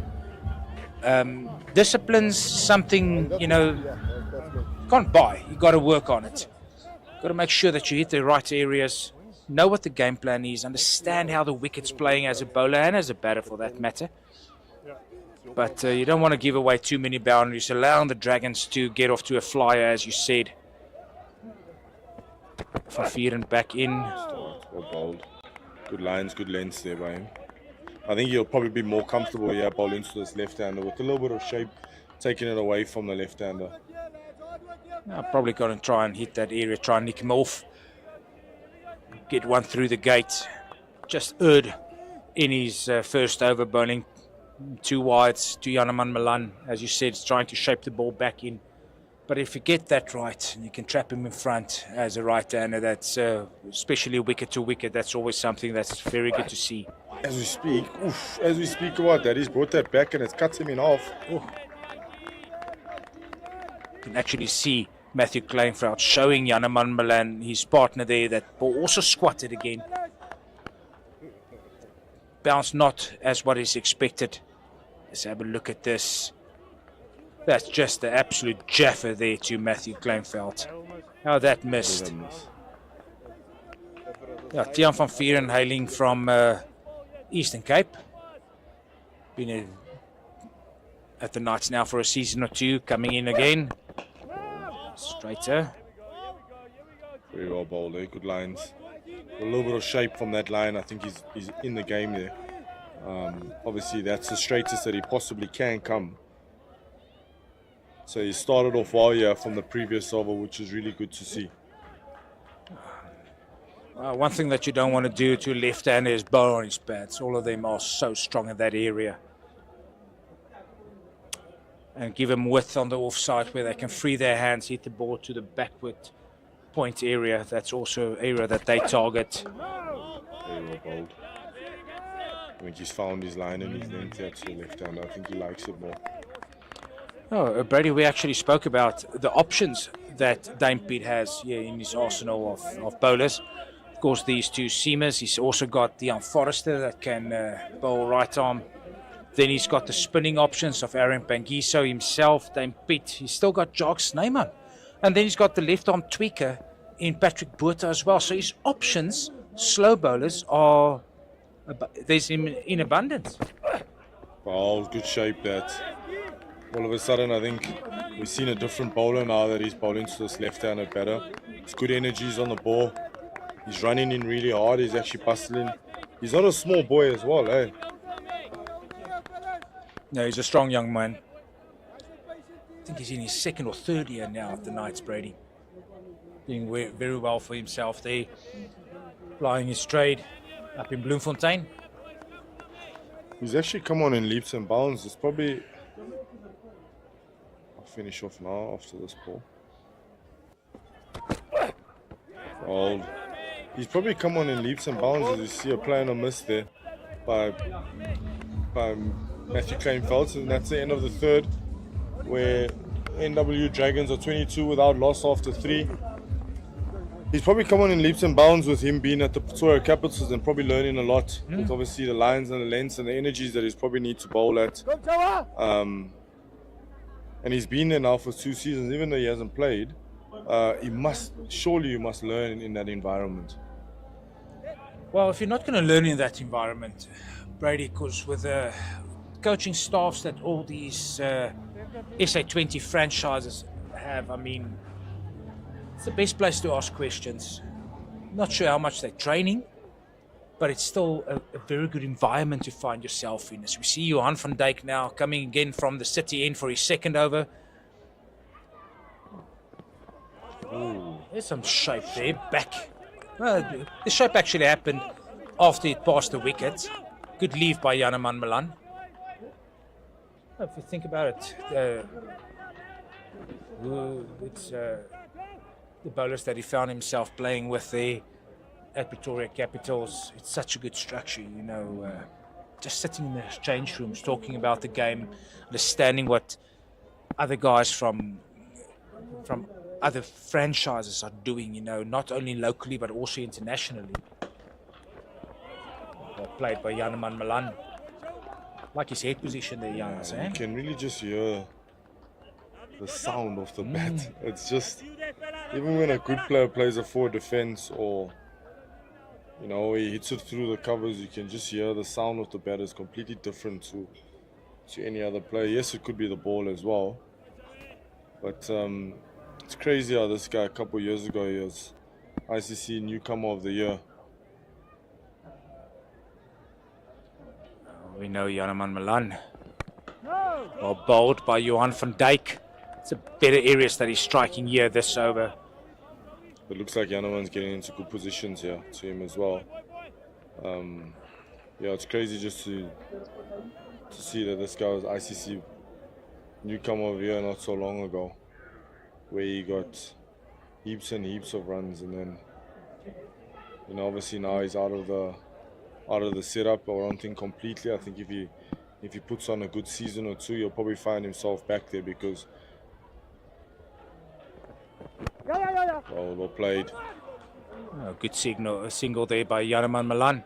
Yeah, Brady, just we can talk about that. I mean, yeah, he had a quiet season or two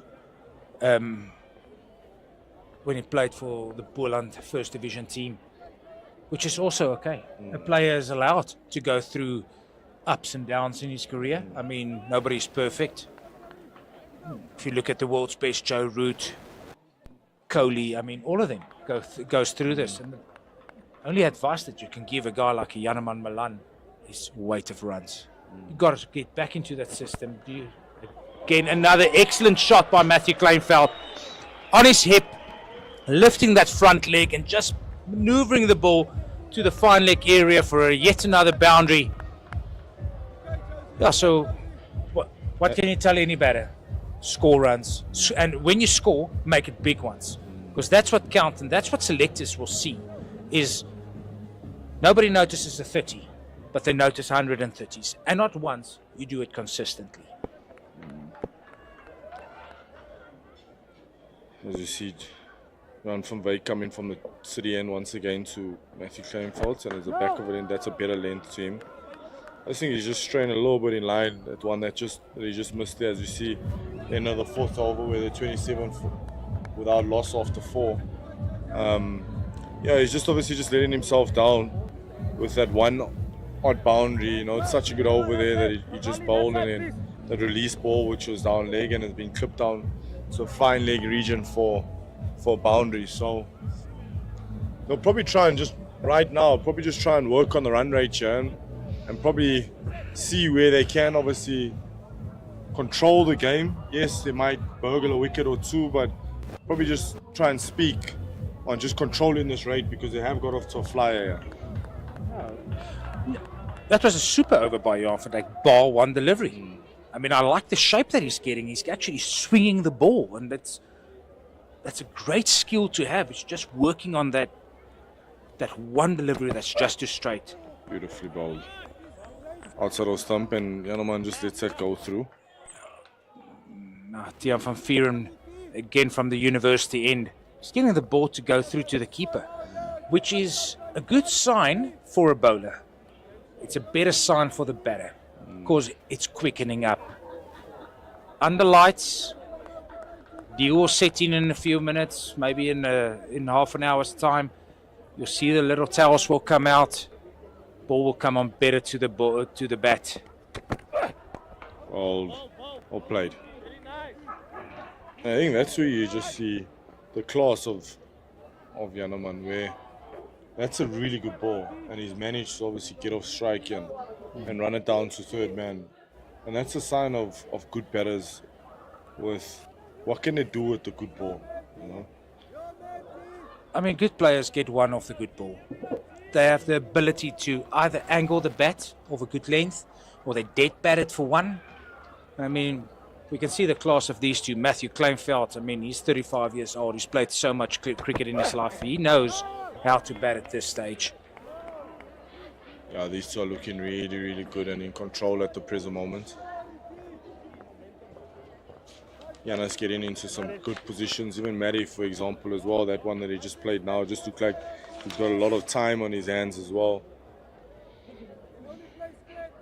Quite interesting, Brady, that Matthew Kleinveld is only playing his 9th 50-over game today. And he's got a top score of 68, and that was for the Knights against Western Province. Oh, he clips that.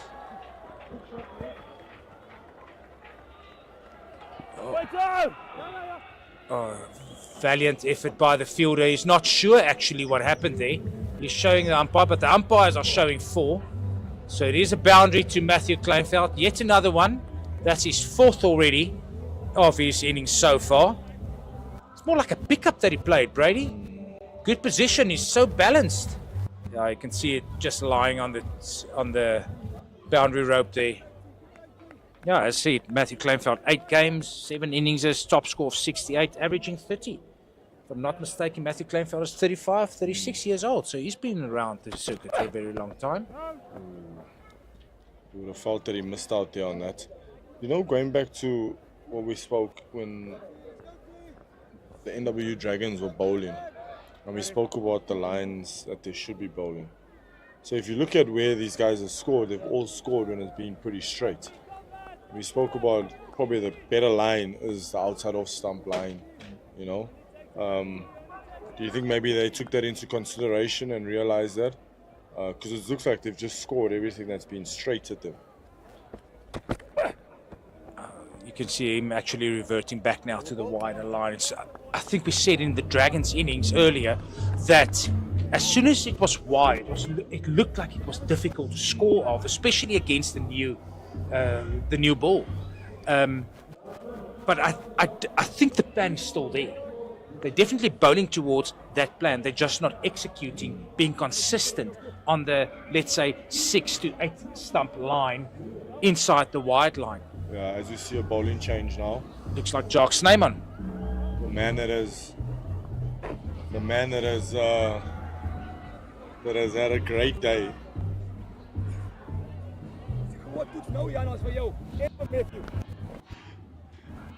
Yeah, spin very early into the attack here. Dragons currently scoring at a 6.4 rate. Rate required is only 5.3. After 5 overs, score being 32 without loss. Just want to give you an idea here, Brady. So, Janneman Malan, we said, made his first class debut, or his limited overs debut domestically in 2017-18. That's the last years that he studied here. He's played 39 games, scored 1,507 games, a top score for the Cobras against the Dolphins of 150 not, averaging 41. And I mean, in any format, that is excellent batting. I mean, especially after 40 games. Jock Snyman starting the 6th over. New bowler into the attack from the city end. Janneman Malan just angling the bat there. Backward square area for 2 runs. The spin is going to be crucial here for the Knights. Good fielding off his own bowling there by Sharks, man. Really, really good.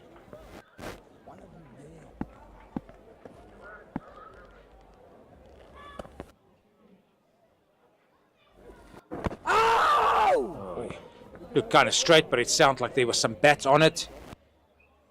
It's one area of his game that Janneman has improved on over the years, was definitely spin bowling. I think when he came onto the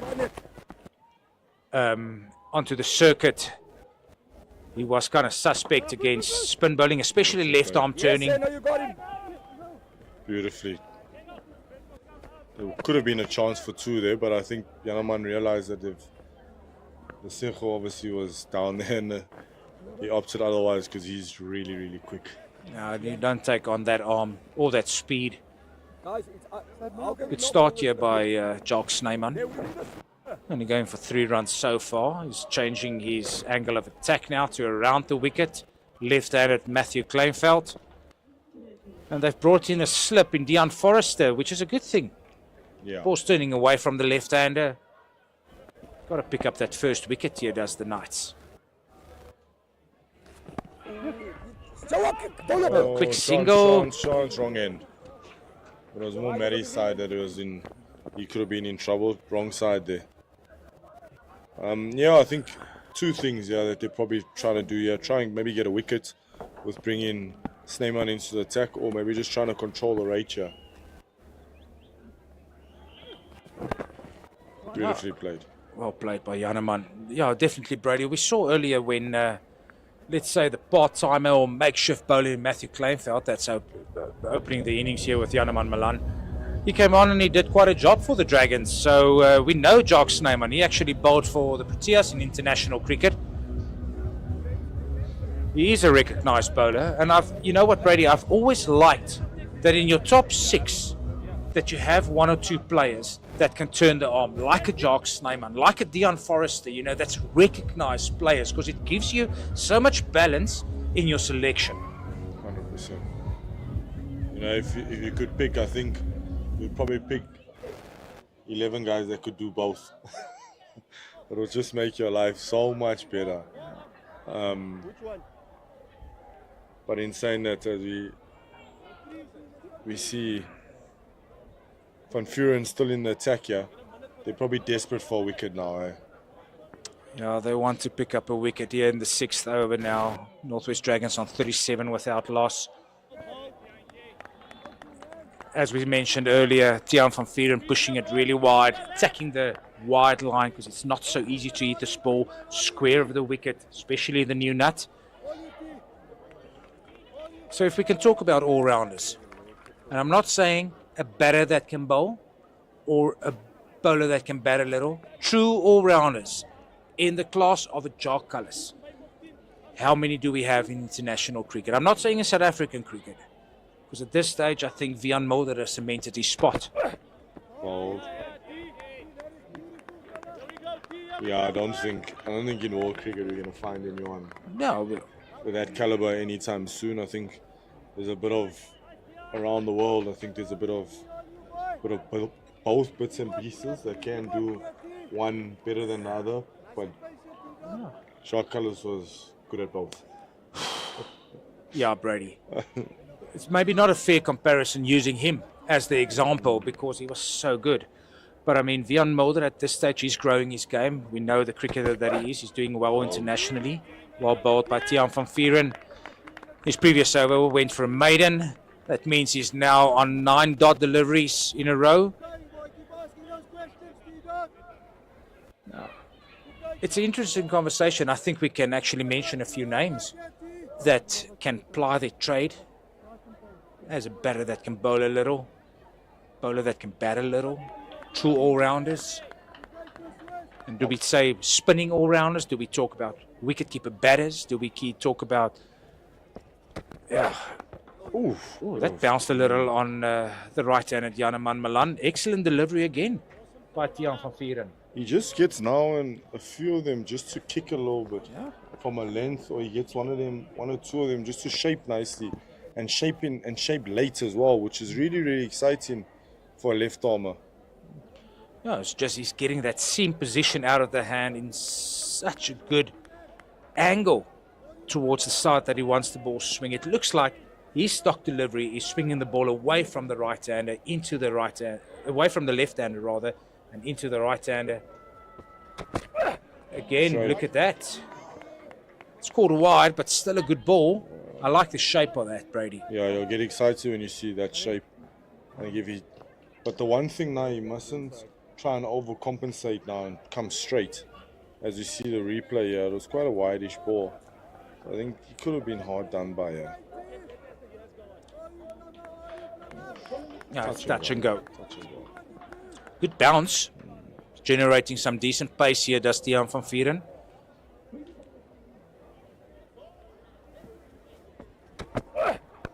Shot, fielded.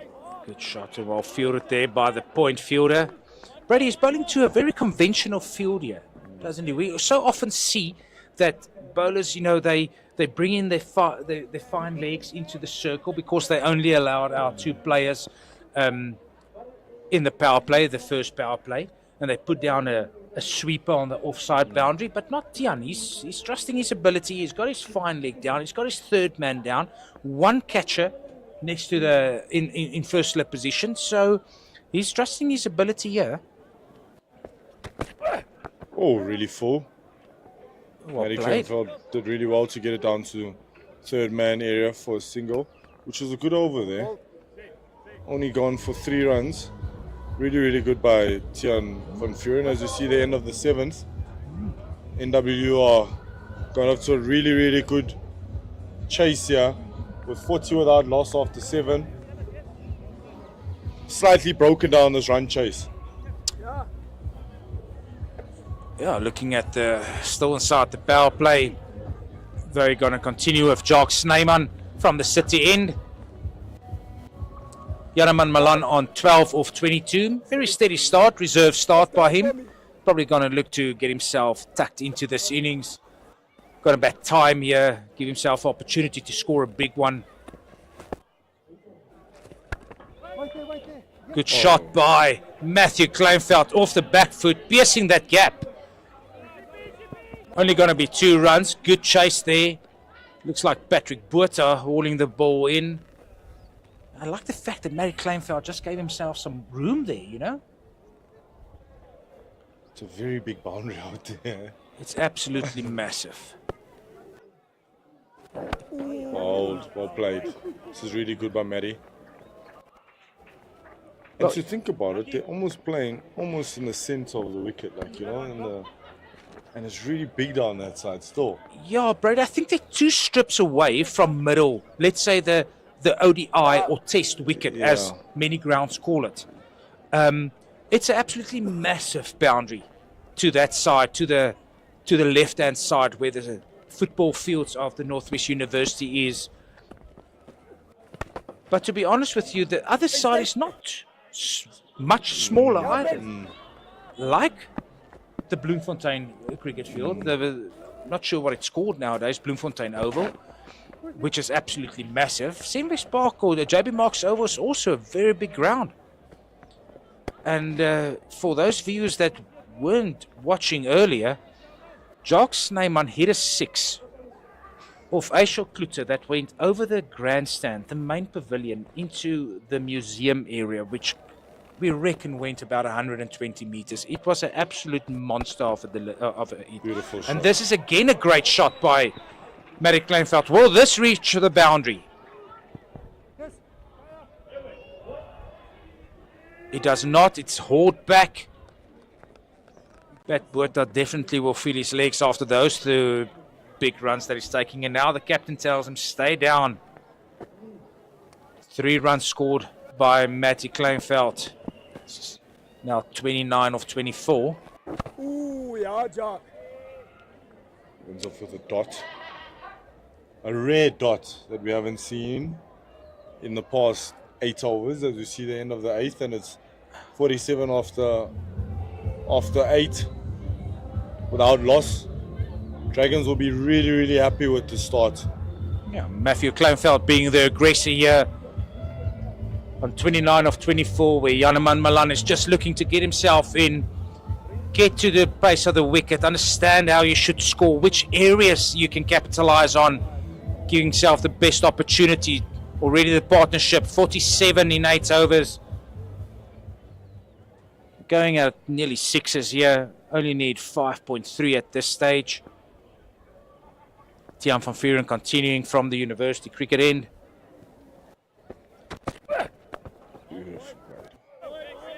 Well bowled, well played. It looks like you can see he's trying to access that area down to the third man area, which is really good. And that's a good ball that he's trying to work down to that third man area, which might just bring in first slip, because you can see he's getting a little bit of bounce as well. Good carry through as well. Yeah, looking at this field placing, Brady, you made such a good point now. You can actually see Lesego Senekwani. He's not in conventional point. There is someone on a conventional square point. Lesego Senekwani is about 15 meters behind square. That's a good shot by Matthew Kleinveld through the mid-wicket area. Definitely 3 runs on here as Jock Snyman takes the chase. They go through for the 3rd.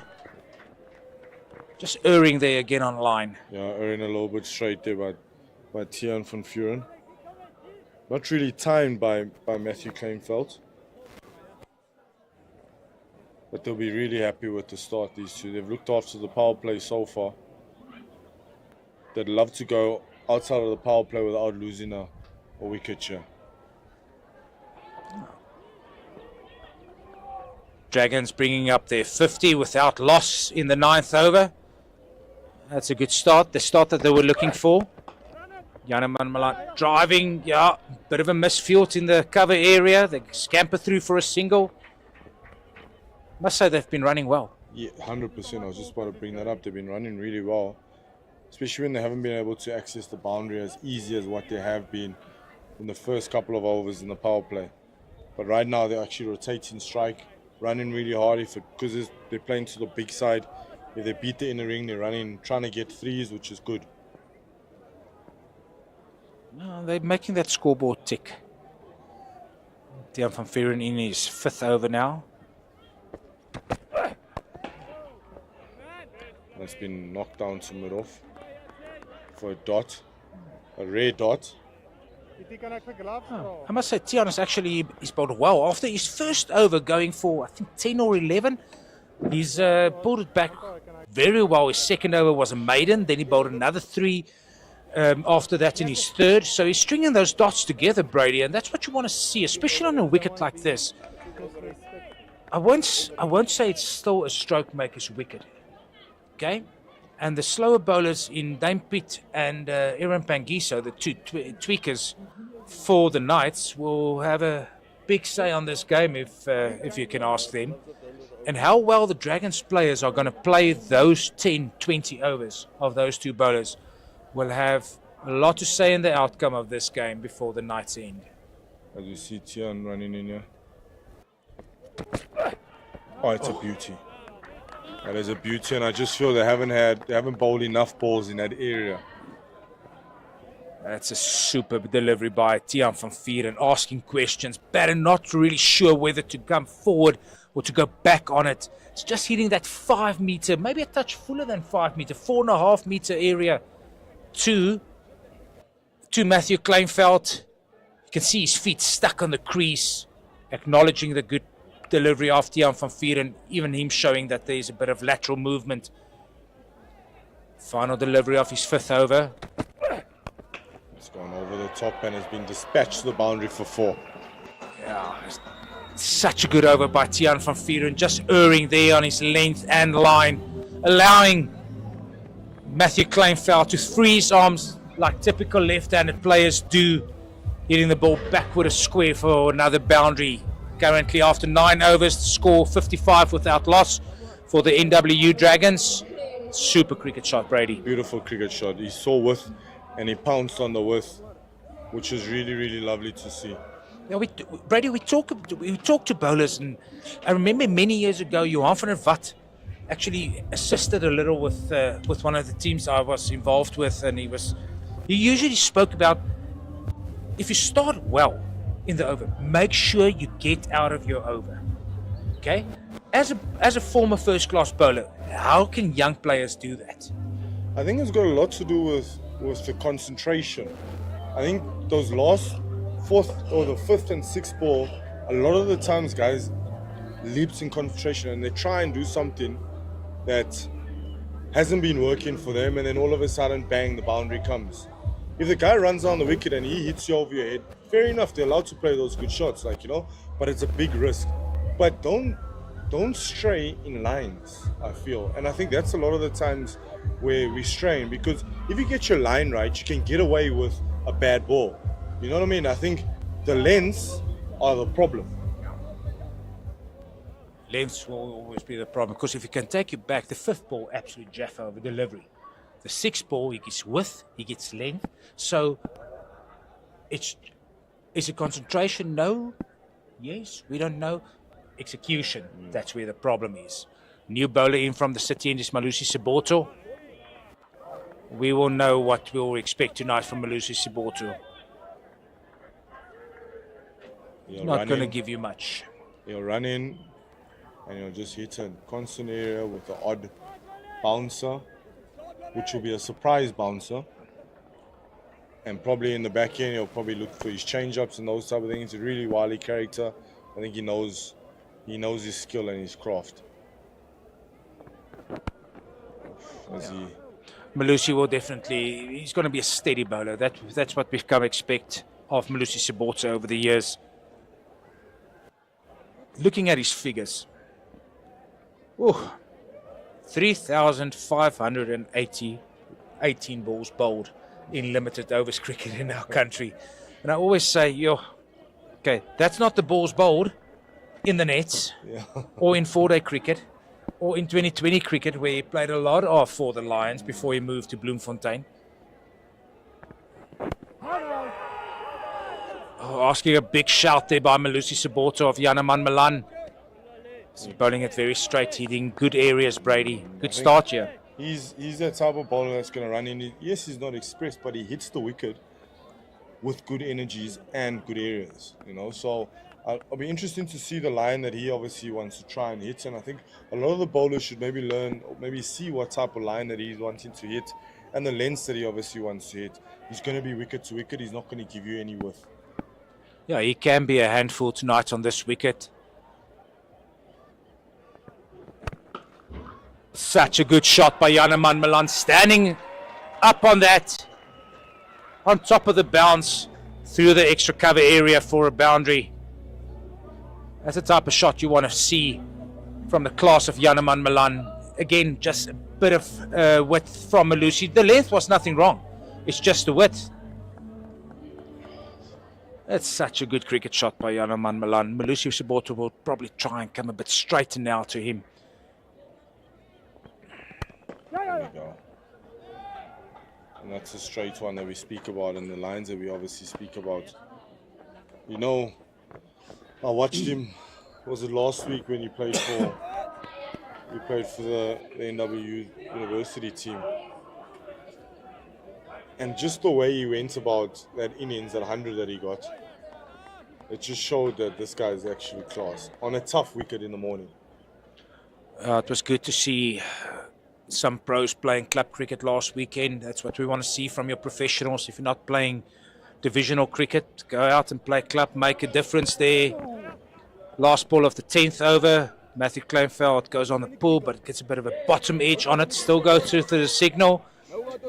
After 10 overs, Northwest University Dragons on 60 without loss. And changing commentary now, Brady Barnes will be joined by Gert Maroney.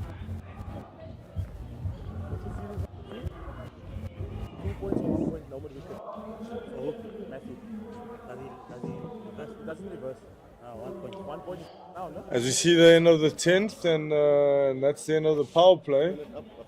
We see a change in bowling down at the bottom, and we see a change in commentary up here at the top with Gert. Well, that's also kind of from the bottom, isn't it? Yeah, change in bowling as the old wily Aaron Pangiso comes in. Yeah. Right, it's been a steady start by the Dragons. A couple of freebies as well, it's got to be said. Yeah, I don't think the Knights will be happy with the start that they obviously got up to. But in saying that, they've got a seasoned campaigner and a serious campaigner in Aaron Pangiso coming in from the university end. So Matty Kleinveld, and he starts off with the dot. It's going to be very interesting to see how these two play, especially these two spin twins in Dane and Pangi. I think those are going to be the key, just to run through a couple of overs here. Pumped into, or dropped into the mid-wicket area, and they just turned. Could be a run-out chance, and that could be, oh, he's just got in. He just got in there, which is quite close there with that run-out opportunity. Yeah, I think he made it half decent in the end there. The Kleinveld, he's very quick between the wickets, but a lovely pickup and a throw. Made it in about a meter or so. It's a great judgment of the run, got to be said. Yeah, brilliant judgment by the run there. I think if the throw was a lot more straight, I think they were in the game, and I think Matty was maybe clutching at straws there, but luckily he got in there. What an innings thus far by Kleinveld. 39 of 32. Milan playing second fiddle. Yeah, and he's just quietly gone about it. It's another extra. They've bowled a few extras now. Yeah, the extras column is just adding up a bit. It's a wide. Pangiso trying to go a lot straighter to the left-hander. Ball played. They'll settle for the one once again into the mid-wicket area. Yeah, that previous one had Kleinveld stretch his legs, so I think he's maybe just saving a bit there. Might have pulled a hamstring there by the way Matty runs. Also, that was much better timed than the previous one was. Got to the field a lot quicker. And with the dew might just starting to come down, just settle onto the ground, it will just quicken up the outfield slightly as well. Might not be good for, especially with the spin that they obviously want to bowl. It might not be good because, might struggle to grip the ball. Or bowled, or played, Janas. This is really good by these two. It's always lovely if you have a good opening stand and you've looked after the power play if you're chasing a big score. It looks like they've broken down this chase, and it means that it's risk-free cricket from now on.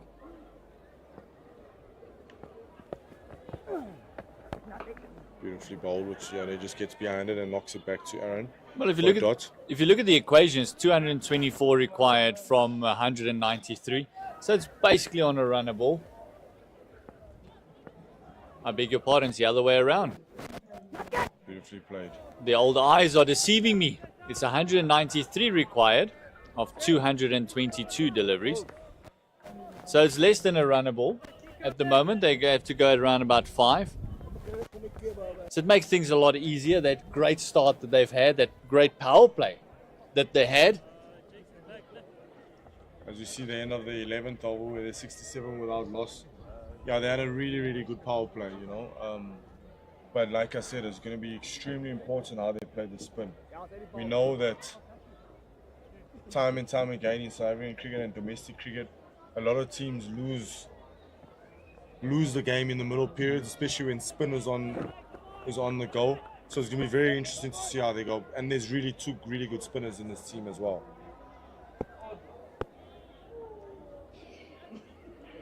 You see Malusi coming in from the city end. Starts with a foolish ball that's been knocked down to deep square for a single by Maddie. Yeah, these two have assessed the conditions brilliantly from the get-go, Malan and Kainveld. I don't think that the Knights bowlers have quite hit the areas yet that they would want to. And you mentioned the spins. Interesting when Dane Pete's going to come into the attack. Been flicked and that's all. And Janos will feel that he missed out on that one. Nice little half volley on leg stump. yeah, and even if the two spinners are going to bowl in tandem, that will be the other question. Will they run through their 20 overs quickly, put some pressure on the batters? Or are they going to be happy to have seam at one end and spin on the other?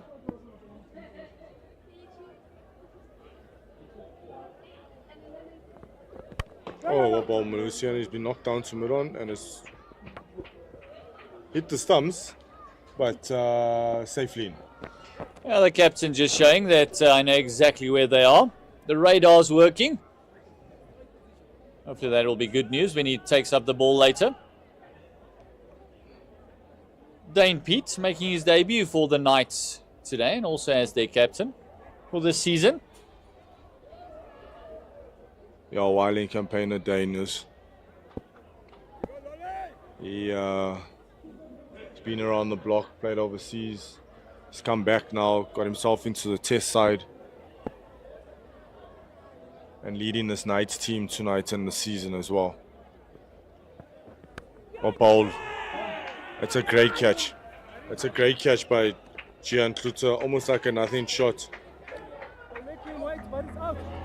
Kleinveld just hanging around. He's just not sure that that ball carried.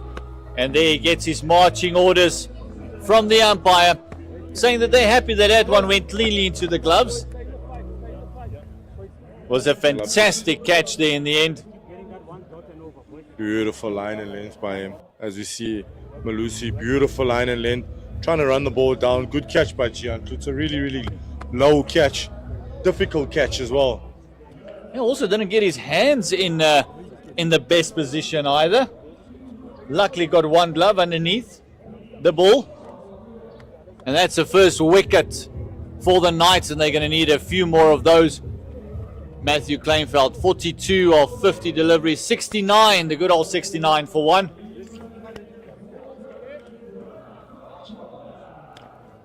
As you see the new batter coming into the crease in Reinhard van Tonder. As you see another look at this brilliant catch behind by the wicketkeeper. Beautiful line, just did a little bit off the wicket. As you could see, Malusi Soboto, really good bowler, and you know, if there's anything in the wicket, he will exploit the conditions. He's hitting the wicket really hard, hit a good line and length in his first over as well, and that brought the reward now. And also he's one of those bowlers that will always give you a good seam position. Fantastic wrists, and the veteran getting rid of one of the youngsters on the field today. But a good innings, 42. Good start, had a decent outing with the ball as well. Got 2 big wickets for his team. Now it's on to the Dragons to do exactly what happened. That make sure that doesn't happen to them. What happened to the Knights is they've got to build a partnership from here. Oh, good start, Jabal Malusi. Love to see a slip here to this new batter. I don't know what you think. Just to build a bit of pressure, especially with the line that Soboto's bowling. Maybe even pull up your third man and get them in the slip there. You can see the Janaman Malan and Malusi Soboto just sharing a laugh there. Great to see the rivalries and also the friendships that can develop through sport. Bowled, really well bowled. Good lines, good lengths here. Really, really good over here by Lolly. He's got them back into this game and got them off to a good start with obviously getting the wicket for the Knights.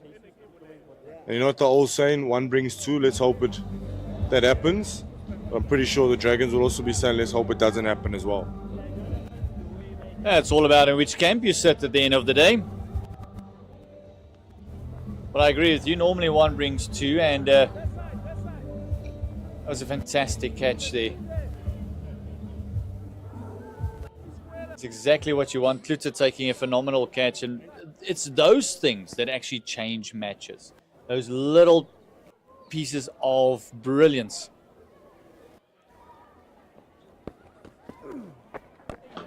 Bowled. Really, really well bowled. It's going to be interesting. Yeah, Giannis has obviously had his flaws with left arm spin. I would love to see how he goes about this innings now to Aaron. Bowled, well bowled. And there's one thing for sure, I will let you know that Pangiso will not be leaving the stumps.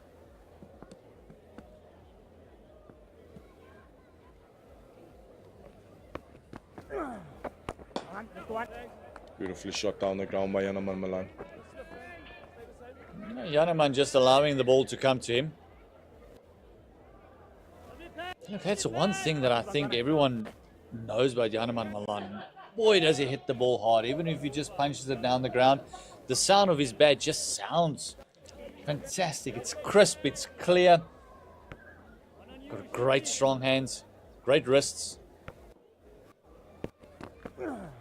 That's out.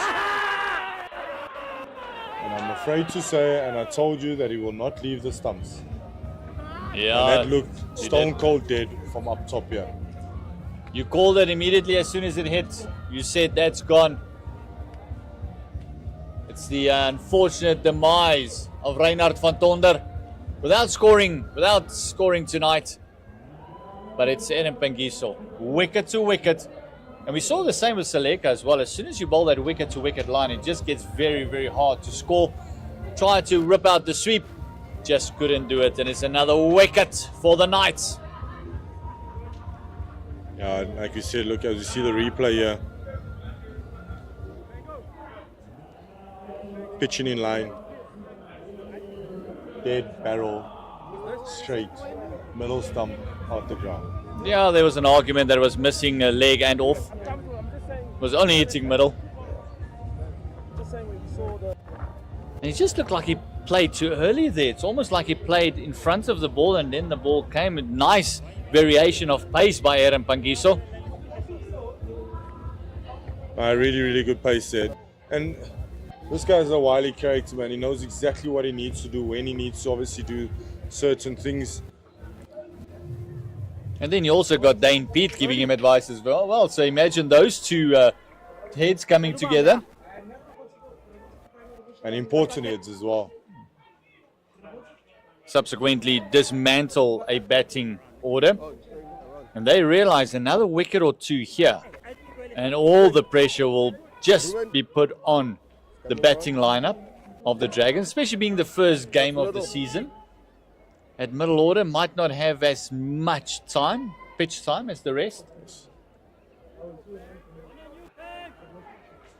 Always say, scoreboard, look at the scoreboard, put 2 wickets onto that, and you'll see where you are.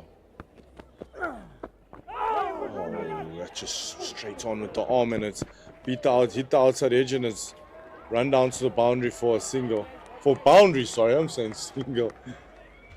Well, that was actually pushed a lot through quicker than I think anyone expected it to go. Very, very close to that slip as well. Look at, Ruben Herman. What a way to start. He's coming off some good form with being in the SA20. He hit it really hard and clean in that tournament, and I'm pretty sure the Dragons would love him to do it now, tonight. Oh.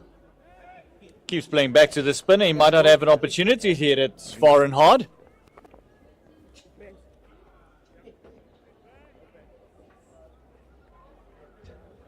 As we see a replay of the previous delivery. Yeah, it just looks like not much turn, and he's playing for the turn, and it's obviously not much turn that is happening there. Yeah, it's almost like the experience is getting to the young guys. That's exactly what the Knights were looking for. They got a wealth of experience in their team.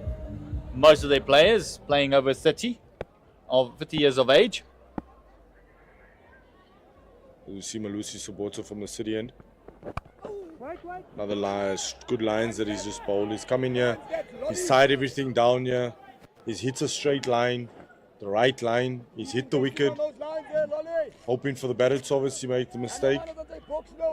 Just old school cricket, yeah.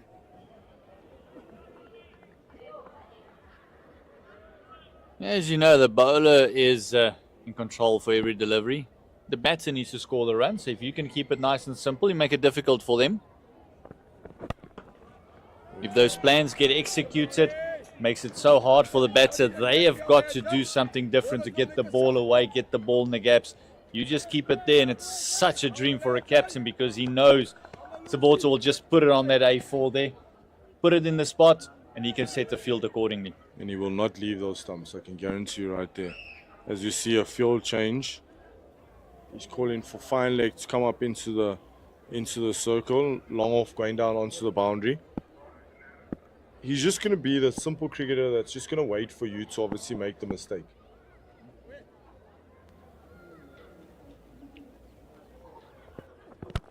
Beautifully well bowled.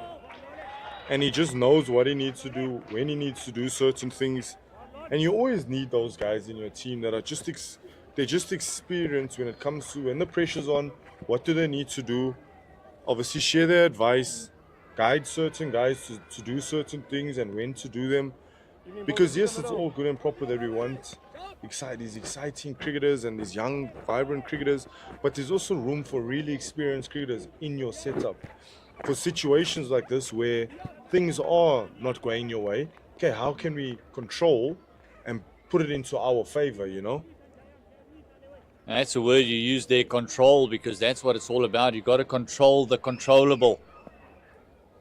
Don't play with the what ifs. What can we do? And let's do it accordingly. Oh, it's a beautiful line and length that he's just delivered there. I'd love to see a slip to this new batter. You just never know. Obviously, he's not as comfortable as what he normally is when he's faced 30 or 20 balls or whatever. He's new. The feet are not really quite going there. You never know. A little half volley, the feet don't go. He just throws his hand that brings the edge. I just hope it doesn't happen for them.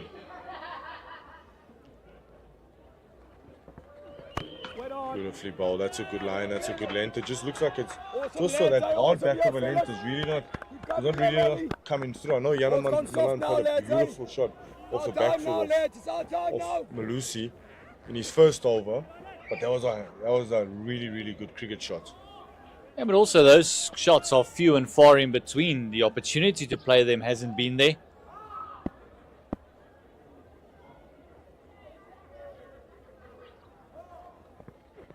Beautifully bowled, Lolly. It's a really, really good over that there.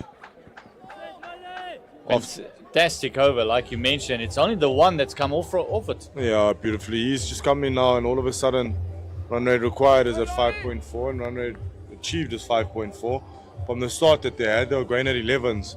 So after the 14, now it's 75 for 2. After 14, going at 5.4, which these two have brought it back really, really lovely. And I spoke about it earlier where if you can just control the rate, the game is going to dictate what these guys, the batting, because eventually they need to get the runs. So they have to take risks. They have to do certain things in order for them to get the runs, because you've got the runs on the board already. Beautifully bowled. Beautiful. Aaron Pengiso just getting it to grip and turn just a little, just straightening up and past the bat of the right-hander. We are just seeing an old character just applying his craft here. Beautiful bowled, beautifully bowled. Now all of a sudden, because of these few dots, you just get a sense that something's going to happen here. It's either pressure's going to get released or wicket's going to fall. He's going to try something where there's going to be a chance, you know. I think he's going to try that extra cover area. That's out. Oh, the only thing That's that could have saved him if it's pitched outside leg stump. That could be the only thing that saved him, is pitching outside leg. Played back to the spinner once again. Oh, Pangi. Detrimental at the moment. Oh my word. That is, I think Yana has got lucky on that one.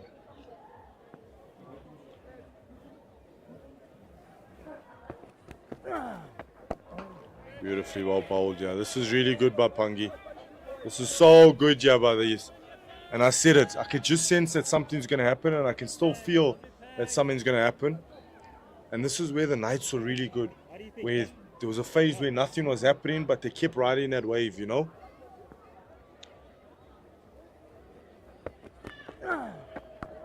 Beautifully well bowled, Bangs. Even that LBW appeal, I also think that he got away with one there, did Janeman Malan. Even the scorers up here also got very, very excited, knowing that was very close. Oh, made a little bit of room for him, space and for himself, and obviously couldn't score off that. And as we see the end of the 12th, sorry, my beg your pardon, the 15th, where the Knights are 75 for 2 after 15. These past 3 overs have been brilliantly done here by the Knights. I actually want to say, Lele, let's go back to this from the very first over from Pangiso and Saboto. As soon as they got together, the run rate has been stifled. The wickets have come as well, with both of them sharing a wicket apiece. This partnership, and we often talk about partnerships in batting, but how important is partnerships in bowling? You need someone on both ends to do exactly what the plan is. You know, they always say, and the old school people always say, batting in partnerships, bowling in partnerships. That old saying is so important, and we actually really neglect that. Saboto into the attack here from the city end, and he started off with a nice line, nice length, and another dot. That's so often that you get players being praised for just the wickets that they take, that it's often misleading, because the person on the other side went for no runs, build up all the pressure, and the other one's taking the wickets. So you've got to look at the partnerships when it comes to the fielding effort, especially when the bowling side, and these two, Saboto and his partner Pangiso, is bowling brilliantly. As you speak, chance, just bounced short. Just bounced short there. Those half chances are the ones that you have to take. And you know, you're speaking about these partnerships and in bowling and those type of things. I want us to obviously watch really closely as we see Malusi coming in here with this chance, trying to pull.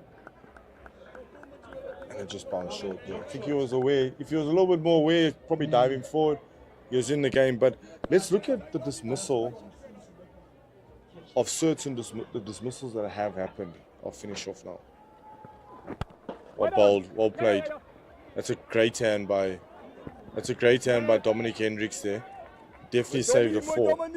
But you always got to look at a dismissal and the lead up to the dismissal, and how was the lead up. You know, a lot of the times it's got to do with dot balls and batters dotting up the whole time, because they obviously can't score, they can't really do anything.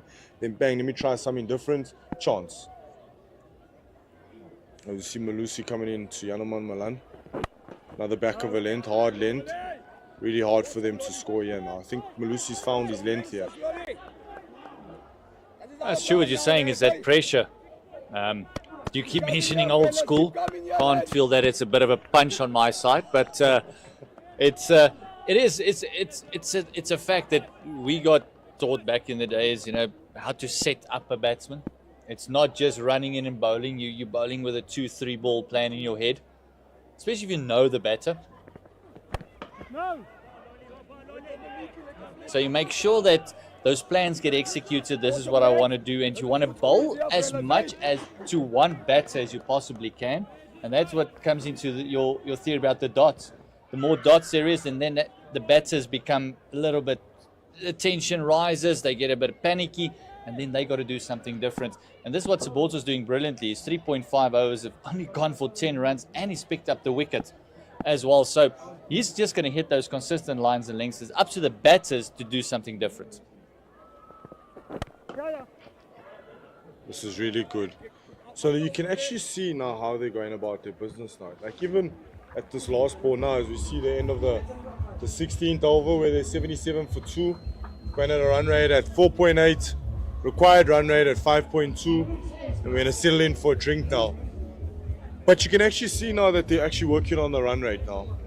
Guys are obviously standing deep, and they don't mind. They work hard for their 2 dots in the beginning of their over. Then obviously they can sit back and then, save that boundary, And just a summary there of the match thus far. Toss was won by the Dragons, and they decided to bowl first. And then we had a bit of thunder. We lost 2 overs per side, so it's only a 48 over match. Jock Snyman batted brilliantly for his 85 of 77. Patrick Wirtz also his 40 of 45. A bit of momentum was lost when he went out. And then chip in by Dominic Hendricks for his 29. He's on loan from the Lions, and Deon Forrester's 21. But great bowling as well by the Dragons. Start off great. It's 3 wickets for Ruan de Swart. Kern Mangaroo came back very powerfully at the back end of his spell, picking up the 2. But the man that did the most damage and breakthroughs for the Dragons was Matthew Kleinfeld. And he picked up 2 for 39. But then they pick up the bat, and Matthew Kleinfeld had a pretty good outing with the bat as well there. Brady? Yeah, he had a really good outing now, as you can see, 42 of 37. Yanaman Malan still there, 24 of 48. He's going to be very, very important in this run chase, joined by Ruben Herman, 5 of 8 balls. Malusi Soboto, 1 for 11 in 4. Aaron Pangiso, 1 for 11 in 3. Tian van Vuren, no wickets for 23. Jacques Snyman, no wickets for 12 runs in 2. Yeah, and the other wicket to fall with Kleinfeld was Reinhard van Tonner without scoring, without troubling the scorers. Only faced the 3 deliveries.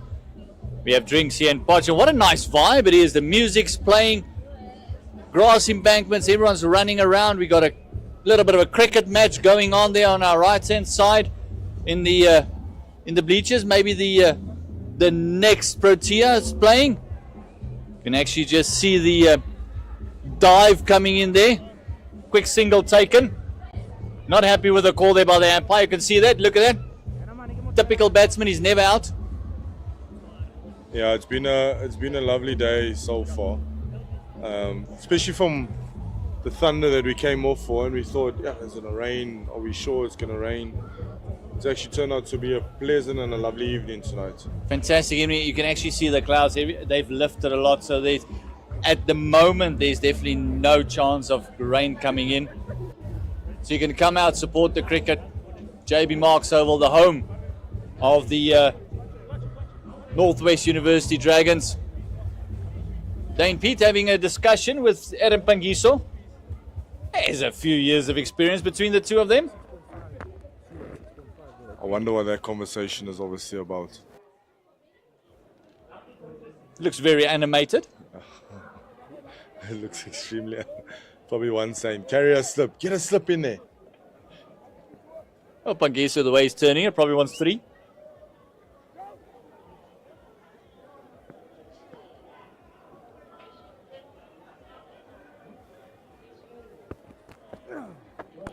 Beautiful ball, well done, Nanas.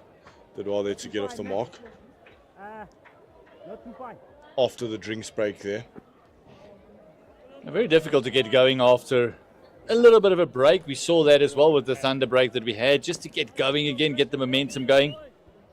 So often you look at the competitions around the world, as soon as there's a drinks break or a strategic timeout, there's something happening. Most of the time a wicket falling.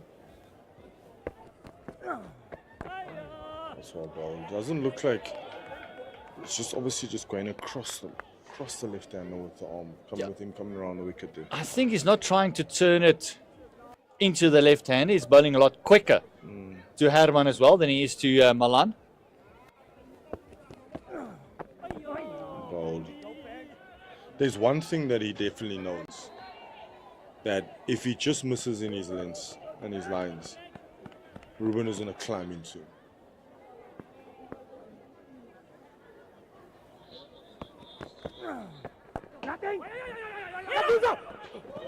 Chance. Bad throw. Bad throw by Dom there. Dominic Hendricks, experienced campaigner. That was a bad throw. A bit of a chance taken. They might feel that he's right on the edge of the circle, but on the heels. Could hear the timing wasn't quite there by Herman. It was really a forced run there. I don't think that was a good run. Especially, I don't think they identified that it was Dom there. Yeah, slowly. So. Ready, just a bit this way. Yeah.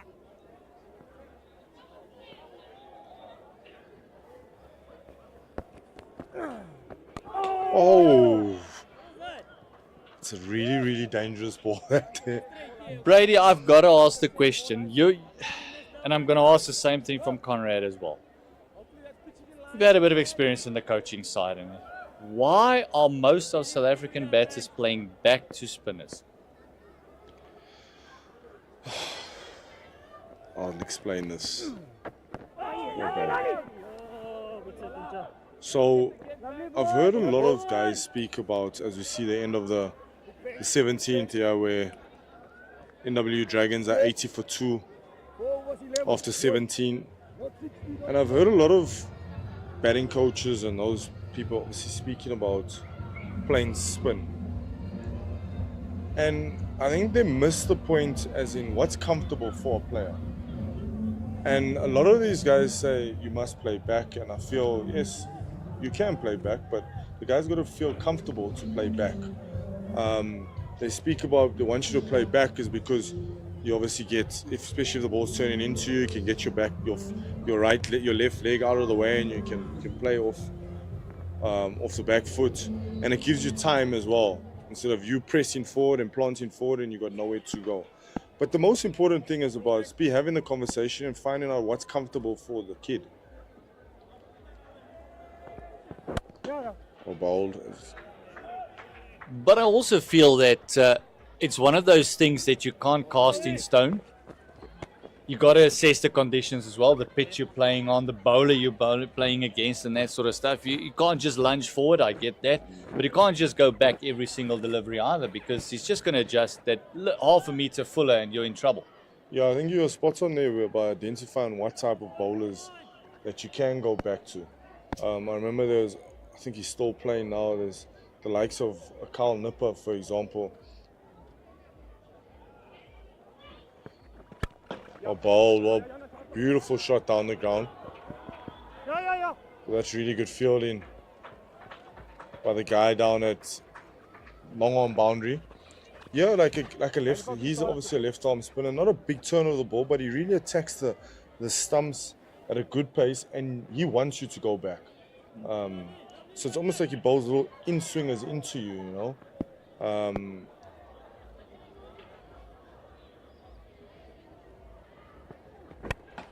Yeah, so a lot of these bowlers you're spot on by saying some bowlers you can't. And some bowlers or conditions will say that you must play back because you're not going to score if you play off the front foot, you know. So it's really important that we obviously get the balance right and understanding of when to do it and when not to do it.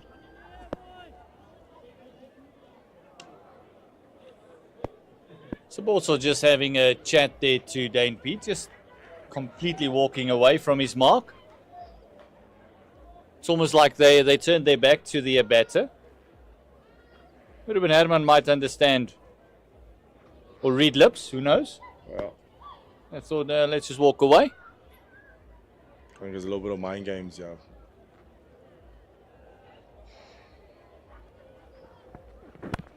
Bold. Well, he's really bowling such a good spell here for these guys. He's brought them back straight back into this game. Not saying that these two guys can't, but he's tied the knuckles down here. He's making it tough. And this is now where the conundrum comes in for the captain. Do you bowl him out? How many overs do you leave for the end? Or if he's bowling like this, you just go through with his 10. Bowled beautifully. Personally, I don't think for him, I don't think you give him, because he's also really good in the back end for you. So, if anything, you can maybe squeeze 8 overs, but I wouldn't squeeze 8 overs. I'd love to maybe give him 6 and then bring him back 2 in between, between overs 30 and 40, bring him back there, and then leave 2 for the back end. Bowled. That's what I spoke about. Remember, now they know that they've obviously got their dots, whatever. As you see the end of the 18th, where NWU is slowly but surely going along at a run rate of 4.7, 84 for 2 after 18, required run rate 5.8. I think this is setting up to be a really, really lovely game. Just look at the dugout there. They look very relaxed. Does the Knights? They look too worried at the moment. First game of the season. A lot of positives to take out already for them. Yeah, definitely. I think this is a very important campaign for the Knights. They've been steady in the T20 stuff and in the 4-day stuff.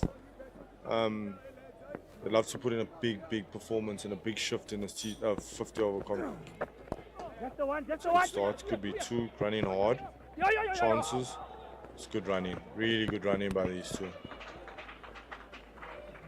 Immediately setting off, trusting each other, trusting the call. Yes. And it's so important as the non-striker to trust the batting partner, because he knows how it felt on his hands. He knows what the timing was. Did he play with soft enough hands to actually come back for the second?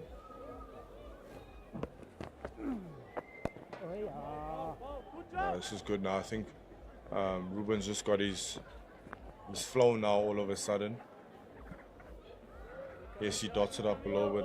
This is not the Ruben that we do know, but he's still going at just under run-up ball, which is still good. He's got the ability to catch up as well. Yeah, it's so hard to come from a SA20, a T20 tournament into a 50-over mentality.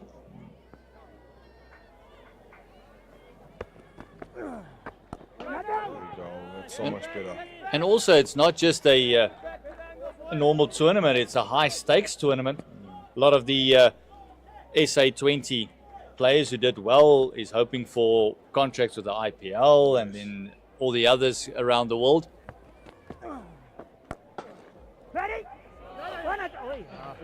That's really good fielding.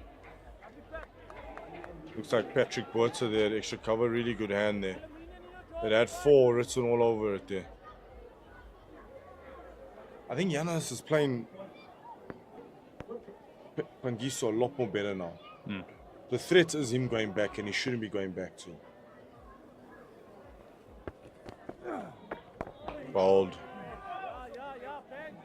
Pangiso is also, I feel, one of those bowlers, same like Fortuin, for instance, has got that slider, the one that just swings into the right-hander from that left arm around. Jack, just a bit, please. Yeah. Not happy with the angle. He's 45 is. Wants him a lot finer. Oh, it's really well. This is really good, guys. We're watching some really good bowling by these 2 here that have just got them straight back into this game, man. As you see, the end of the 19th.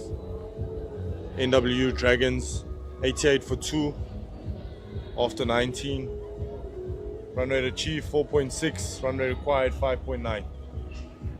There's a crowd again, and look at that. Just, it's absolute smiles. It's literally of all ages there. Look at that young man in the blue hoodie. Summing up the game. Might have some tips for the coaches, but later on, you'll crayon them in. It should be an interesting chase here. As you see Malusi coming in for his 6th over. Starts just where he left off. I've got to feel, I agree with your sentiment. He's such a good bowler at the depth. And if he doesn't pick up a wicket now, I think maybe just have 4 in the bank for him. Maybe try something different. Although they're bowling very, very well, these two in tandem, still got Dane Pete in the mix as well. Maybe just try something different, because they're starting to look a lot more comfortable against these two. Even though they're not looking, even though they're very comfortable and they feel comfortable, they're still not scoring, which is so important. As you just see that run rate just going up to 6s now. Not so long ago, they're going at 8s. They've brought this down beautifully.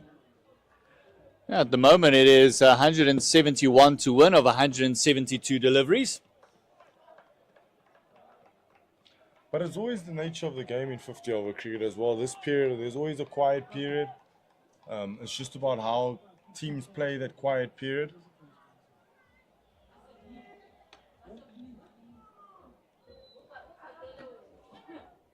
Yeah, well bowled. Really good by Lolly, yeah. Fantastic bowling. Malusi Saboto just showing why he's so highly regarded in white ball cricket. Yeah, you know, I think Jano Malan's not just going to sit back now. I think he's probably going to try and take him on here. Yeah, it's that good old-fashioned when do I and when don't I. I think they realize that he's coming in close to the end of his spell. They might just see him through. Maybe attack the new bowler a bit more. Don't let them settle. This is so good. This is so good. I'd love to know what the dot count is.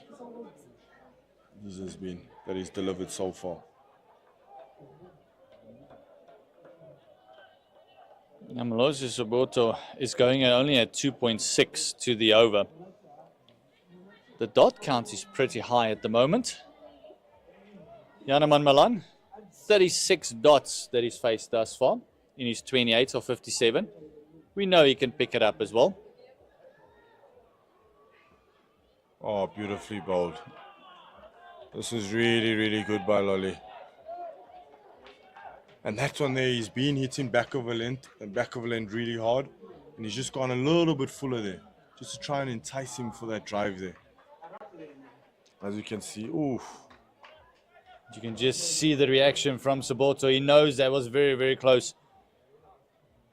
One more delivery to go. Looks like a maiden over. Can he close it off well? And indeed he does. Beautifully well, beautifully bowled.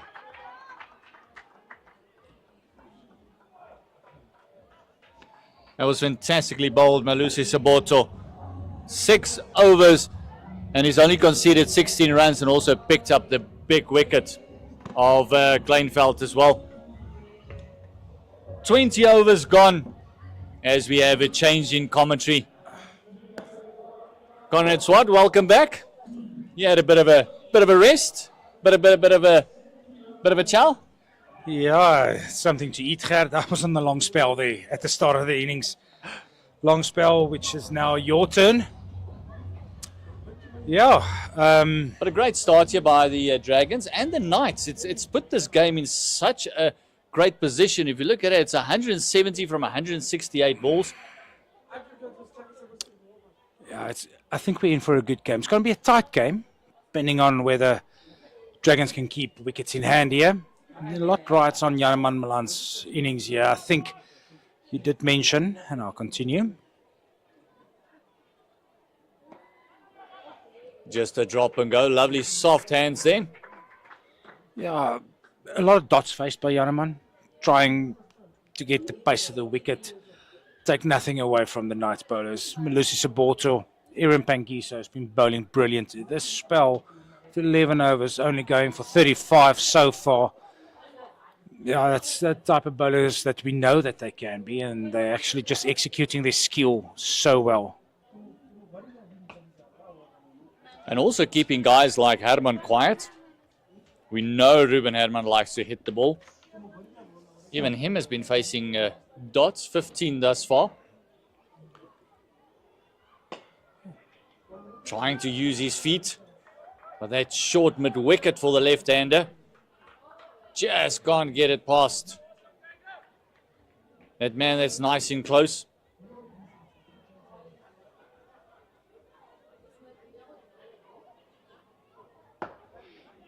Aaron Pangiso just not leaving the stump line. I mean, that actually, when Reinhard van Torne came in, third ball, went on the sweep, very straight, no doubt in the umpire's mind. This one just punched into the gap. Sweeper will pick it up. This is one thing that these two have done brilliantly. Dots build up pressure. Something's got to give somewhere. And if the Dragons can just absorb this pressure right up to and take the game in deep, they'll be in good position if they can keep wickets in hand, like you alluded to. Yeah, if you look now at the rate achieved, 4.4, rate required 6.2, it's nearly 2 runs to the over that they're lacking. But it's still no reason for any panic here. Just get yourself really nice and settled. The only thing is it's difficult even to score once. See, they're just flicking it. This partnership has gone to 22. It's the end of a 6 over for Aaron Pangiso, 1 for 21, and only 3 runs coming in that over. And the equation has moved on to 167 to win from 162 deliveries. And Duckworth Lewis normally gives you a good indication of where you should be, and that's what you mentioned. You don't need to panic because Duckworth Lewis's turn says they got to be around about the 96 mark. And they are 92 for 2. Yeah, it's quite close. I think the comparisons will be there in both innings. Again, it's not a stroke maker's wicket, this. You can see the ball. It hasn't quickened up as we thought it would be. No dew at this stage, possibly because of the amount of cloud cover. Great fielding there by Dominic Hendricks. Well, the Knights' fielding has been good so far. They've been nice and clinical, not allowing anything to be taken inside the inner ring. Sweepers have done their duty as well, running hard to balls that's either chipped or not hit very hard to them, coming in quick off the boundary and getting the ball back to the keeper as quickly as they can. Yeah, a little shimmy just down the track, just exploiting that gap on the leg side. Talking about a third, and he's coming back. And this is phenomenal running. That's our first 3 that we've seen for today. Yeah, that's excellent running. As you mentioned, Janaman Malan going down the wicket, just upsetting the length of Malusi Saboto, tucking it to the fine leg area. The fine leg, of course, was inside the ring, short fine leg, giving them opportunity to score 3, and excellent running by both.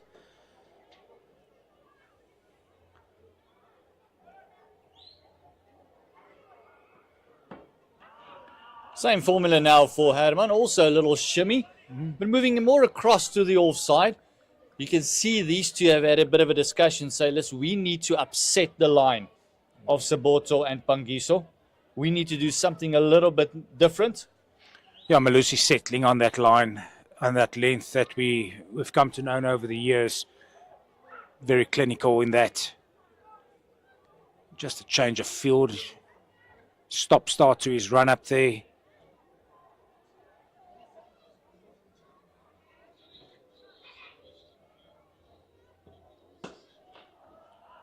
Another one down the ground. There's nothing more upsetting to a fast bowler if your captain stops you halfway through because he's still setting the field. Especially at Malusi's age, eh? He's... Yeah, look, the ABS, it's still cable breaks that. It's not ABS yet. But he's doing a superb job, understanding what length to bowl on this slow wicket here tonight. Going for 20 so far in his 6.4 overs. Just nice and steady. There's no need for funny business here, Gert. It's you will understand as a chasing team that the possibility of a bonus point is not on here. So where do you win this game? In over 45, over 46. Take it as deep as you can. Make sure you've got the wickets in hand. One batter must make a big one here for the Dragons.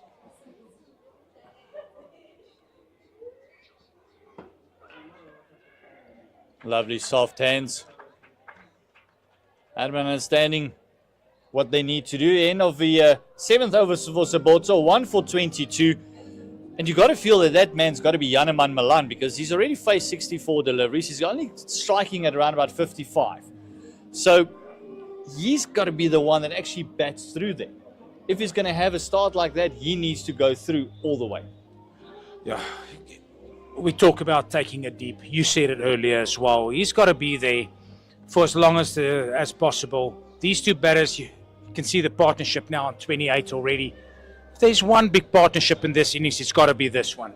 Got to take this to an 80 partnership, make sure that it gets to a 100 partnership as much as possible that they can put together, because these two guys have been batting well. Ruben Herman did have a cracker of a SA 20.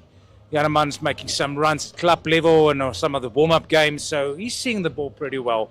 Got to make sure that that he, as a batter, knows the responsibility that's on his shoulders, and the rest of the guys that's coming in can bat around him.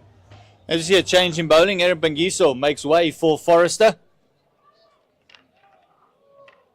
The right armer going over the wicket to the left armer, or left-hander rather. I like to see that. I think it's so easy for them just to go around the wicket. Yeah, it's just creating that natural angle across the right-handed batter with the sweeper down on the offside boundary.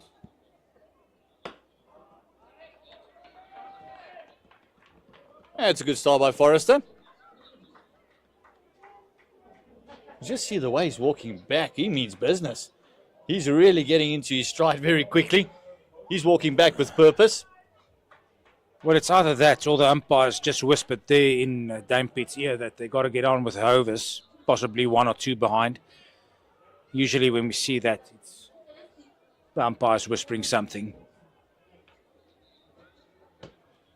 Oh, this one is an absolute belter. Ruben Herman says, I'll take that to the bank. Thank you very much. It's a sixer. Absolute massive hit there by Ruben Herman. Deon Forrester just missing his length a little. Only second ball that he's bowled in his spell.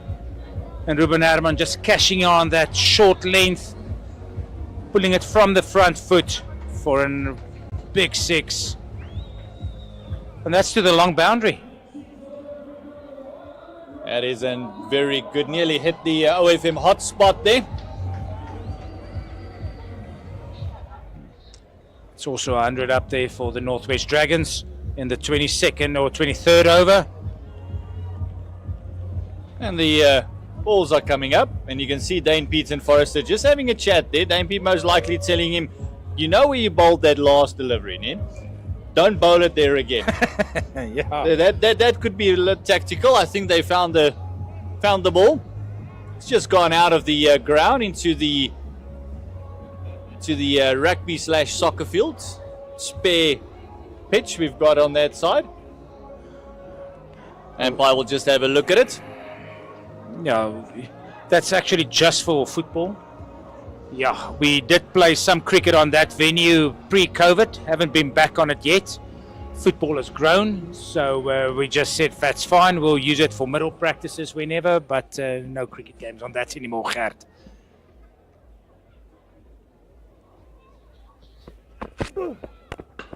Oh, it looks like Herman is really looking to go after it now. Great batting after the big one, just a one. Good adjustment by Forrester as well. You see, precisely, if I can give an opinion here, and it's just a solid opinion, I think, is yes, Malusi Sabotu, Aaron Pangiso, gun spell that both of them bowled. The batters realised they got to go after a bowler. Whether it's Deon Forrester or not, we need to see, but they got to make a play in the next few overs. Say, right, this is the guy, he's going to bowl this length. If he's missing, we're going to punish.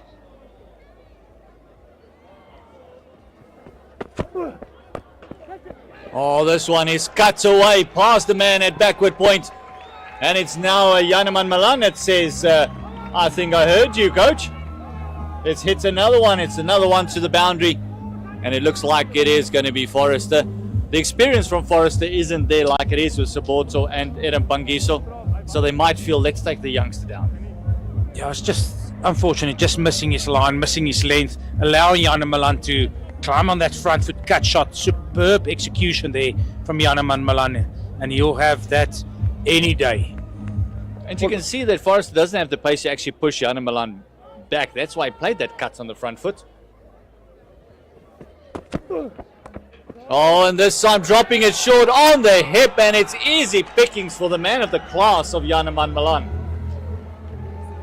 Yeah, it's again just erring on his a bit of length, just erring on his line, and Jana swiveling on that front foot, helping it along between deep square and fine leg for another boundary. This over already going for 15, and is this the over that will change the momentum of this innings? Just see the replay there, just chopping it onto the hip of Jan Milan, and those strong wrists. He doesn't need a second invitation.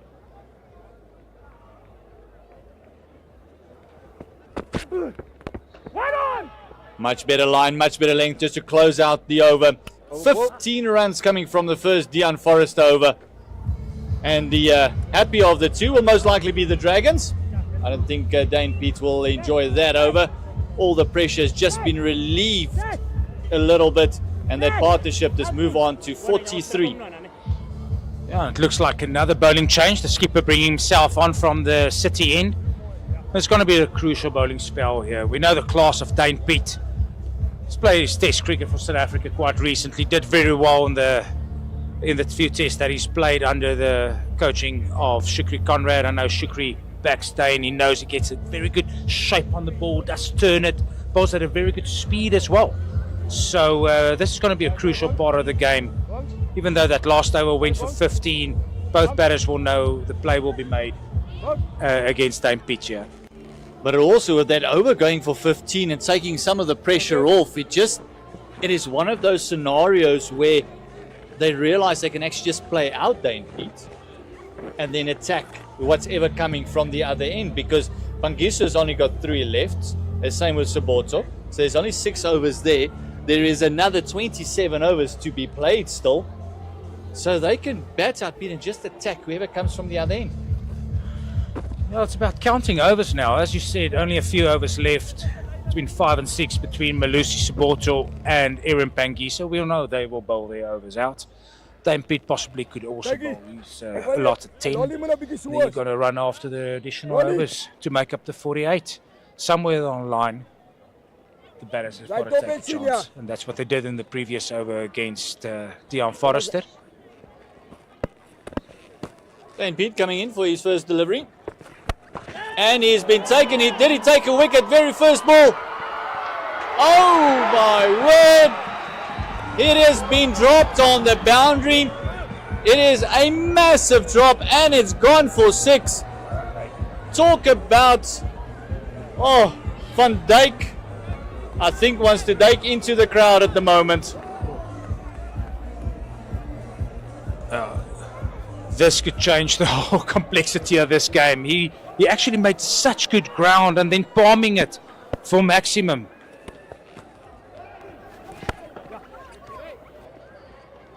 Oh, that could change it, and it's a big wicket of Ruben Herman that can really turn it on at the back end. If they needed a wicket, that was the one. Yeah, you can actually see Ruben Herman getting himself in a very good position to hit that. With an additional bounce and a bit of extra pace off the wicket.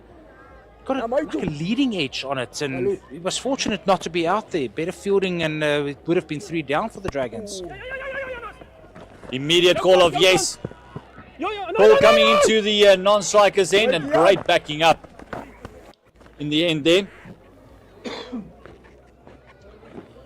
And already 8 off the over there, Gert making it 23 off 9 deliveries, changing, taking the rate required down now all of a sudden to 5.6. And this was absolutely hammered. You can just see that Dominic Hendricks is just rubbing his hands there. I think he'll be eating with the left hand tonight. Yeah, that was absolutely murdered there by Ruben Herman, making very good contact. Oh, lovely soft hands. With the power also comes that maturity of just dropping and going. He understands his game. Over the last, let's say, 2 seasons, the maturity that's come from the Herman brothers in totality is so good. They understand their game. There's a bit of extra bounce there by the wily veteran to close out the over. That's actually a variation that he bought. Looked like he actually rolled his fingers the other way around. Ball going the other way on Giannis. You can see him smiling there on the screen. It's the other one. Yeah, that's the shot, Giannis. Rather play that instead of getting yourself in a bad position. Yeah, both Herman brothers came along. I know Ruben is a touch older than Jordan. I think this SA20 did a lot of good for Ruben Herman. We've always known, since we saw him play as a school kid, then go to university, playing a few games for the Titans, he's always showed promise. And with age comes experience. And that's where he is now. It looks like Ruben Herman has started believing in him, in his ability and in himself. Yeah, you need that one breakthrough moment where you realize, I can do this. It's so important to do that. Jock Snyman coming to the attack. It was the top scorer for the Knights. 84, brilliantly batted. He opened the batting. Yeah, it's just the one over there for Dion Forrester. The captain, Dame Pete, realizing we can't afford another big over. Got to bring the spin on, slowing up the deliveries to the left-handed batter, Ruben Herman. And also the deliveries left has now gotten over the runs to 137 from 142. It looks like he's just darting them in to the left-hander. That one a little bit slower. Still very quick through the air. I think he will also rush through his overs here, putting pressure on the batters. What a delivery that was. That was a bit of grip and turn, a lot slower through the air. And all of a sudden, that just turned. Super delivery by Jock Snyman here. 4 dots in a row. And then he drops it short, and it's in the hands of long on. You can see the absolute distort from Ruben Herman. He can't believe he just did an absolute long hop, and he just popped it down the hands of a wideish long on. Yeah, not the way you want to get out after doing all the hard work. 30 from 39. Got yourself in good position to set up this game for the Northwest Dragons, and then you go and hit the drag down delivery of Jock Snyman straight into Longoff's hands. As soon as he made contact, I think he knew he erred there in his shot selection. And you could just see with the long on running in, you could just see how much vacant land there was to his left. If he just little bit to the left, little bit to the right, he would have gone for the boundary. But it's the pressure of dots and the one drag down, especially the disappointment now for Ruben Herman, because he got dropped in the previous over from Dane Pete. He got that second opportunity, and now again just playing the one down the throat. Yeah, Gert, so if you're going to be really critical, he got dropped in the previous over on exactly the same position. Just a turnaround. Got dropped by Jock's name, by Johan van Dijk on the long on boundary. This time, exactly the same shot, exactly the same ball, and he hits it straight down. And this time, Tian van Vieren made no mistake. As we got the captain coming in, and you can see just Aaron Pangiso just giving the crowd a bit of a rile up, having a bit of a chat there with the captain. Lasibo Ngwepe. One left-hander replaces another. Yeah, the standing captain, Lasibo Ngwepe, has got a big job to do here for the Northwest University Dragons. Got to again form a partnership with Janeman Malan.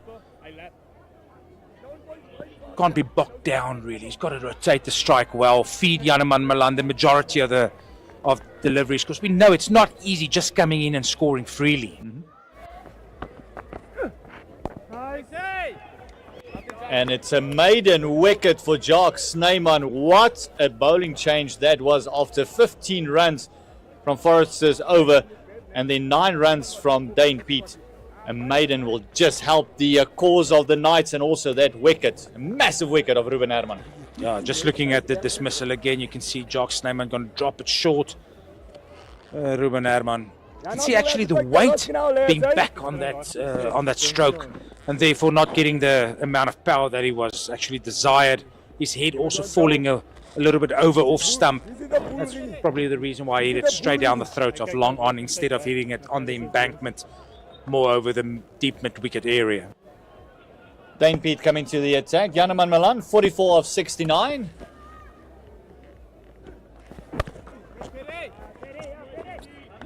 Hendricks is coming in very, very close in that extra cover region. Yeah, I think that's something that Janeman will probably see, and if there's any in length, yeah, he's probably going to try and hit the ball hard through that area precisely there. Must say Dom Hendricks, excellent fielder. Phenomenal fielder, and he's not very tall in stature, but he covers a big part of the ground. This one just worked around the corner. Dropped that one short, tried to really fire it in to Janeman Malan's legs. Just a single. I reckon there will be some words in Janeman's ear here from the Knights players. So don't throw it away. It's your responsibility now. One mistake, the team's done. And all those little banters, I'm not saying abuse, I'm saying banter, does sometimes creep into a batter's head. I think Janeman has played enough cricket to not let that bother him. Oh, this one snuck through. Ngwepe very, very nearly could have been disastrous for the Dragons. Got to get used to the pace of this wicket, does Lesiba.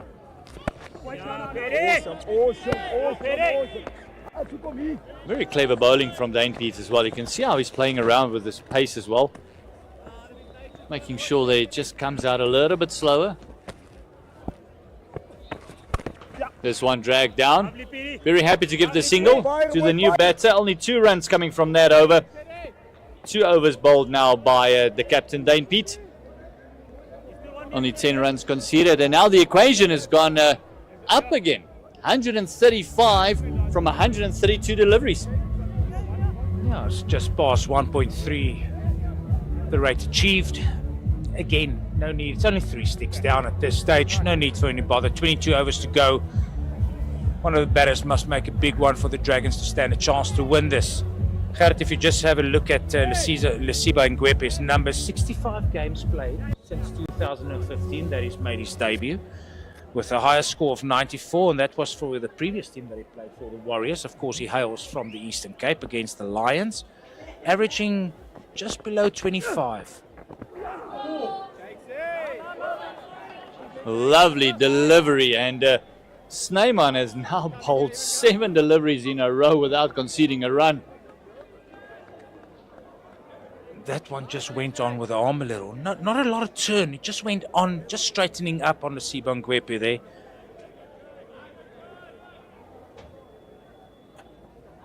It did turn though. It did turn. A bit of turn there. But it Sorry. turned.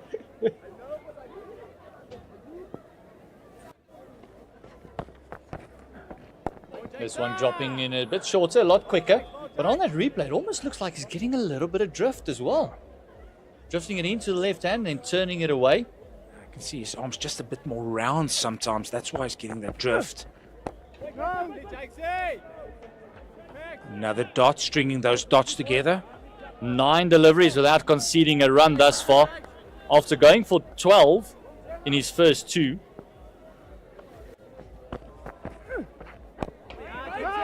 And it's amazing actually what a wicket does. All of a sudden you can hear there's a bit of a buzz going around from the Knights players, encouraging one another, saying, listen, it just takes one more. Just that one more wicket in this period here and we're on top.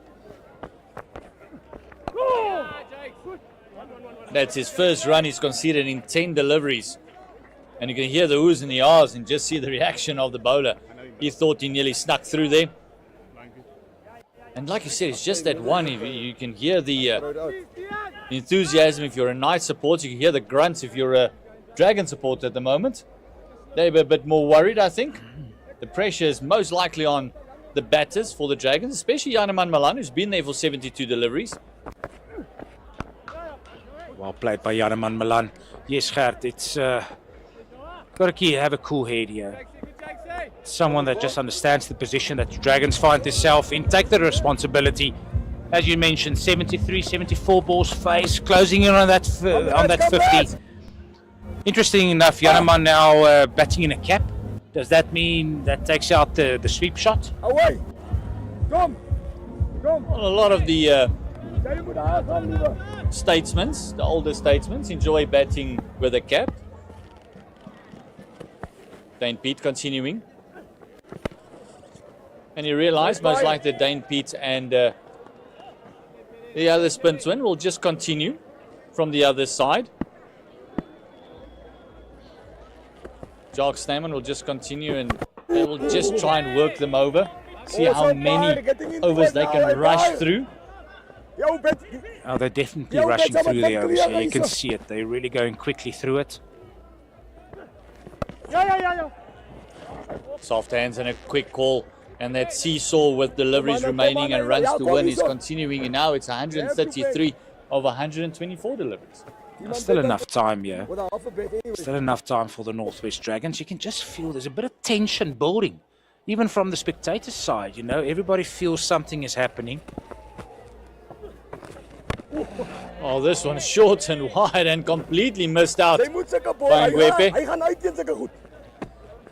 Tried to actually smash that one and just managed to hit it straight down to the deck.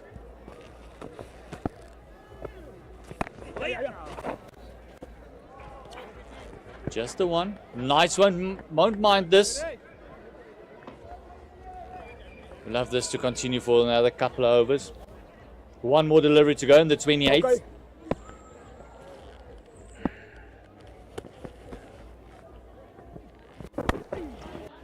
Well played by Janneman Malan. Down the ground to long on. That's the end of Dane Pete's third over and only 3 coming from that once again. So it just shows you, doesn't matter if you get a hit for one big one, which should have been a wicket. 6 in his very first delivery, and then from there, only a few singles. You can just hear the animation from the Knights. It's just getting a lot more. It's 129 for the loss of 3. As we see the Knights summary there. Toss was won by the Dragons. They decided to bowl first. And a great innings by this man bowling now, Jock Snyman. Jock Snyman having such a good game here. Just bringing his years of experience. Now bowling really well. Fielding so well of his own bowling as well. Janneman Malan on 48. Closing in on that half a century.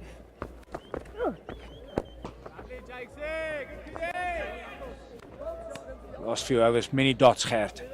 Many dots.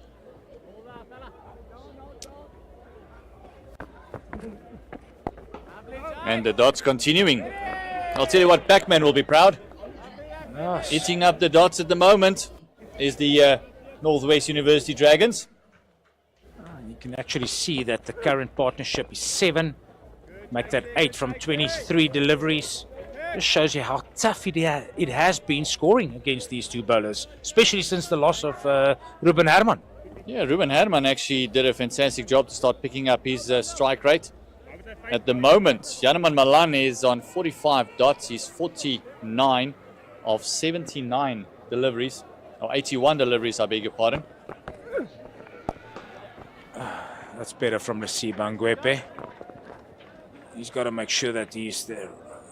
Partner in crime with Janneman Malan, not put any pressure on him there, nor on himself. Make sure that you get those single down the ground. And that's the one he needed for his 50. Janneman Malan, 50 up of 82 deliveries. Yeah, good innings by Janneman Malan. It's not the natural Janneman Malan we got to know over the years, free scoring. But I think he assessed the situation really well, how to play on the wicket. Doing precisely what Jock Snyman did, opening the innings, took his time. He's just got to make sure that he stays there for as long as his team needs it. Other players batting around him. Yeah, it's very important that he goes through now. He's assessed the pitch. He knows exactly what to do. As seasoned campaigner. He's halfway where he wants to be. Job only half done. Partnership 10 of 25, as you mentioned. Hard go. Oh, this one splicing on the outside. Fantastic fielding. Lesego Sinekwani getting down very quickly. How agile is that young man? Absolute gun fielder to have in that position. Phenomenal fielding. And also the awareness to actually go to the non-striker's end. They got through for a single there in the end. On the line. But the bowler and the captain will be very happy with that effort. Otherwise, it could have been an easy 2 or 3.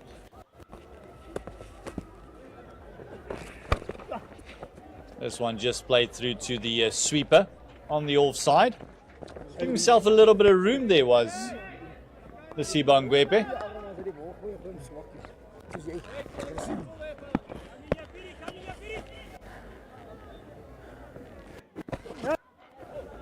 Just another one, tucking it away. Don't think the Knights would mind the singles at the moment. 124 from 111. Compile. 3 more deliveries to go. We're going to have a change in commentary as the myth comes back into the commentary box. Oh, just hear that ohs and ahs. Now the class of Dane Piet just holding the ball back, touch, not going as quickly through the air, but still bowling it into the wicket. Such a good delivery. Wonderful spinner to have in your armory. Almost a bit of confusion there. Direct hit. What does the umpire say? The Knights look convinced. Oh, that's touch and go, Gert. From where I'm sitting, it looked very close. Just look at the reaction from the fielder there. It's Botha. And he's saying, Ampy, are you sure you checked the correct white line there? Look at that. Oh! My word.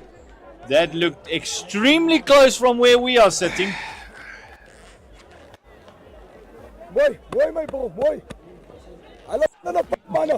So let's say that was excellent fielding by Pat Botha. Got to the ball quickly. Picked it up, direct hit. Sibangwepe now cutting the ball over the mid-wicket area, the cover area, but it goes for boundary. That's just add some insult to what happened in the previous delivery, where they had such a good appeal at the fielding side. After 30 overs now, Northwest University Dragons on 139 for 3. Yanaman Malan on 52 of 84. Sibangwepe getting his innings now. Getting his innings going. With 18 overs to go, I'm joined in the commentary box again by Brady Barnes. Brady, that was close, wasn't it? Yeah, I think it was more than just close. I'm afraid to say that was out. But we'll take that any day of the week. It's the first false shot there of Yanaman Malan. You can just sense something about to happen here, Brady. Yeah, with 18 overs to go, you need 120 of 107 balls. Get it! Yes! Something is definitely just brewing here. And it's almost seems as though, and I just feel now, I think NWU Dragons is just panicking a little bit now all of a sudden. And I just think they just need to just buy their time a little bit more, regroup, start again, and then they can get their batting flowing going again. So let's just say this. There's 106 balls, 119 runs to win. Barring a power play in 2020 cricket, which is, of course, 30 deliveries. Was it 30 deliveries, 36 deliveries, 6 overs? Yes, 36 deliveries. To score 118 of 105 balls should not be a problem, even with a spread field. Because in 2020 cricket, we get so used to big shots. But does this wicket allow for those type of delivery, that shot making that we're talking about, what we're talking about, or what we need? No, it doesn't. In 50 over cricket. It really doesn't, especially now the situation now doesn't need those type of shots. Exactly what they've just done now. Just keep knocking the ball around, and I think that's where they get a little bit caught up now. I think the rotational strike, especially with the spin, is just not happening. And I think they can probably go on until the next drinks break, restart and start talking about those things in order for them to get themselves in again and for them to obviously get a boundary when needed. No, man. Again, you can see just there's something that's bound to happen. In the end, a good single taken there. Janeman Milan running to the danger end. Over going for 4 of Jacques Snyman. 143 for 3 after 31 overs. Looks like Gian is having a bit of words with the umpire there. He was also, I think they're still having a go at the last run out.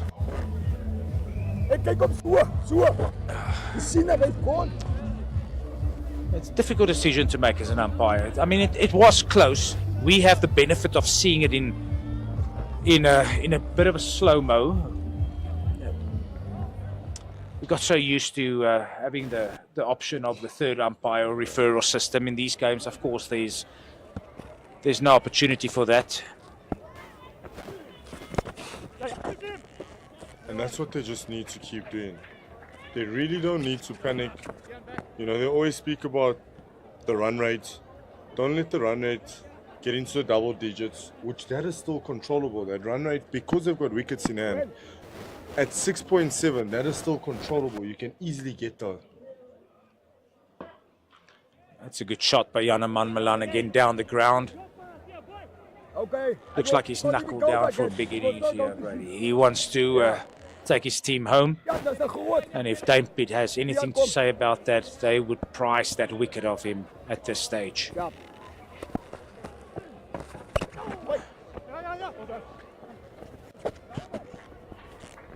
So it's no need for anybody to take a chance still. There's still enough balls here. As you said, take it to the next drinks break, assess where you are.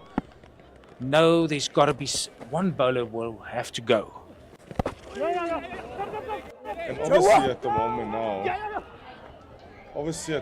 now, there's guys that are, you know, your Forrester's not really, he didn't really bowl really well those first 2 or 3 overs that he bowled. You know, so maybe that's someone that they can climb into, but I don't think he'll probably come back and bowl. But they've got to back themselves in order to take down at least one of these bowlers, you know? Yeah, they have to go after one of them. You see, that's the benefit that Dane Piet as captain have of this Knights team. He's got 3 quality spinners in himself, Aaron Pangiso and Jacques Snyman. And I mean, that's 30 overs that can be bowled. That's a thick outside edge by Janeman Milan. It's going down to the 3rd man boundary, being chased by Lesego Senekwani, who's possibly going to take, he's hoarded in. Good fielding, but the 2 batters go through for 3 runs. That will help the cause. Dane Piet's still on with the umpire about the decision about the run out, and we can understand why. They felt that was a big wicket for them, just stopping this partnership that's currently on 29 of 43 deliveries.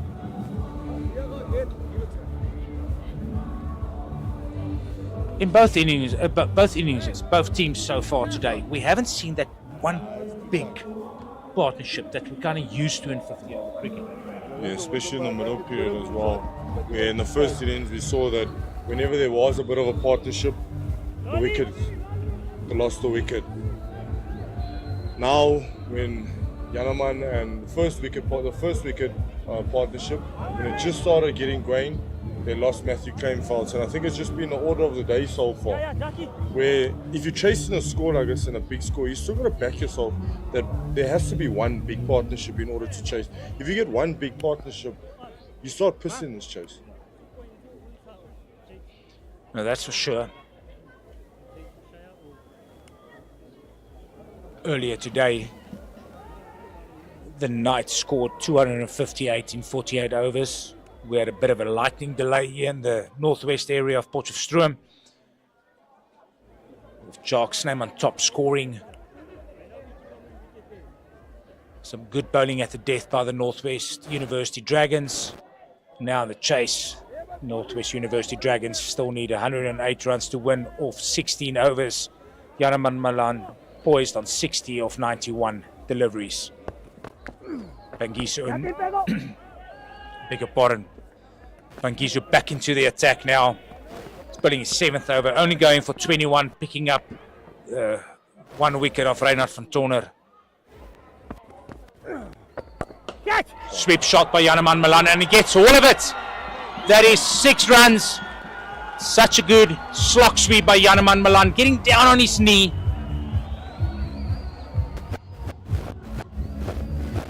That's a beautiful shot there.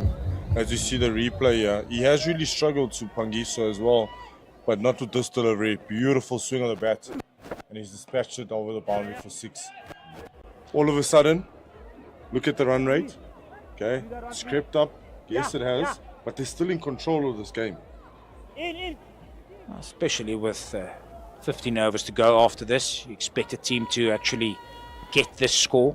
It's all about the fall of wickets, how you're going to control that. Pangiso then following delivery.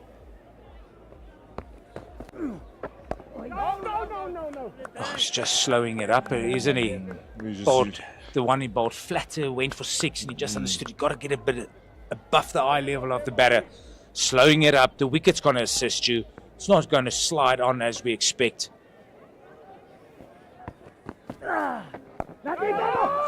Oh, and he's sent back. That's trouble. Early call. Janeman knows there's no run there, especially to the fielding quality of Lesego Senekwani. How quick is that young man? Oh, he's so quick. He is so quick across the wicket. It's scary how quick this kid is. And he's quite close in as well. You can see where he's standing, Brady. That's actually, he's getting so close to the batter. You know, it's like a catching position, but it's also saving one. You know, so they know there's a fielder. They've got 2 fielders out. One on the sweeper, offside position. One on long off. Okay, he can afford to get close in because what Janeman did there is, yes, he did hit the 6. Bang, he comes and he understands. Got to slow it up. And then Janeman just tries to, let's say, force the single.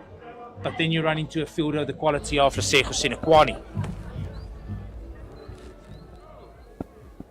Dame Piet continuing from the city end. Good shot by Lesiba Ngwepe. Excellent running by Janeman Malan. Good early call.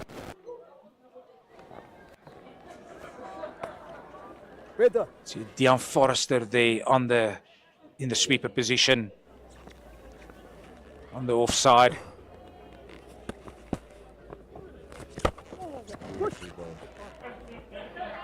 This is really good by them now. You know, we spoke about, yes, you can't be dotting up in this period, but just rotate strike. Identify where your 1 is. Where can I get my 1? Oh, well, and really played him well bowl there. And really back that area that you identified where you're going to get your 1 from. Yeah, you got to understand also that your intent should be good.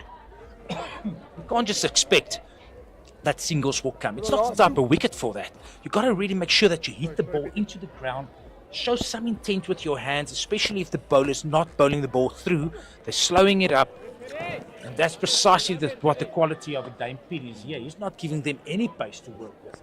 Tossing it up, Brady? Yeah, no, he's bowling at a beautiful pace. And I think the slower both these spinners have bowled, I think the harder it is for them to obviously play. You know? Another single there to Lesiba Ngwepe. Dion Forrester, it looks like, or Johan van Dijk rather. Looks like from this angle, just knocking on the ball. Can hear everybody at home going, scrum. I know delivery, yeah. Good shot by Janeman Malan. Rate required is creeping closer to 7 now. Rate achieved is just 0.2 below 5s. Close to double. To 12th men of Northwest running on. 12th and 13th man for much needed drink. Or it is drinks rather at this stage. You can actually see that both Aaron Pangiso and Dame Piet standing there chatting to one another. What should be done? I mean, how much experience is there between those two, Brady? Yeah, that's a load of experience right there. And you know, it's been this, if you think about it in this bowling innings as well, there's been these two plus Lucy Soboto, which has obviously brought them back into this game. As you see the scorecard here, the Knight scoring 257. All out with Snyman top scoring with 85. Patrick Wordsworth 40. Dominic Hendricks 29. Dion Forrester 21 of 23. Rwanda Swart 3 for 44. Cohen Mangru 2 for 35. Matthew Kleinfeld 2 for 39. Caleb Seleka 1 for 48 and 10. And then we head over to the Northwest Dragons, where they, at the present moment, after 34 overs, they are 163 for 3. Yanaman Malan 68 of 99. Matthew Kleinfeld 42 of 47. Ruben Herman 30 of 40. Lasiba Ngwepe 17 not out of 25. Malusi Saboto pick of the bowlers 1 for 22. Jacques Stamman 1 for 21. Adam Pangiso 1 for 27. Tian van Vuren none for 23 and 5. Well, Brady, just to come back, I mean, we said the amount of experience there, and you can see them chatting to one another. The brain trust there of the Knights. Looks like Aaron Pangiso, Dame Piet, Malusi Sabotum, Masego Sinekwani also getting into the chat. And now, what will be said in a situation like that? I think they're probably speaking about, okay, who's going to be bowling when and how they obviously want to obviously utilize their bowlers. And it's be very important now, because this period now from 34 to 48 is a really, really important spell period in this game. I think they're probably also going to be thinking, how can they get a wicket? But in saying that, if they don't get the wicket, how can they control them to not get under, to get them under 6.9? If they do, that run rate just keeps climbing and climbing and climbing, and they'll probably try and strive for the run rate to get to 10s. How they're going to do it, I think that's a conversation that's happening there. No, it's a lot being said. There are a lot of ideas floating about, and just look at there's a lot of experience there. I mean, now Jacques Snyman comes into the discussion. They've still got Gian Klute there, that's also played for the Proteas a few games. They've got, who are we forgetting? Oh, Dom Hendricks, who's on loan from the Lions, also captain of the 4-day team of the Lions. So they don't lack any experience in this setup. That's the Knights, and they will know exactly how to win this cricket game. Buckle down, get the correct bowling changes on, working really hard. I'm on backup power now, Brady. It's been a long day. I was at work this morning, 5:45 already, making sure that the residences get their league in. And, yeah, I know. And not forgetting, you still got another couple more hours with Jack at home. Yeah, fortunately he's sleeping probably, I hope. Yeah, but tomorrow's another day. One of the few Sundays that we spend at home is tomorrow. Next weekend we've got a busy Saturday and Sunday again. Yeah, how fortunate we are in Potchefstroom to have a amount of students here tonight. You can still see that there's a few people in. Decent crowd. Yeah, it's definitely been a decent crowd that's turned in today. Yes, some of them have gone home. And I don't think home, I think they've gone over to the pubs now, because I think it's that time of the, It's a time of the evening now. Yeah, it's been a busy day here on the campus. Next game here for the Dragons, I think, is on a Wednesday. And then you'll see more students coming in, possibly a bigger crowd. Aaron Pangiso now back into the attack, bowling to Yanaman Malan with a score on 163 for 3, bowling the 35th over from the university end.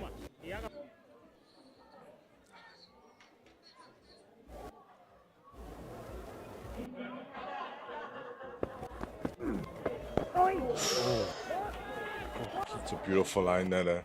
Don't want to be missing that. No, Yanaman Malan squaring open there on that. Getting a leading edge.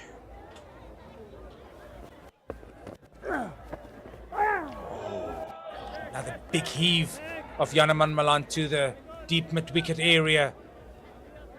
Bowling by Aaron Pangiso. Such a wily customer. Yes. Just a very, very important phase now of this cricket game here, Konas. But a width by Aaron Pangiso on that delivery, third delivery after 35th over. He's just such a clever bowler. He's obviously come a little bit straight to the first two balls. Tossed that other one a lot more wider. and just happy to give him that one. He's still controlling this over. As we see, the run rate's just gone up to 7s, but it's still controllable. You still got to back yourself to get 10 in an over. But from here onwards, there has to be an over of 10 or more. They're probably looking at that first bowling change after Aaron Bangisa's spell. He's got a few more overs to go. Another fielding change to Sinequani going across to the point area from the leg side. So at this stage, no fielding in the inner ring on the leg side. That's where Lesiba Ngwepe is going with it. They're pushing hard for the second, but well fielded there. My question to you is, do you bowl Pangi out?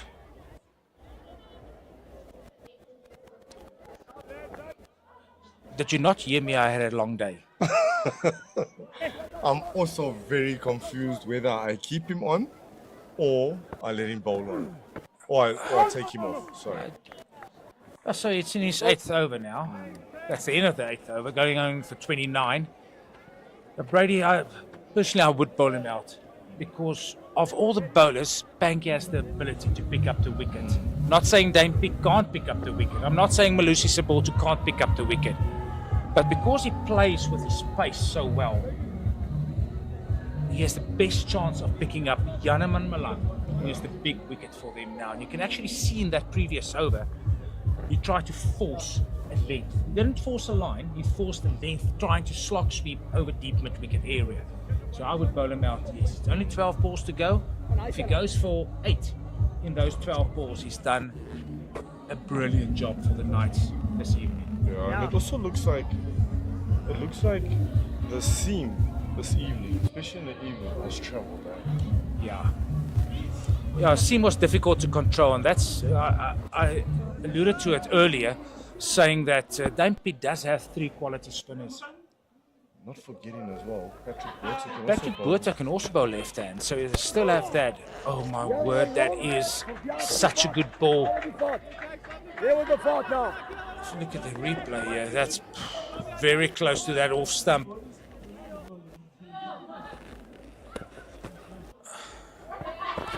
Wait. Don't panic. They don't need to panic yet. They really don't need to panic. My only thing is, just rotate strike. That's all you got to think of. Just rotate strike. That's good. Now you're talking. That's much better. And they could turn for 2, which they turned down. It's a good 3 first balls here over by Jock Snyman, just playing again with his pace. And again, I'm saying, Brady, Dame Pitt has more bowling options than what the Northwest Dragons had this evening. More options, especially when it comes to slower ball bowlers. And on this wicket, it worked into their favour so far. All 3 spinners have bowled so well to the Dragons this evening. No, spot on. And it's also, I think it's a little bit of a trend now as well. I think if you look at some of the teams, I think just over the years as well. Oh, that's a good shot by Lesiba Ngwepe. That's going to the boundary. Fielder giving up. Lesiba Ngwepe playing with the crease, making some room for himself before the delivery is bowled. Jock Snyman trying to go wider, and that allowed Lesiba Ngwepe to free his arms, Brady. Much lovely shot here, as you can see when you speak about. Yes, there we go. Freeing himself, opening up that side of the field, and gets himself a nice little boundary. Beautifully played. That's good cricket, this. And that's 7 from the over. Jock Snyman going for 28 and he's allotted 7 so far. That's a 50 partnership between these 2 batters, of which Yanaman Malan contributed 26 and Lesiba Ngwepe contributed 24. There was 2 4s and 1 6. And came off 67 balls. Yeah, and we can actually say, that's a bit slow, but the situation in the game did not allow for them to go quicker. Spot on there. The bowlers, especially the spinners, bowled really well. And saying that, here's the change that Dame Pitt has to make at this stage. With 12 overs to go, Johan van Dijk back into the attack. Sorry to say, I think this is a big gamble that they're obviously taking here. And probably captain's probably thinking a good gamble. Well, let's hope it's a good gamble if he gets a sculpt here. But in saying that, I'm going back to what I wanted to obviously allude to, is that a lot of teams that play a lot of spin in their teams, majority of the time know how to defend the scores. And I've seen this trend over the past few years now in domestic cricket. And this even, let's just go down even in coast cricket, in academy cricket, in university cricket. That's a nick off. About it. It's a massive wicket. That's a nick off. Johan van Dijk nicks off Lesiba Ngwepe. First ball back into his spell. Bit of extra bounce there. Bit of extra bounce. Gets the outside edge. And taken at the back by Gian Kluter. That was good pace. That was good pace, that. I must say, that was really, really good pace that I think rushed Ngwepe, and he even felt shocked there. He doesn't look happy at all, eh? No, he doesn't. Just having a look at the replay here.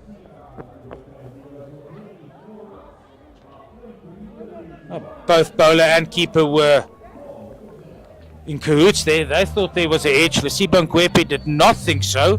But in the end, the only decision that matters is that of the umpires. Yanaman Malan now joined by Tahir Isaacs, coming in at number 6 for the Northwest University Dragons. What can we expect of Tahir Isaacs here tonight, Brady?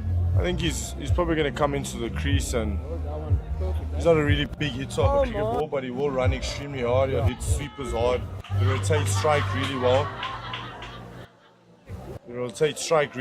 And then run really hard between wickets. You know, I think he's a good player with spin, which, yes, he might bring out his laps and his sweeps and his reverse sweeps. But it'll be interesting to see how he goes about his business with these experienced campaigners. Yeah, for the Northwest University Dragons, batters still to come, of course, is Ruan de Swart, who will probably bat at 7, Michael Pretorius to bat at 8, followed by Caleb Seleka, Kerwin Mangru and Aishel Kluter. So there's 1 or 2 batters still left for the hit here at the end. 87 now needed of 71 deliveries. Johan van Dijk picking up the big stick of Lesiba Ngwepe.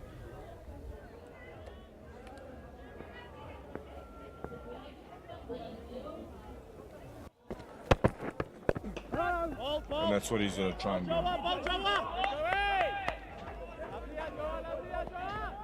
Yanaman Malan is the guy holding the key for the Dragons team. With 12 overs to go, just below 12 overs to go, if he can see it out in over 46, 47, they have a big chance of winning this game. If he doesn't, it's only one-way street for this innings, I think, for this result in this game. Johan van Dijk again. Short and wide there. And Brady, all day, the new batter did not find it easy to just get bat on ball, especially when it was straight. Okay, there was a bit of width on it, but it was a bit of extra bounce. So getting used to the pace, getting used to the bounce of the wicket has been difficult. No, you're spot on there. It hasn't been easy for these new batters to come in and just score freely. Oh, that's a big wide by Johan van Dijk. Oh, Tahir Isaacs going through for a second run on the wide delivery down the leg side, and he makes it. That goes down as 3 wides. Okay, absolutely golden at this stage. And as Brady mentioned earlier, Tahir Isaac, one thing that he does do very well is he runs extremely well between the wickets. Quick. Not the tallest of players, but extremely quick.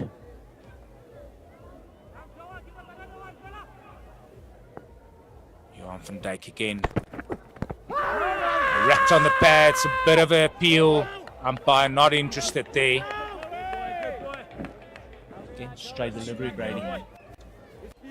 It's extremely hard coming in here and trying to score. As you see, yeah, it's going down there. I see Johan van Dijk is actually letting the ball go quickly out of their hand. Yeah, it looks a decent pace that he's bowling. He's definitely not bowling slow, yeah. We're in the 37th over. Johan van Dijk picking up that 1 wicket, nicking off Lesiba Ngwepe. Hey, he's been expensive, but that was a big wicket, and that's precisely what we need of your strike bowler. Come in, take the wicket, get out. Shot. That's super shot there by Tahir Isaac. Just going for one, just ramping the ball over the slip area.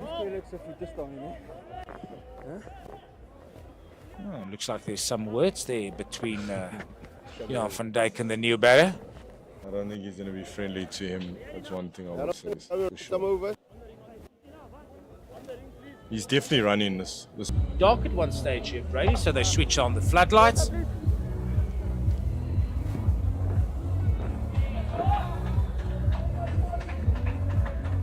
Jan van Dijk getting a big clap there by his fellow teammates sitting in the dugout. That's why they pick quick bowlers. Pick up wickets. There's no replacement for pace. As you see a bowling change.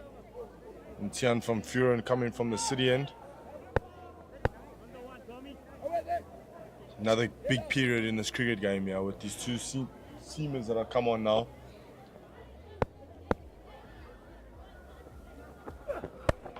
Good shot. Oh. So, Tian van Vuren coming back. They probably know Tahir Isaac. How is he going to play? He's not going to hurt you playing big shots. That's not the type of play. He's going to run it. Probably typical left-hander, going to pounce on anything with. And what do? They understand that the best fielder must be in the most crucial position. So they moved Lesego Sinequane to backward point, even a touch more backward than backward point. Like a fly gully, it seems, actually, Brady.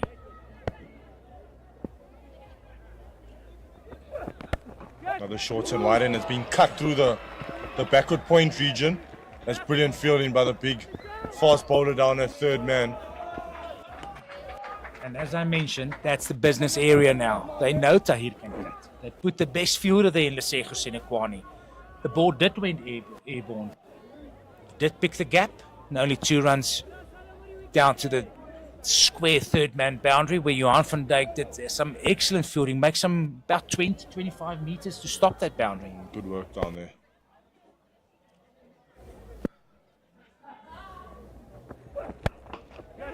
Big shot by Tahir Isaac, not getting all of it, but going through for 2.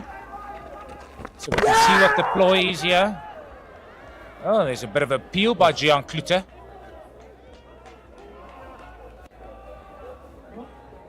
Umpire not interested there.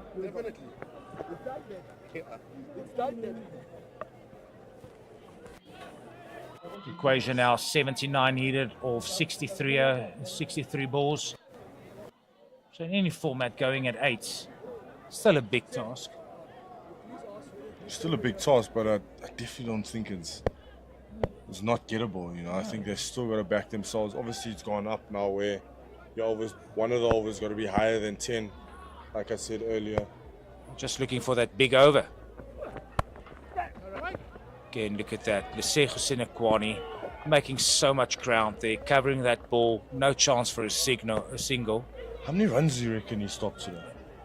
It must be close to 20. Yeah. So let's say he scores 20. He saves another 20. That's 40 against you, for your name. Such a good fielder again. You know, it's so important that you actually do offer something in the field if you don't bowl. If you're just a batter and you're giving me 40 runs, but you bat in the field and you cancelling 20 of your runs all of a sudden. Straight to a leading edge by Tahir Isaac, looking to knock that on the leg side. Fielded by Pat Botha coming in from the sweeper position. This over so far going for 5. 1 delivery to go. Big delivery, yeah. Big ball. Just feels like Janneman has been starved of a strike for the last few overs, you know. So even when Lesibo Ngwepe was still batting, it felt like ages since he's last faced the ball. Again, he holds the key here, ladies and gentlemen. Janneman Malani's there in over 47. Northwest University Dragons has a chance.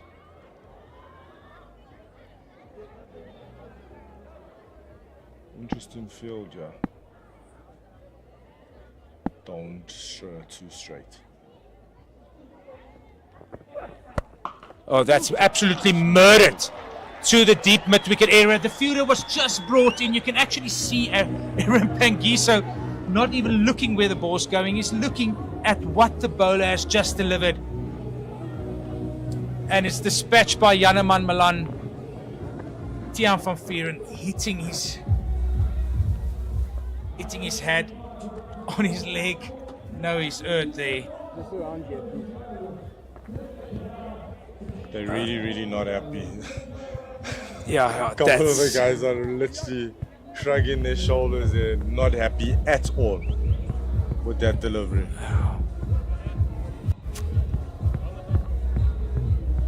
That's just one mistake, mate. It was a good over. Yeah. Just erred on the last delivery. Just like the 12th man running on to get the helmet worn by the wicket keeper. Does that mean we're not going to see spin for an over or two if the helmet's taken off, Brady? Most probably. When do they bowl the spin again? 10 overs to go. Still got overs. Captain himself. Aaron Pangiso still has an over or two left. Just depending how many, that will probably, from the captains, if he's got 2, Pangi's got 2, that's probably 4. Job Snyman has 2. Yeah, so that's 6. They'll probably give him one, Seema one more, Seema another one, and then they'll go with the spin. Oh, that's Tahir Isaac very early on that delivery, maybe surprised him a little bit. Hitting it straight down the ground to where the captain is and quickly sets off for a single. Running with him has never been easy, I hear. You literally run for every run of these. Janneman Malan just coming off a very good pull shot where he picked up 4. Seems like there's a fielding change now with Tiaan van Vuuren going to long on. Dame Piet moving himself into the mid-off position.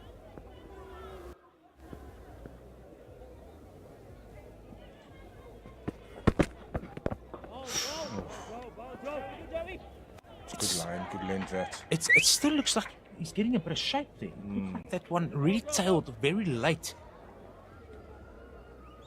Away from Janneman Malan. Very risky, sending fine leg back and bringing long on into the ring. So what's the plan here, Brady? If you bring in long on, you know you're not going to bowl the ball very far up to the bat. So he's probably going to look to hit those hard lengths. Yeah, I think Janneman's trying to pick him up over cow corner. Yeah. Oh, he gets a thick inside edge. Brady, you were so right. That was the shot Janneman Malan was looking for. It gets a thick inside edge. And he goes through for 2. I'm getting a little bit nervous here. I don't know why. I think it's got a little bit to do that. I'm just not seeing a flow of runs coming a lot more easier than what it obviously was like. But I'll still back these two to keep up with the run rate.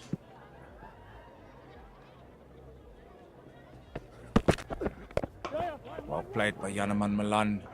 Johan van Dijk again hitting that good hard length area. He's putting a lot of effort into the spell, coming back for his second spell. He's really hit the wicket the second spell there. His intent and his urgency in his run-up can also be seen. He's attacking the crease really hard. Northwest Dragons will definitely be looking for a boundary in this over, just to keep that runs required intact. Not let it go over the H too quickly.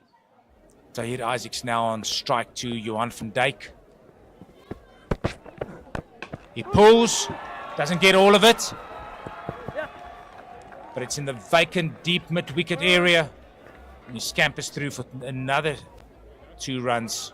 So far on this over, it's gone for 6 runs, 2 deliveries left.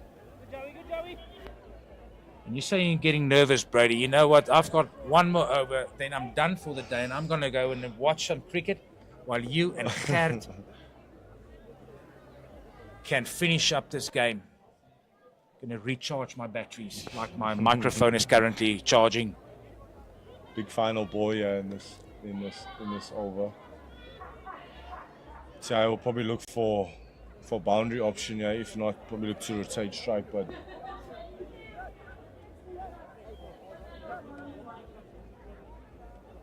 So between the three of us sitting next to one another, we said par score on this wicket. It's anything between 250 and 270. We weren't wrong. They scored 258. Did you, by any chance, think that the chase is going to be as difficult as the Dragons are encountering it now? no, I didn't. I think it was because the start that they had, they should have obviously just kept on not at that rate, but it was risk-free cricket. But I think a lot of the times, and if you look at how Pangiso and Dane bowls, especially, and as well as Malusi support, so they brought them back into the game and just worked on the run rate. Then wicket fell. Yeah, we would have never thought, like, you know what I mean. But in saying that, I still feel they both feel that they're still in control of this game, and either team can take it. As we see the end of the 39th over, where NWU Dragons are 192 for 4. Run rate achieved 4.9, run rate required 7.4. So yeah, I think they both feel that they're still in this game, but I never ever thought it was going to be this difficult though. It just shows you the class of the seasoned campaigners that they have in a Malusi Saboto, Aaron Pangiso, Dame Pete. They know, they've played this game for many a year. They know how to control cricket games. Not by any chance say they're going to win it, because this game is heavily in the balance here. But it just, you can't buy experience, they say. So they, after the start that the Dragons had between Janneman Malan and Matthew Kleinveld, they were going at 6s, even 7s at one stage. And as soon as those guys came on, Malusi Saboto, Aaron Pangiso, the run rate just dropped. It's difficult even to get one. So they understood how to bowl the ball into the wicket, the pace that it should be bowled at. And I think that's the reason this game is on a knife edge. Most definitely, and as we speak about it, as we mentioned him earlier, there we see Malusi Saboto coming in from the City end.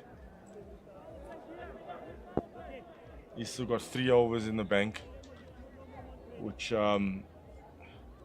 could be a crucial. Depends if they play Malusi pretty well. I think the Dragons will go on and win this game. Oh, Tahir sets off immediately, hit and run.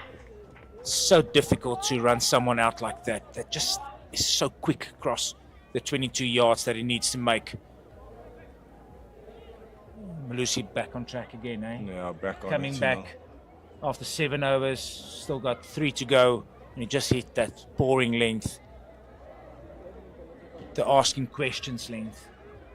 The hard back of a length, and that hard back of a length, I think they've been able to score a hard back of a length if there was width on the ball. But the minute it was a little bit straighter, hard back of a length has been hard to score. We'll see Malusi just giving some width to Giannis, trying to nick him off here as well. Shot by Janneman Malan, just a single.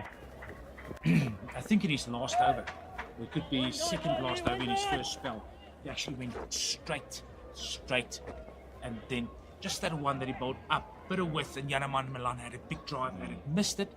But that's the wicket-taking ball. You know, you say, I know I'm going to play with you. I know I'm going to play with you, not give you anything, and then all of a sudden you surprise us and your eyes light up. Yeah, spot on. Thinking cricketer. Beautiful shot over extra cover, but good. That's super fielding down at the boundary then. Good running as well. Very good cricket all round. Good shot by Tahir Isaac. As we said, he's unlikely to clear the boundary on a big boundary like that for 6, but he's chipping it into areas. Where no fielders are. Currently striking at close to 100. Just giving what the Northwest Dragons need. Getting a partnership going here with Janneman Malan that's worth. Beautiful, well played. This could be 2 there. That's brilliant that's running, super man. running, Super running. Tahir Isaacs. Understanding that it's Jock's name on the boundary, shorter boundary, and he pushed him for 2. You know, we spoke about him been such a good runner between the wickets, and it just shows how quick this kid is. No, as we said, still in the bank with nearly 9 overs to go. Ruan de Swart that can hit it. But we want to see Yaraman Malande for as much time of this innings as possible. They even changed the fielder now. We see Hussein Kwani going to the deep square area.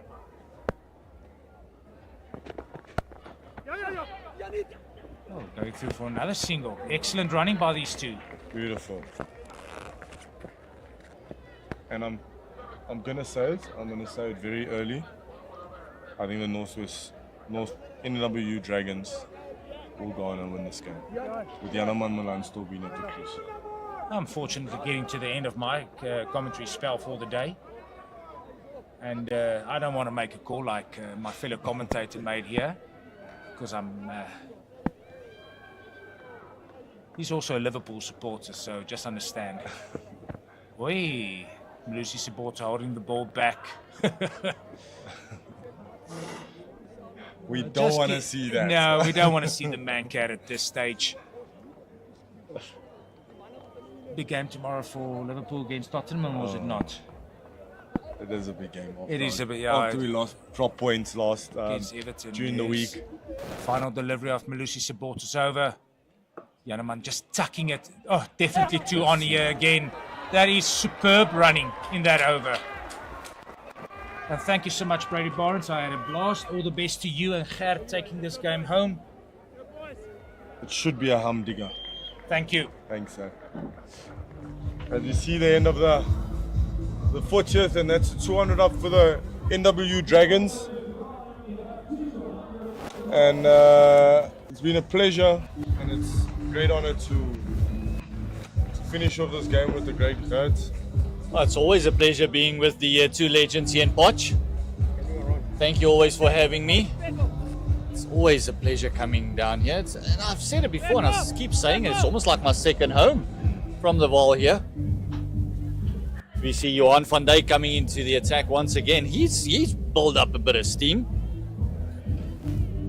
He's bowled really quickly. He really has bowled really quickly. He's built up a nice bit of pace. 200 coming up in that previous over. Only 8 overs to go. The equation is simple, Brady. It's 58 from 48. Very simple equation, but a tricky equation as well.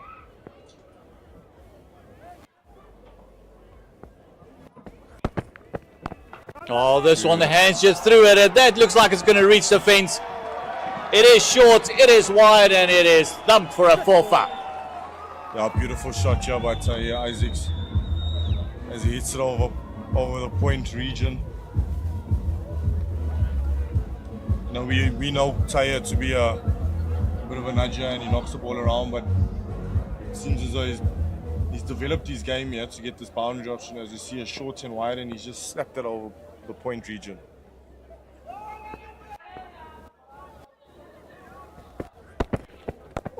Oh, trying to get it into the block hole.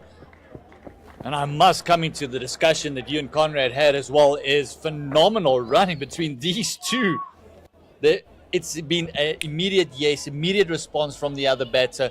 No hesitation whatsoever, and those twos has really put up the pressure on the fielding side. Yeah, I've put massive pressure on, especially Tahir. He'll come to this crease and he's added energy in the running, which has just been complemented by Yanaman Malan, which is it's a real treat to actually watch, you know.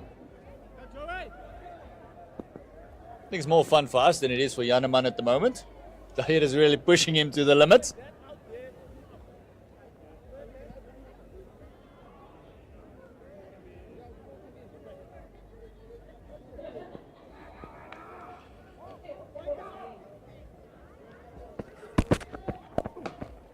This one just works onto the offside, looking for two again, turning very quickly, and it's another double. Oh, these two is making life very hard for the fielders and using the vastness of this JB Marks Oval.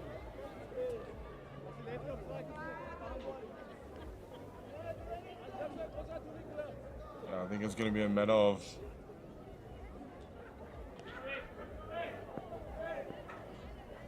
this is going to be a real tight run chase, yeah. But I still feel and I still back myself. If Yanaman is still here, I think they'll win this game. It's a great shot. This one is that is absolutely smashed by Yanaman Malan. That has been smoked through the mid wicket in front of square. Absolutely thumped. That's a beautiful shot, and I think that's a shot of authority by Yanaman Malan, and I think he means business here. Absolutely spectacular shot, and Van Dijk, after bowling a brilliant over the previous one, is now coming for some tap. 11 already from it, and Yana Malan is on 86 of 113. Tahir Isaacs 21 of 18. This partnership has already reached 40 of only 28 deliveries. Yeah, I definitely think I spoke about the over and the big over, and I think this is the big over that they needed to get them back into this run chase here. And the deliveries remaining and the runs to win is getting oh so close. It's only 46 of 43. They can get that down to a runner ball. 6 wickets in hand. You gotta feel that the Dragons is favourites. Yeah, definitely. They're definitely favourite in this game.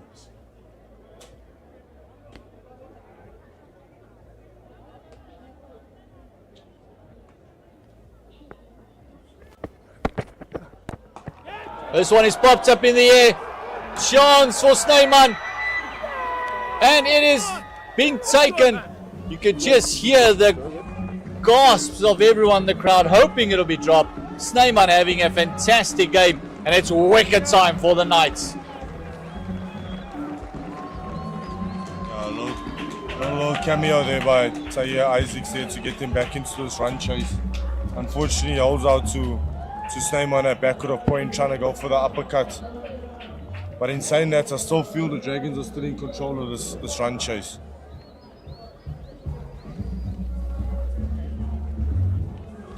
Yeah, they have to be in control of the run chase. Lovely take there by the opening bat. That is now 5 down, half the team back in the hut. Tahir Isaacs, and it's a partnership of 40 that comes to an end. Yanaman Malan still key there for you. It's over up. It is 41 gone, only 7 overs left. 213 for the loss of 5. Just a quick update on other matches carrying on as well. It is Western Province taking on the DP World Lions. World Lions batted first, 259 for the loss of 7 in their allotted 50. And at the moment, Western Province is 193 for 5. And that match has got about 8 overs to go there. So another screamer, another good start to the season. Yeah, a really good start to the season as you see the replay here. Short and wide. So you try to cut that over the point area, but unfortunately just got a little bit big on him and it went up. Good take by Snyman at backward point. You got to feel that's almost the way he scored his boundary in the very first ball of this over, and this one all of a sudden just got big on him. It just looked like it came in with the angle from around the wicket and just stuck him up. And the brain trust is everyone's there. Saboto's there. Pangiso is there. You can see Dane Pete very animated on exactly what he wants to do. Snyman is in there as well. Everyone just having a chat.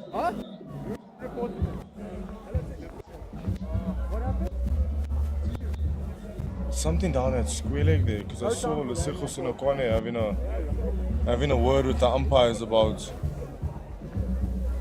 what was happening and what was said, I think, down there at the bottom there. Yeah, players are definitely unhappy about something.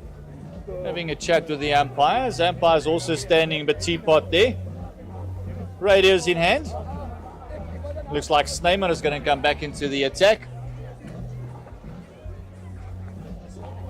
Yeah, what's this? The One Day Cup has started off with 2 bangers. Yeah. 4 big teams taking on one another. Yeah, really big bangers of it, you know, and I think I'm really interested to see what's going on there. Sorry, Chris, I'm not answering your question, yeah, but it just feels as though the game has just stopped and it looks like something that was really said, and I think it's upset a couple of the players down there. And if it is, I think it's honestly, it's not acceptable. Really is not acceptable in this game. Totally agreed with that. Quick summary of the match is that the Dragons was the very first team to bowl today. They won the toss and elected to field.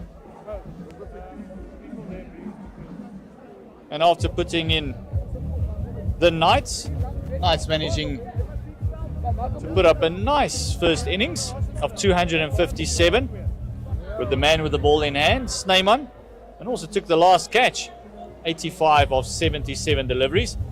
Now we can see the umpires also just having a stroll down. That's always unnecessary. When it comes to a great game like this, the energy's up, the anticipation is there, we're in for a banger, and then all of a sudden, one or two little mishaps just spoils the evening a little bit. Yeah, it really does, and it's just been such a good game of cricket.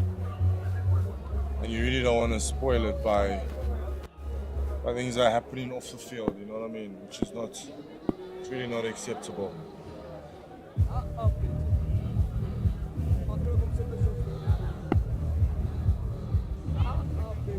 Well, like I said, Snyman top scoring with 65, and also Dominic Hendricks, which is on loan from the Lions, chipped in with a 29, and then Boertse also scored 40.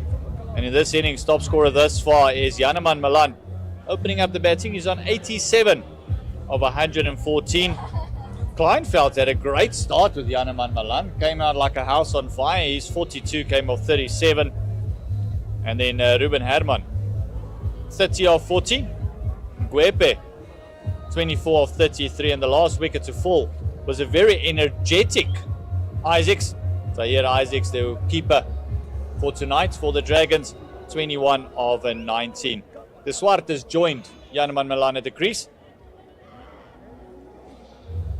Yeah, De Swart's a really good cricketer that's been around now for some time, and it's going to be really crucial for him to obviously batch out with Janneman Malan. That's why I still feel they still got a good chance of getting this, of knocking these runs down, because they do bat really deep at this present moment. They don't need to take any risks at all. If you look at the balls required and the runs required with the balls to run a ball, with the field being spread, the chances are the Dragons should win this game. With 5 wickets in hand, that should be the equation. You mentioned it earlier, put 2 wickets in that wickets column. What happens then? Another quick wicket here and a big wicket of Janneman Malan. That will just put a lot of pressure on the Dragons. Yeah, they'll put I think the big wicket here is Janneman Malan. If the Knights gets Janneman Malan, I'm afraid my prediction will switch to the Knights side, but 90% chance the NWU Dragons will go on and win this cricket game. Yeah, still the umpires are all conferring. Still not convinced that everything is kosher down there. But the Lions innings, Reza Hendricks scoring 32 and a 50 up for Hamza. Van Buren falling 2 short of his 50, 48 of 58. Esterhuizen 38, and then Potgieter 17 of 24. With a bit of a cameo by Cody Youssef, 18 of just 8 deliveries in the back end of the Lions innings, taking them to their 259 for the loss of 7. The main bowlers was Simmons taking 3 for 40, and also Patterson taking 2 for 44 in their allotted 10. For the Western Province, Eddie Moore scoring 66 of 94 before he was dismissed by Luto Sapamla. Katime 27, Smith only 3, and then Valley 19. At the moment it is Nayako 17 of 20, and Simmons has just come to the crease with the dismissal of George Linder, who's 55 of 58 deliveries. So it's getting also very close there in Cape Town, as the bowlers who took wickets is Luto Sapamla, 2 for 38. He's still got 2 overs to go. And then also Fortuin, who's bowling at the moment, 2 for 33, busy with his last. It sounds like a really good game down there in the Cape. been some really good games here these first 2 games, like you said earlier. It's going to be an absolute banger. Looks like it's going to go down to the wire in both these games. And also, if this is the start of the one-day cup, oh my word, imagine when the teams really start hitting their straps, we're in for a couple of close calls. Yeah, really, really close calls as we see the match referee coming onto the field now. There's definitely something racial that's probably happened over here, I'm afraid.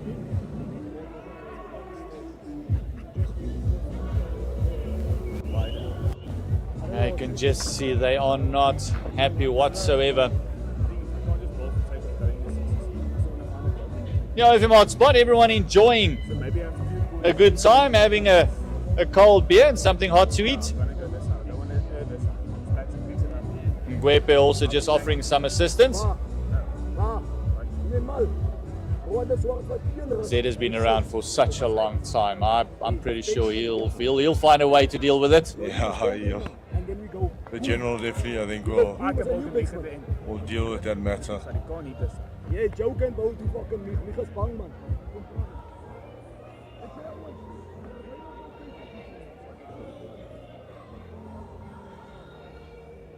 But we're going to take a break while there's a break in play. And it's 213 for loss of 5 wickets. There's only 7 overs to go. The equation is simple. 46 from 42 balls. We'll be back in a bit.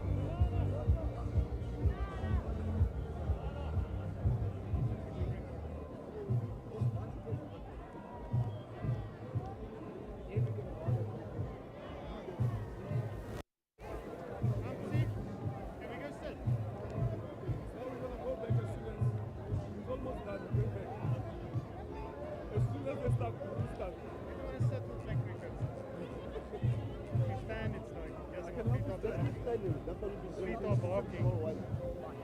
How about you guys? You don't even. You don't even. You know how tough it is. I can think. Can't they allow you those little stools?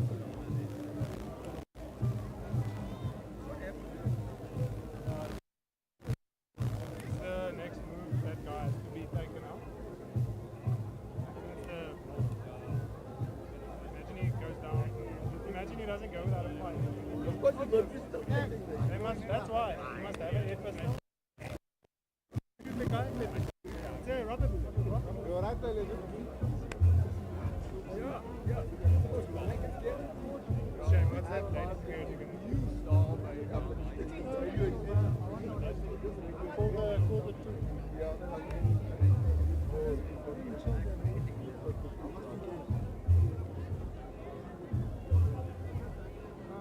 Altercation.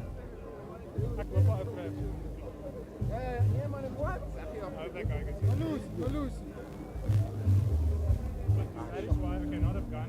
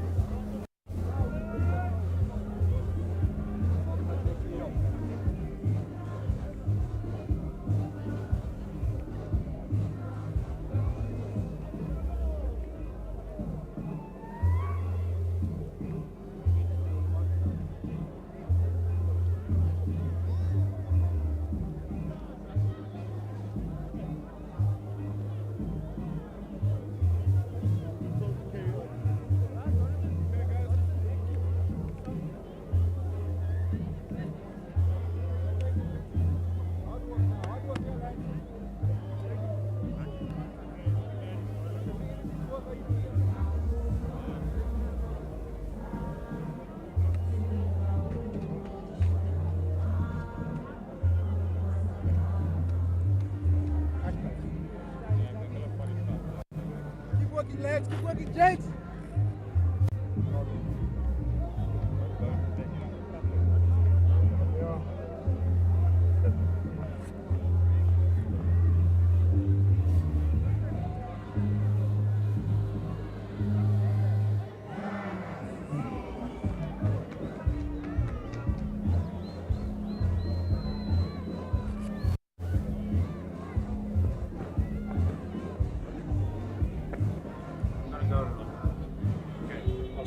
And it looks like we are back. It's going to be Saboto that's going to take up the mantle once again. A little bit of an incident there. Hopefully it's not too serious. It is going to be one of those that's going to be talked about a bit over the next week or so, especially in the ranks here at the Northwest University Dragons.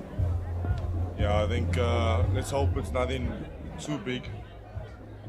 But from the reaction of the players and what was said down there, I don't think it is anything small. Yeah, even the other players coming to the aid and actually also having words there to one or two of the spectators. But cricket will always prevail. It is Aborto coming in. It's Janeman Milan on strike. And let's play.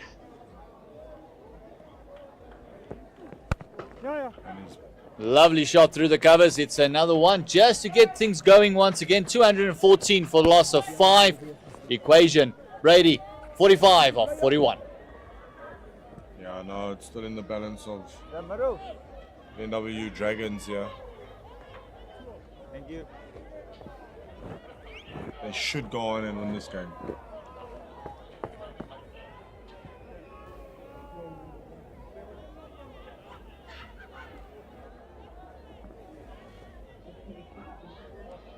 Saborta's bowled brilliantly throughout this game. 1 for 32. Busy with his 9th. Oh, founding the outside part of the bats and very unlucky to concede a single. It's never easy for a new batter to come in on this deck, is it? No, it's definitely not. We spoke about it. That it's not easy for them to come in and score as freely as what they have scored. Janeman's obviously making it look a lot more easier because he has faced 115 balls on this, so he does know the pace of it. As you see Malusi into Janeman. Another drop and run, which is really good. How well has he built his innings? We were talking at one stage about his strike rate and it's a bit too low and that sort of thing. We said while we were talking that he needs to go through. He can't give it away now because he has eaten up so many dots. And how well he's done to actually pick up that strike rate. No, he definitely can't. You know, right now it's a different story if he's dotting up and then he gets out, but he can't afford to get out. He really can't afford to get out, which he has done.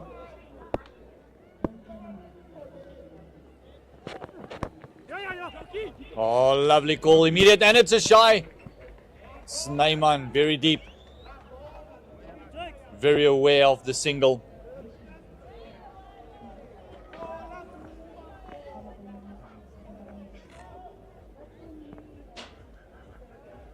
Yeah, Conrad enjoys the walks.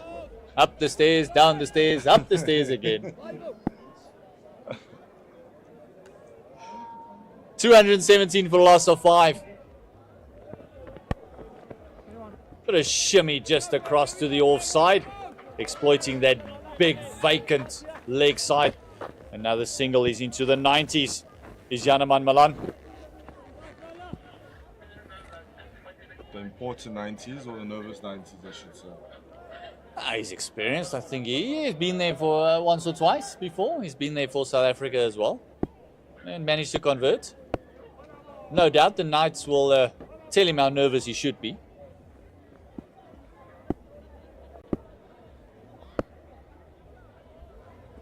And just a bit of psychology from Saboto.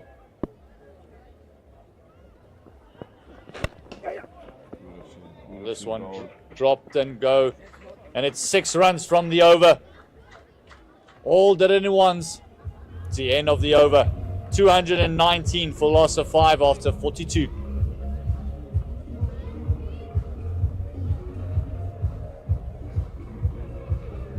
Duckworth Lewis, always a good indication of where you should be. According to Duckworth Lewis's turn, you should be around about the 216 mark. Northwest University Dragons are 219, so right up there, right up par. It's 40 from 36. 6 overs to go. And Conrad mentioned it. You need to take it deep. You need to take it to that very last over or 2. He did mention it that if Janeman Milan is there by the 47th over, they will win the cricket game. Aaron Pangiso, experienced campaigner, comes into the attack. He's also bowled brilliantly. 1 for 29 in his 8 overs. Yes, definitely bowled beautifully, Aaron Pangiso.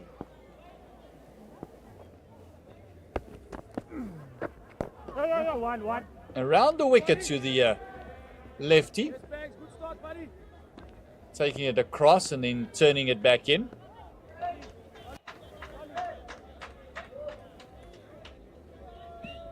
Very important, yeah. 1, 2, 3 there, please. In this period of this game now where Pangiso's come into the attack. It'll be interesting to see if Dane follows him from that side or follows him from the other side or follows him from this university end. Oh, big appeal. Strangled down leg side. This is a really big wicket, this. Strangled down leg side. Unfortunately in the 90s. Good take there by Gian behind the stumps there, but crucial big wicket. Big wicket for the Knights here. Aaron Pangiso with the breakthrough once again. In the 90s, Janneman Milan, there's a little bit of scratch on it, and you can just see the exhilaration and the joy from the Knights. Loving it, knowing what a big wicket that is. The set batter is gone, 90 of 118. Gian Klute taking a marvelous take down leg. Yeah, beautiful takedown leg there. He's batted really well and he deserves this round of applause as he comes off the field. Beautifully batted.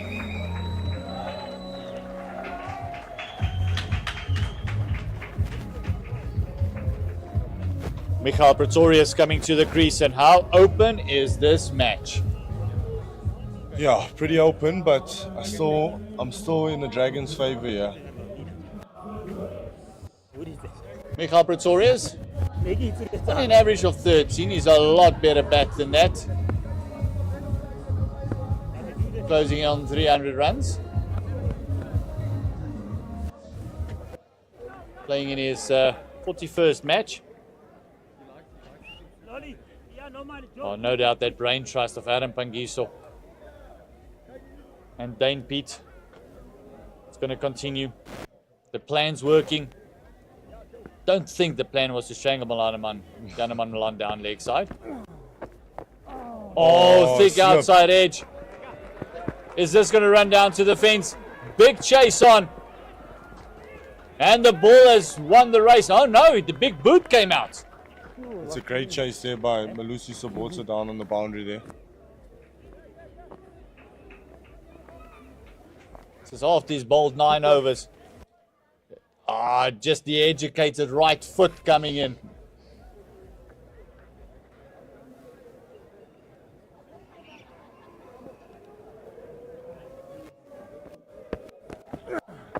One.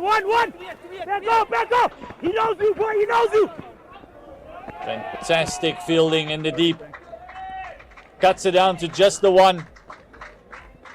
Really good fielding there by Lesego Sinekwani. He's really quick. I could hear the Gian shouting, they know you, they know you, they know you. So they probably know that let's not take him on. He's got a decent arm, but how quick does he get to the ball?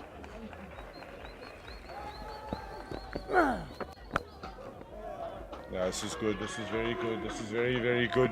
This game is going to go down to the wire, just like how the T20 game in Bloemfontein went down to the wire as well. Oh, how nice would a super over be? Yeah.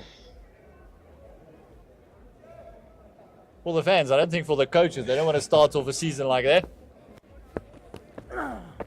One. Beautiful. This is good. This is good. This is really good. Scoreboard's still ticking away, which is good. They're still in. Dragons are still in control of this game. Ruan de Swart keeping the strike there, the left-hander. 226 for the loss of 6. Big wicket of Janneman Milan at last over. Aaron Pangiso has now picked up 2 wickets for 36 in his 9. Oh, we're getting close. We're getting close. Only 5 overs left. If I'm not mistaken, a 48-over game. We've lost 2 overs aside because of Thunder earlier on. In a 48-over game, 3 bowlers can bowl 10 overs, if I'm not mistaken, and 2 will bowl 9. That's 100% right. So Zabota will come in for his 10th, and no doubt Adam Pangiso will finish up his 10 as well. It's become such an important over.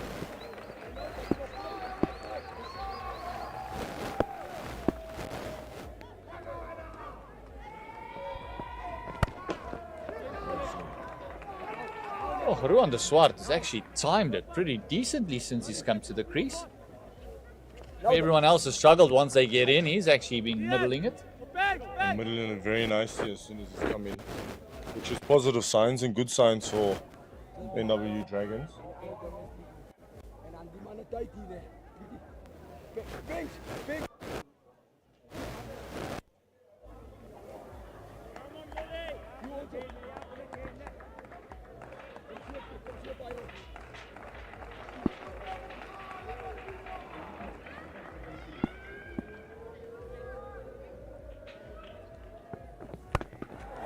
Oh, lovely shot.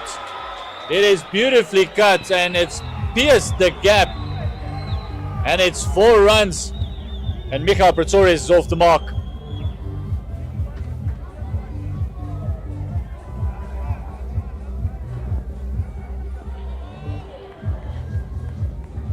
He definitely pierced the gap beautifully there. While with third man up, beat third man in point.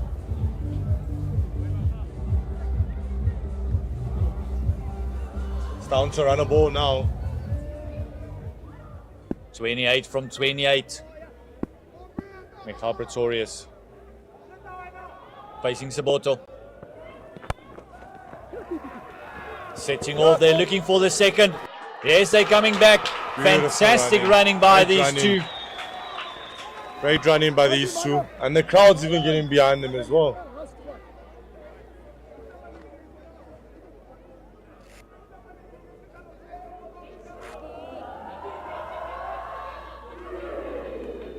Got a bit of a chant going there as well.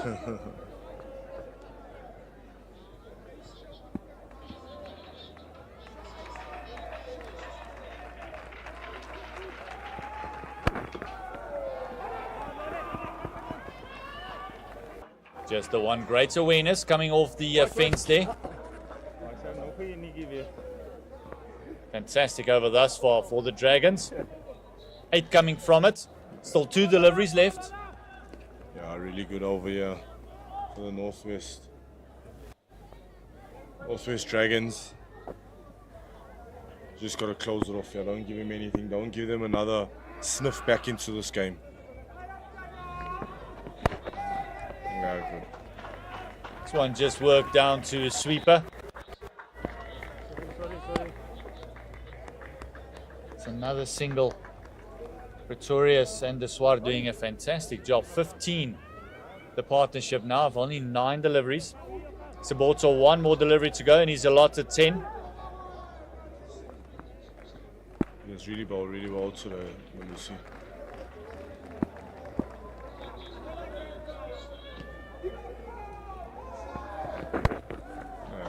Well played.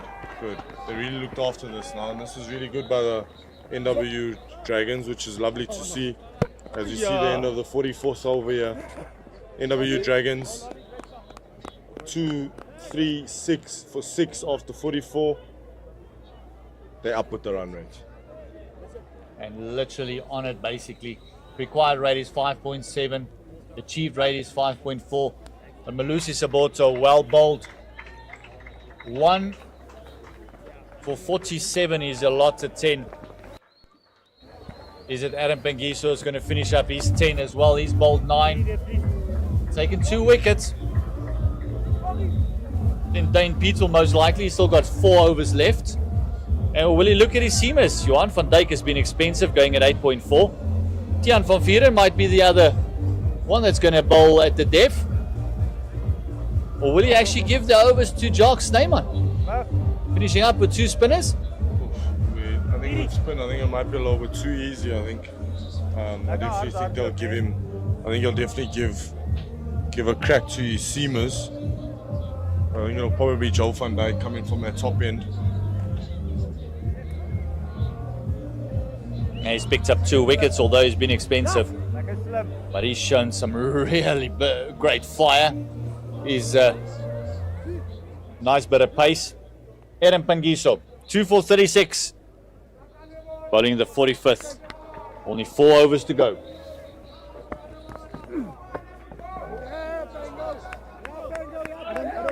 The equation is now 23 of 23. 4 wickets in hand. The Knights need 1 or 2 wickets here.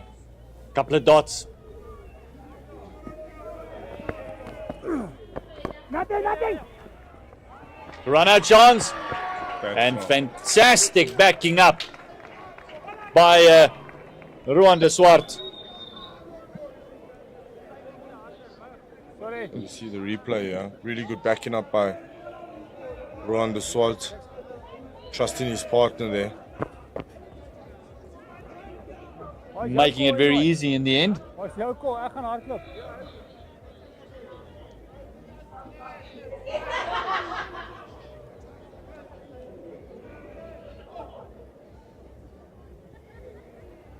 With a chance like that, you've got to try and hit the stumps, or it's literally over the stumps into the keeper's hands, bails come off, you know?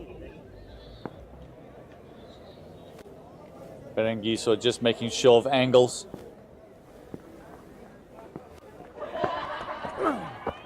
One. This one just bumped down the ground. It would just be the one. Sinokwane just picking it up, lobbing it back in. 238 for the loss of 6. Look at that. 21 of 21. Victorious. De Swart at the crease. Saborto 1 for 47 in his 10. And thus far, 3 balls to go. 2 for 38 for Aaron Pangiso.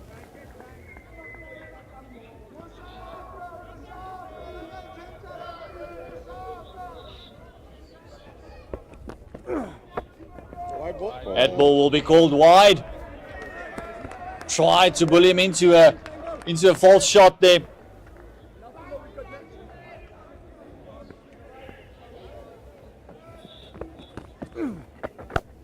This one played over extra cover. There is a sweeper just to protect. Only 10 extras thus far in this innings. They started off with a couple of wides and then pulled it back nicely. Yeah, very interesting to see that with the start that they had, with the amount of extras that they did deliver.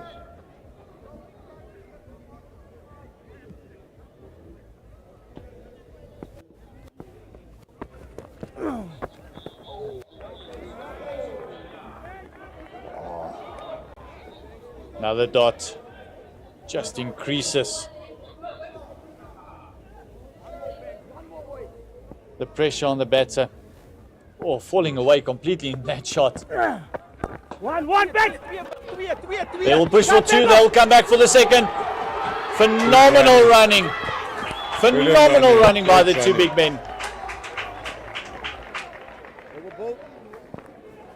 Great placement. And that is the end of the 10 for Aaron Pangiso. 2 for 42.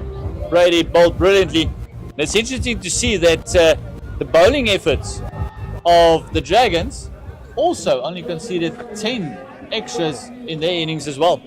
Yeah, so far so good by them, as we see a bowling change here, where we spoke about Joe van Dijk coming into the attack following Malusi Soboto. I think this is the last throw of the dice here. Well, normally we say the penultimate over is the most important over, but I think this is going to be the over that's going to determine if he can string a couple of dots together, maybe nip out a wicket. This might just be what the Knights require. No, definitely. They're going to try and probably squeeze for 2 dots here. From 2 dots, maybe a wicket. Let's try. What would that discussion be, do you think? I think it's about field places and what he needs to obviously bowl. What would your message be to Van Dijk? Go as quickly as you can, bowl nice, straight, full, and go quick, or do you want him to bowl a couple of change-ups? No, I think he's probably going to run in here and try and knock them over here. Try and bowl as quick as possible, especially with a bouncer to this big boundary as well. I definitely feel it's definitely on here. And I'm not going to be surprised if he doesn't try go into the ribs here, try and make him hit in the air to those guys in the deep. I think Michael needs to be really clever here. If it does come short, just to drop it into the hole instead of trying to take it on, you know? Yeah, the field is set exactly for what you're describing. They got a deep square out, sweeper out. Also have got a Deep mid wicket on the fence.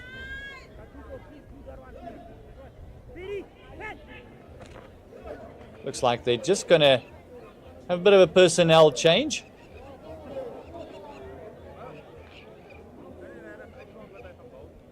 Finally coming into the circle. They also got third man in the fence. They're also long on. Looks like they know that that's a traffic area, so they've got their best fielders down on that side, on the leg side there.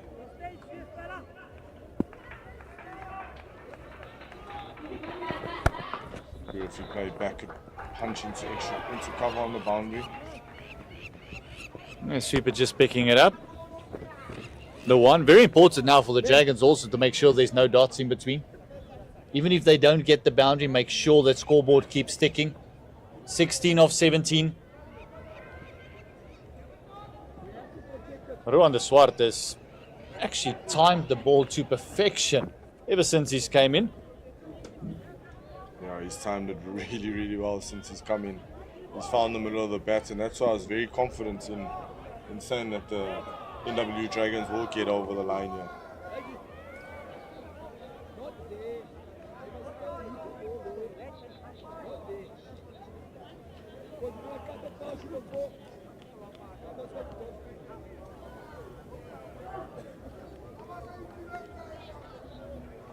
You see a lot of changes happening in the field here.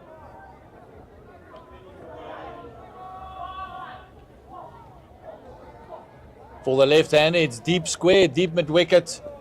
Then also third man on the fence, sweeper on the fence, long on the fence as well. Beautiful. This one played through the covers.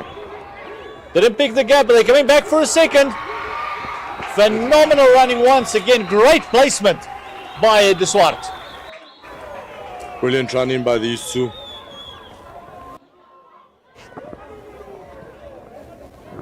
Great placement. Going to the right of extra. And that's sweeper with this big ground that they need to cover. Just not able to cut down the two.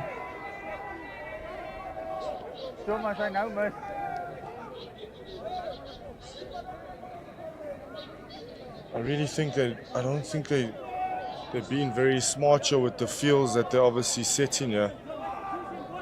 They've got to try and squeeze a lot more because it's 14 of 16 balls and they're getting a single very easy. Oh, inside edge. And that's going to go down to the fence. How unlucky is that for Van Dijk? And how lucky is that for the Dragons?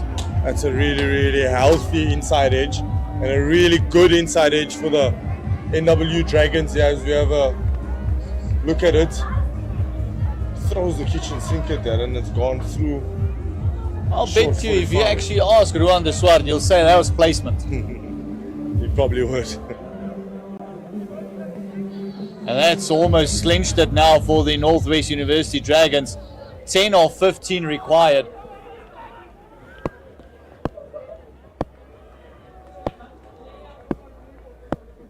Knights need a wicket desperately. Bowled, well played. This is good cricket, this.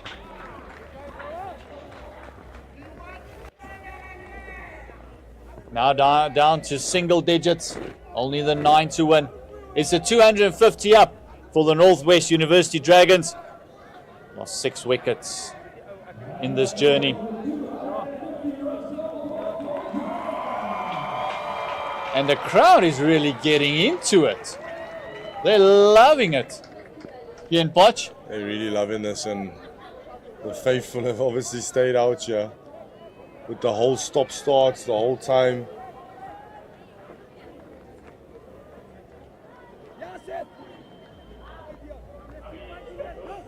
One fast bowler to another. Johan van Dijk, still 2 deliveries to go. I can tell you one thing, it's definitely going to be short. I doubt this will be pitched up in Michael Pretorius' half. Oh, and how well as he played that. It's another 2.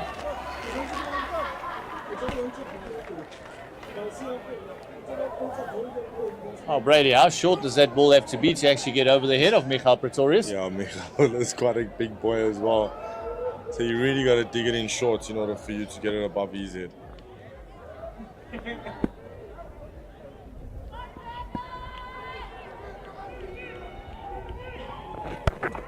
Well played, well played. This is really good by Michael. It's all they require. End of the over. 2 for 52 is the equation for Van Dijk. He's been expensive tonight. Picked up the 2 wickets though, but 253 for the loss of 6. You can just see the Dragons there, Janeman Malan, everyone just having a bit of a smile. A lot less tension than there was earlier on. Much more relaxed. Yeah, we did speak about it, and Conrad did mention it that we should have taken it home in the 47th over. And then precisely that's exactly what they're doing here. Going with pace. Only 6 required to win. Still got 12 deliveries to go, 4 wickets in hand. You've got to feel that the home team has got this in the bag. Yeah, they definitely do, I think. It's got to be something really crazy for it to happen. I would have maybe had doubts if they were 9 down, but they're only 6 down. Now my eyes are quite small. Tiaan van Vieren, the left armer, coming to the attack. His 6 overs have gone for 32 runs, which included a maiden early up. Yeah, I thought he bowled in the beginning. I thought he bowled nicely. You know, he got the ball to shape a little bit. His lines were just a little bit wrong in his first 2 overs or first over, but he actually came back really steady here.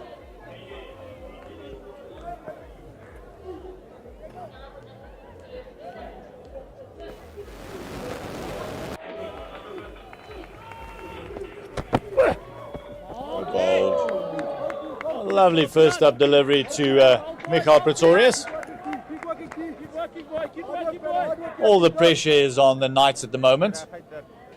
I don't think the Northwest University Dragons are feeling the pressure. 6 to win, 11 deliveries to go. You see that first delivery there. A bit of shape that came through, or do you reckon it stayed a little bit low there? Runs in again, has been slotted down to the cow corner region for another 2. Oh, and a lovely throw from about 15 meters off the fence, hitting the stumps. This has been a brilliant run chase by the Northwest Dragons. Yeah? Very well compiled, and you got to give credit to Janeman Malan, who was there till around about the 40th over. He's 90 of 118 balls, set it up nicely. And also Kleinveld's 42 of 37. That opening partnership, the start that they got, allowed them to fall behind a bit, and then they caught up, fell behind, caught up. The Knights every now and again had a sniff to get back in the game with a wicket here.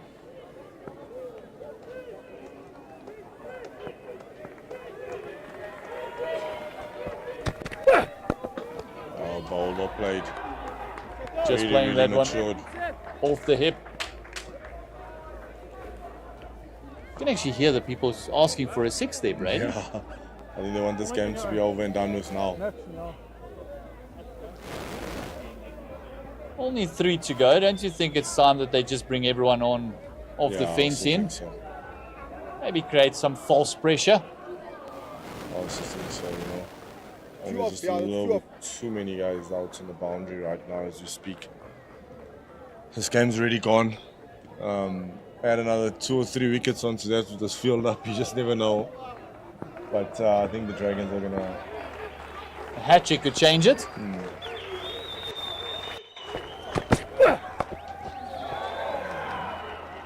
Just a little swivel around the corner. 257.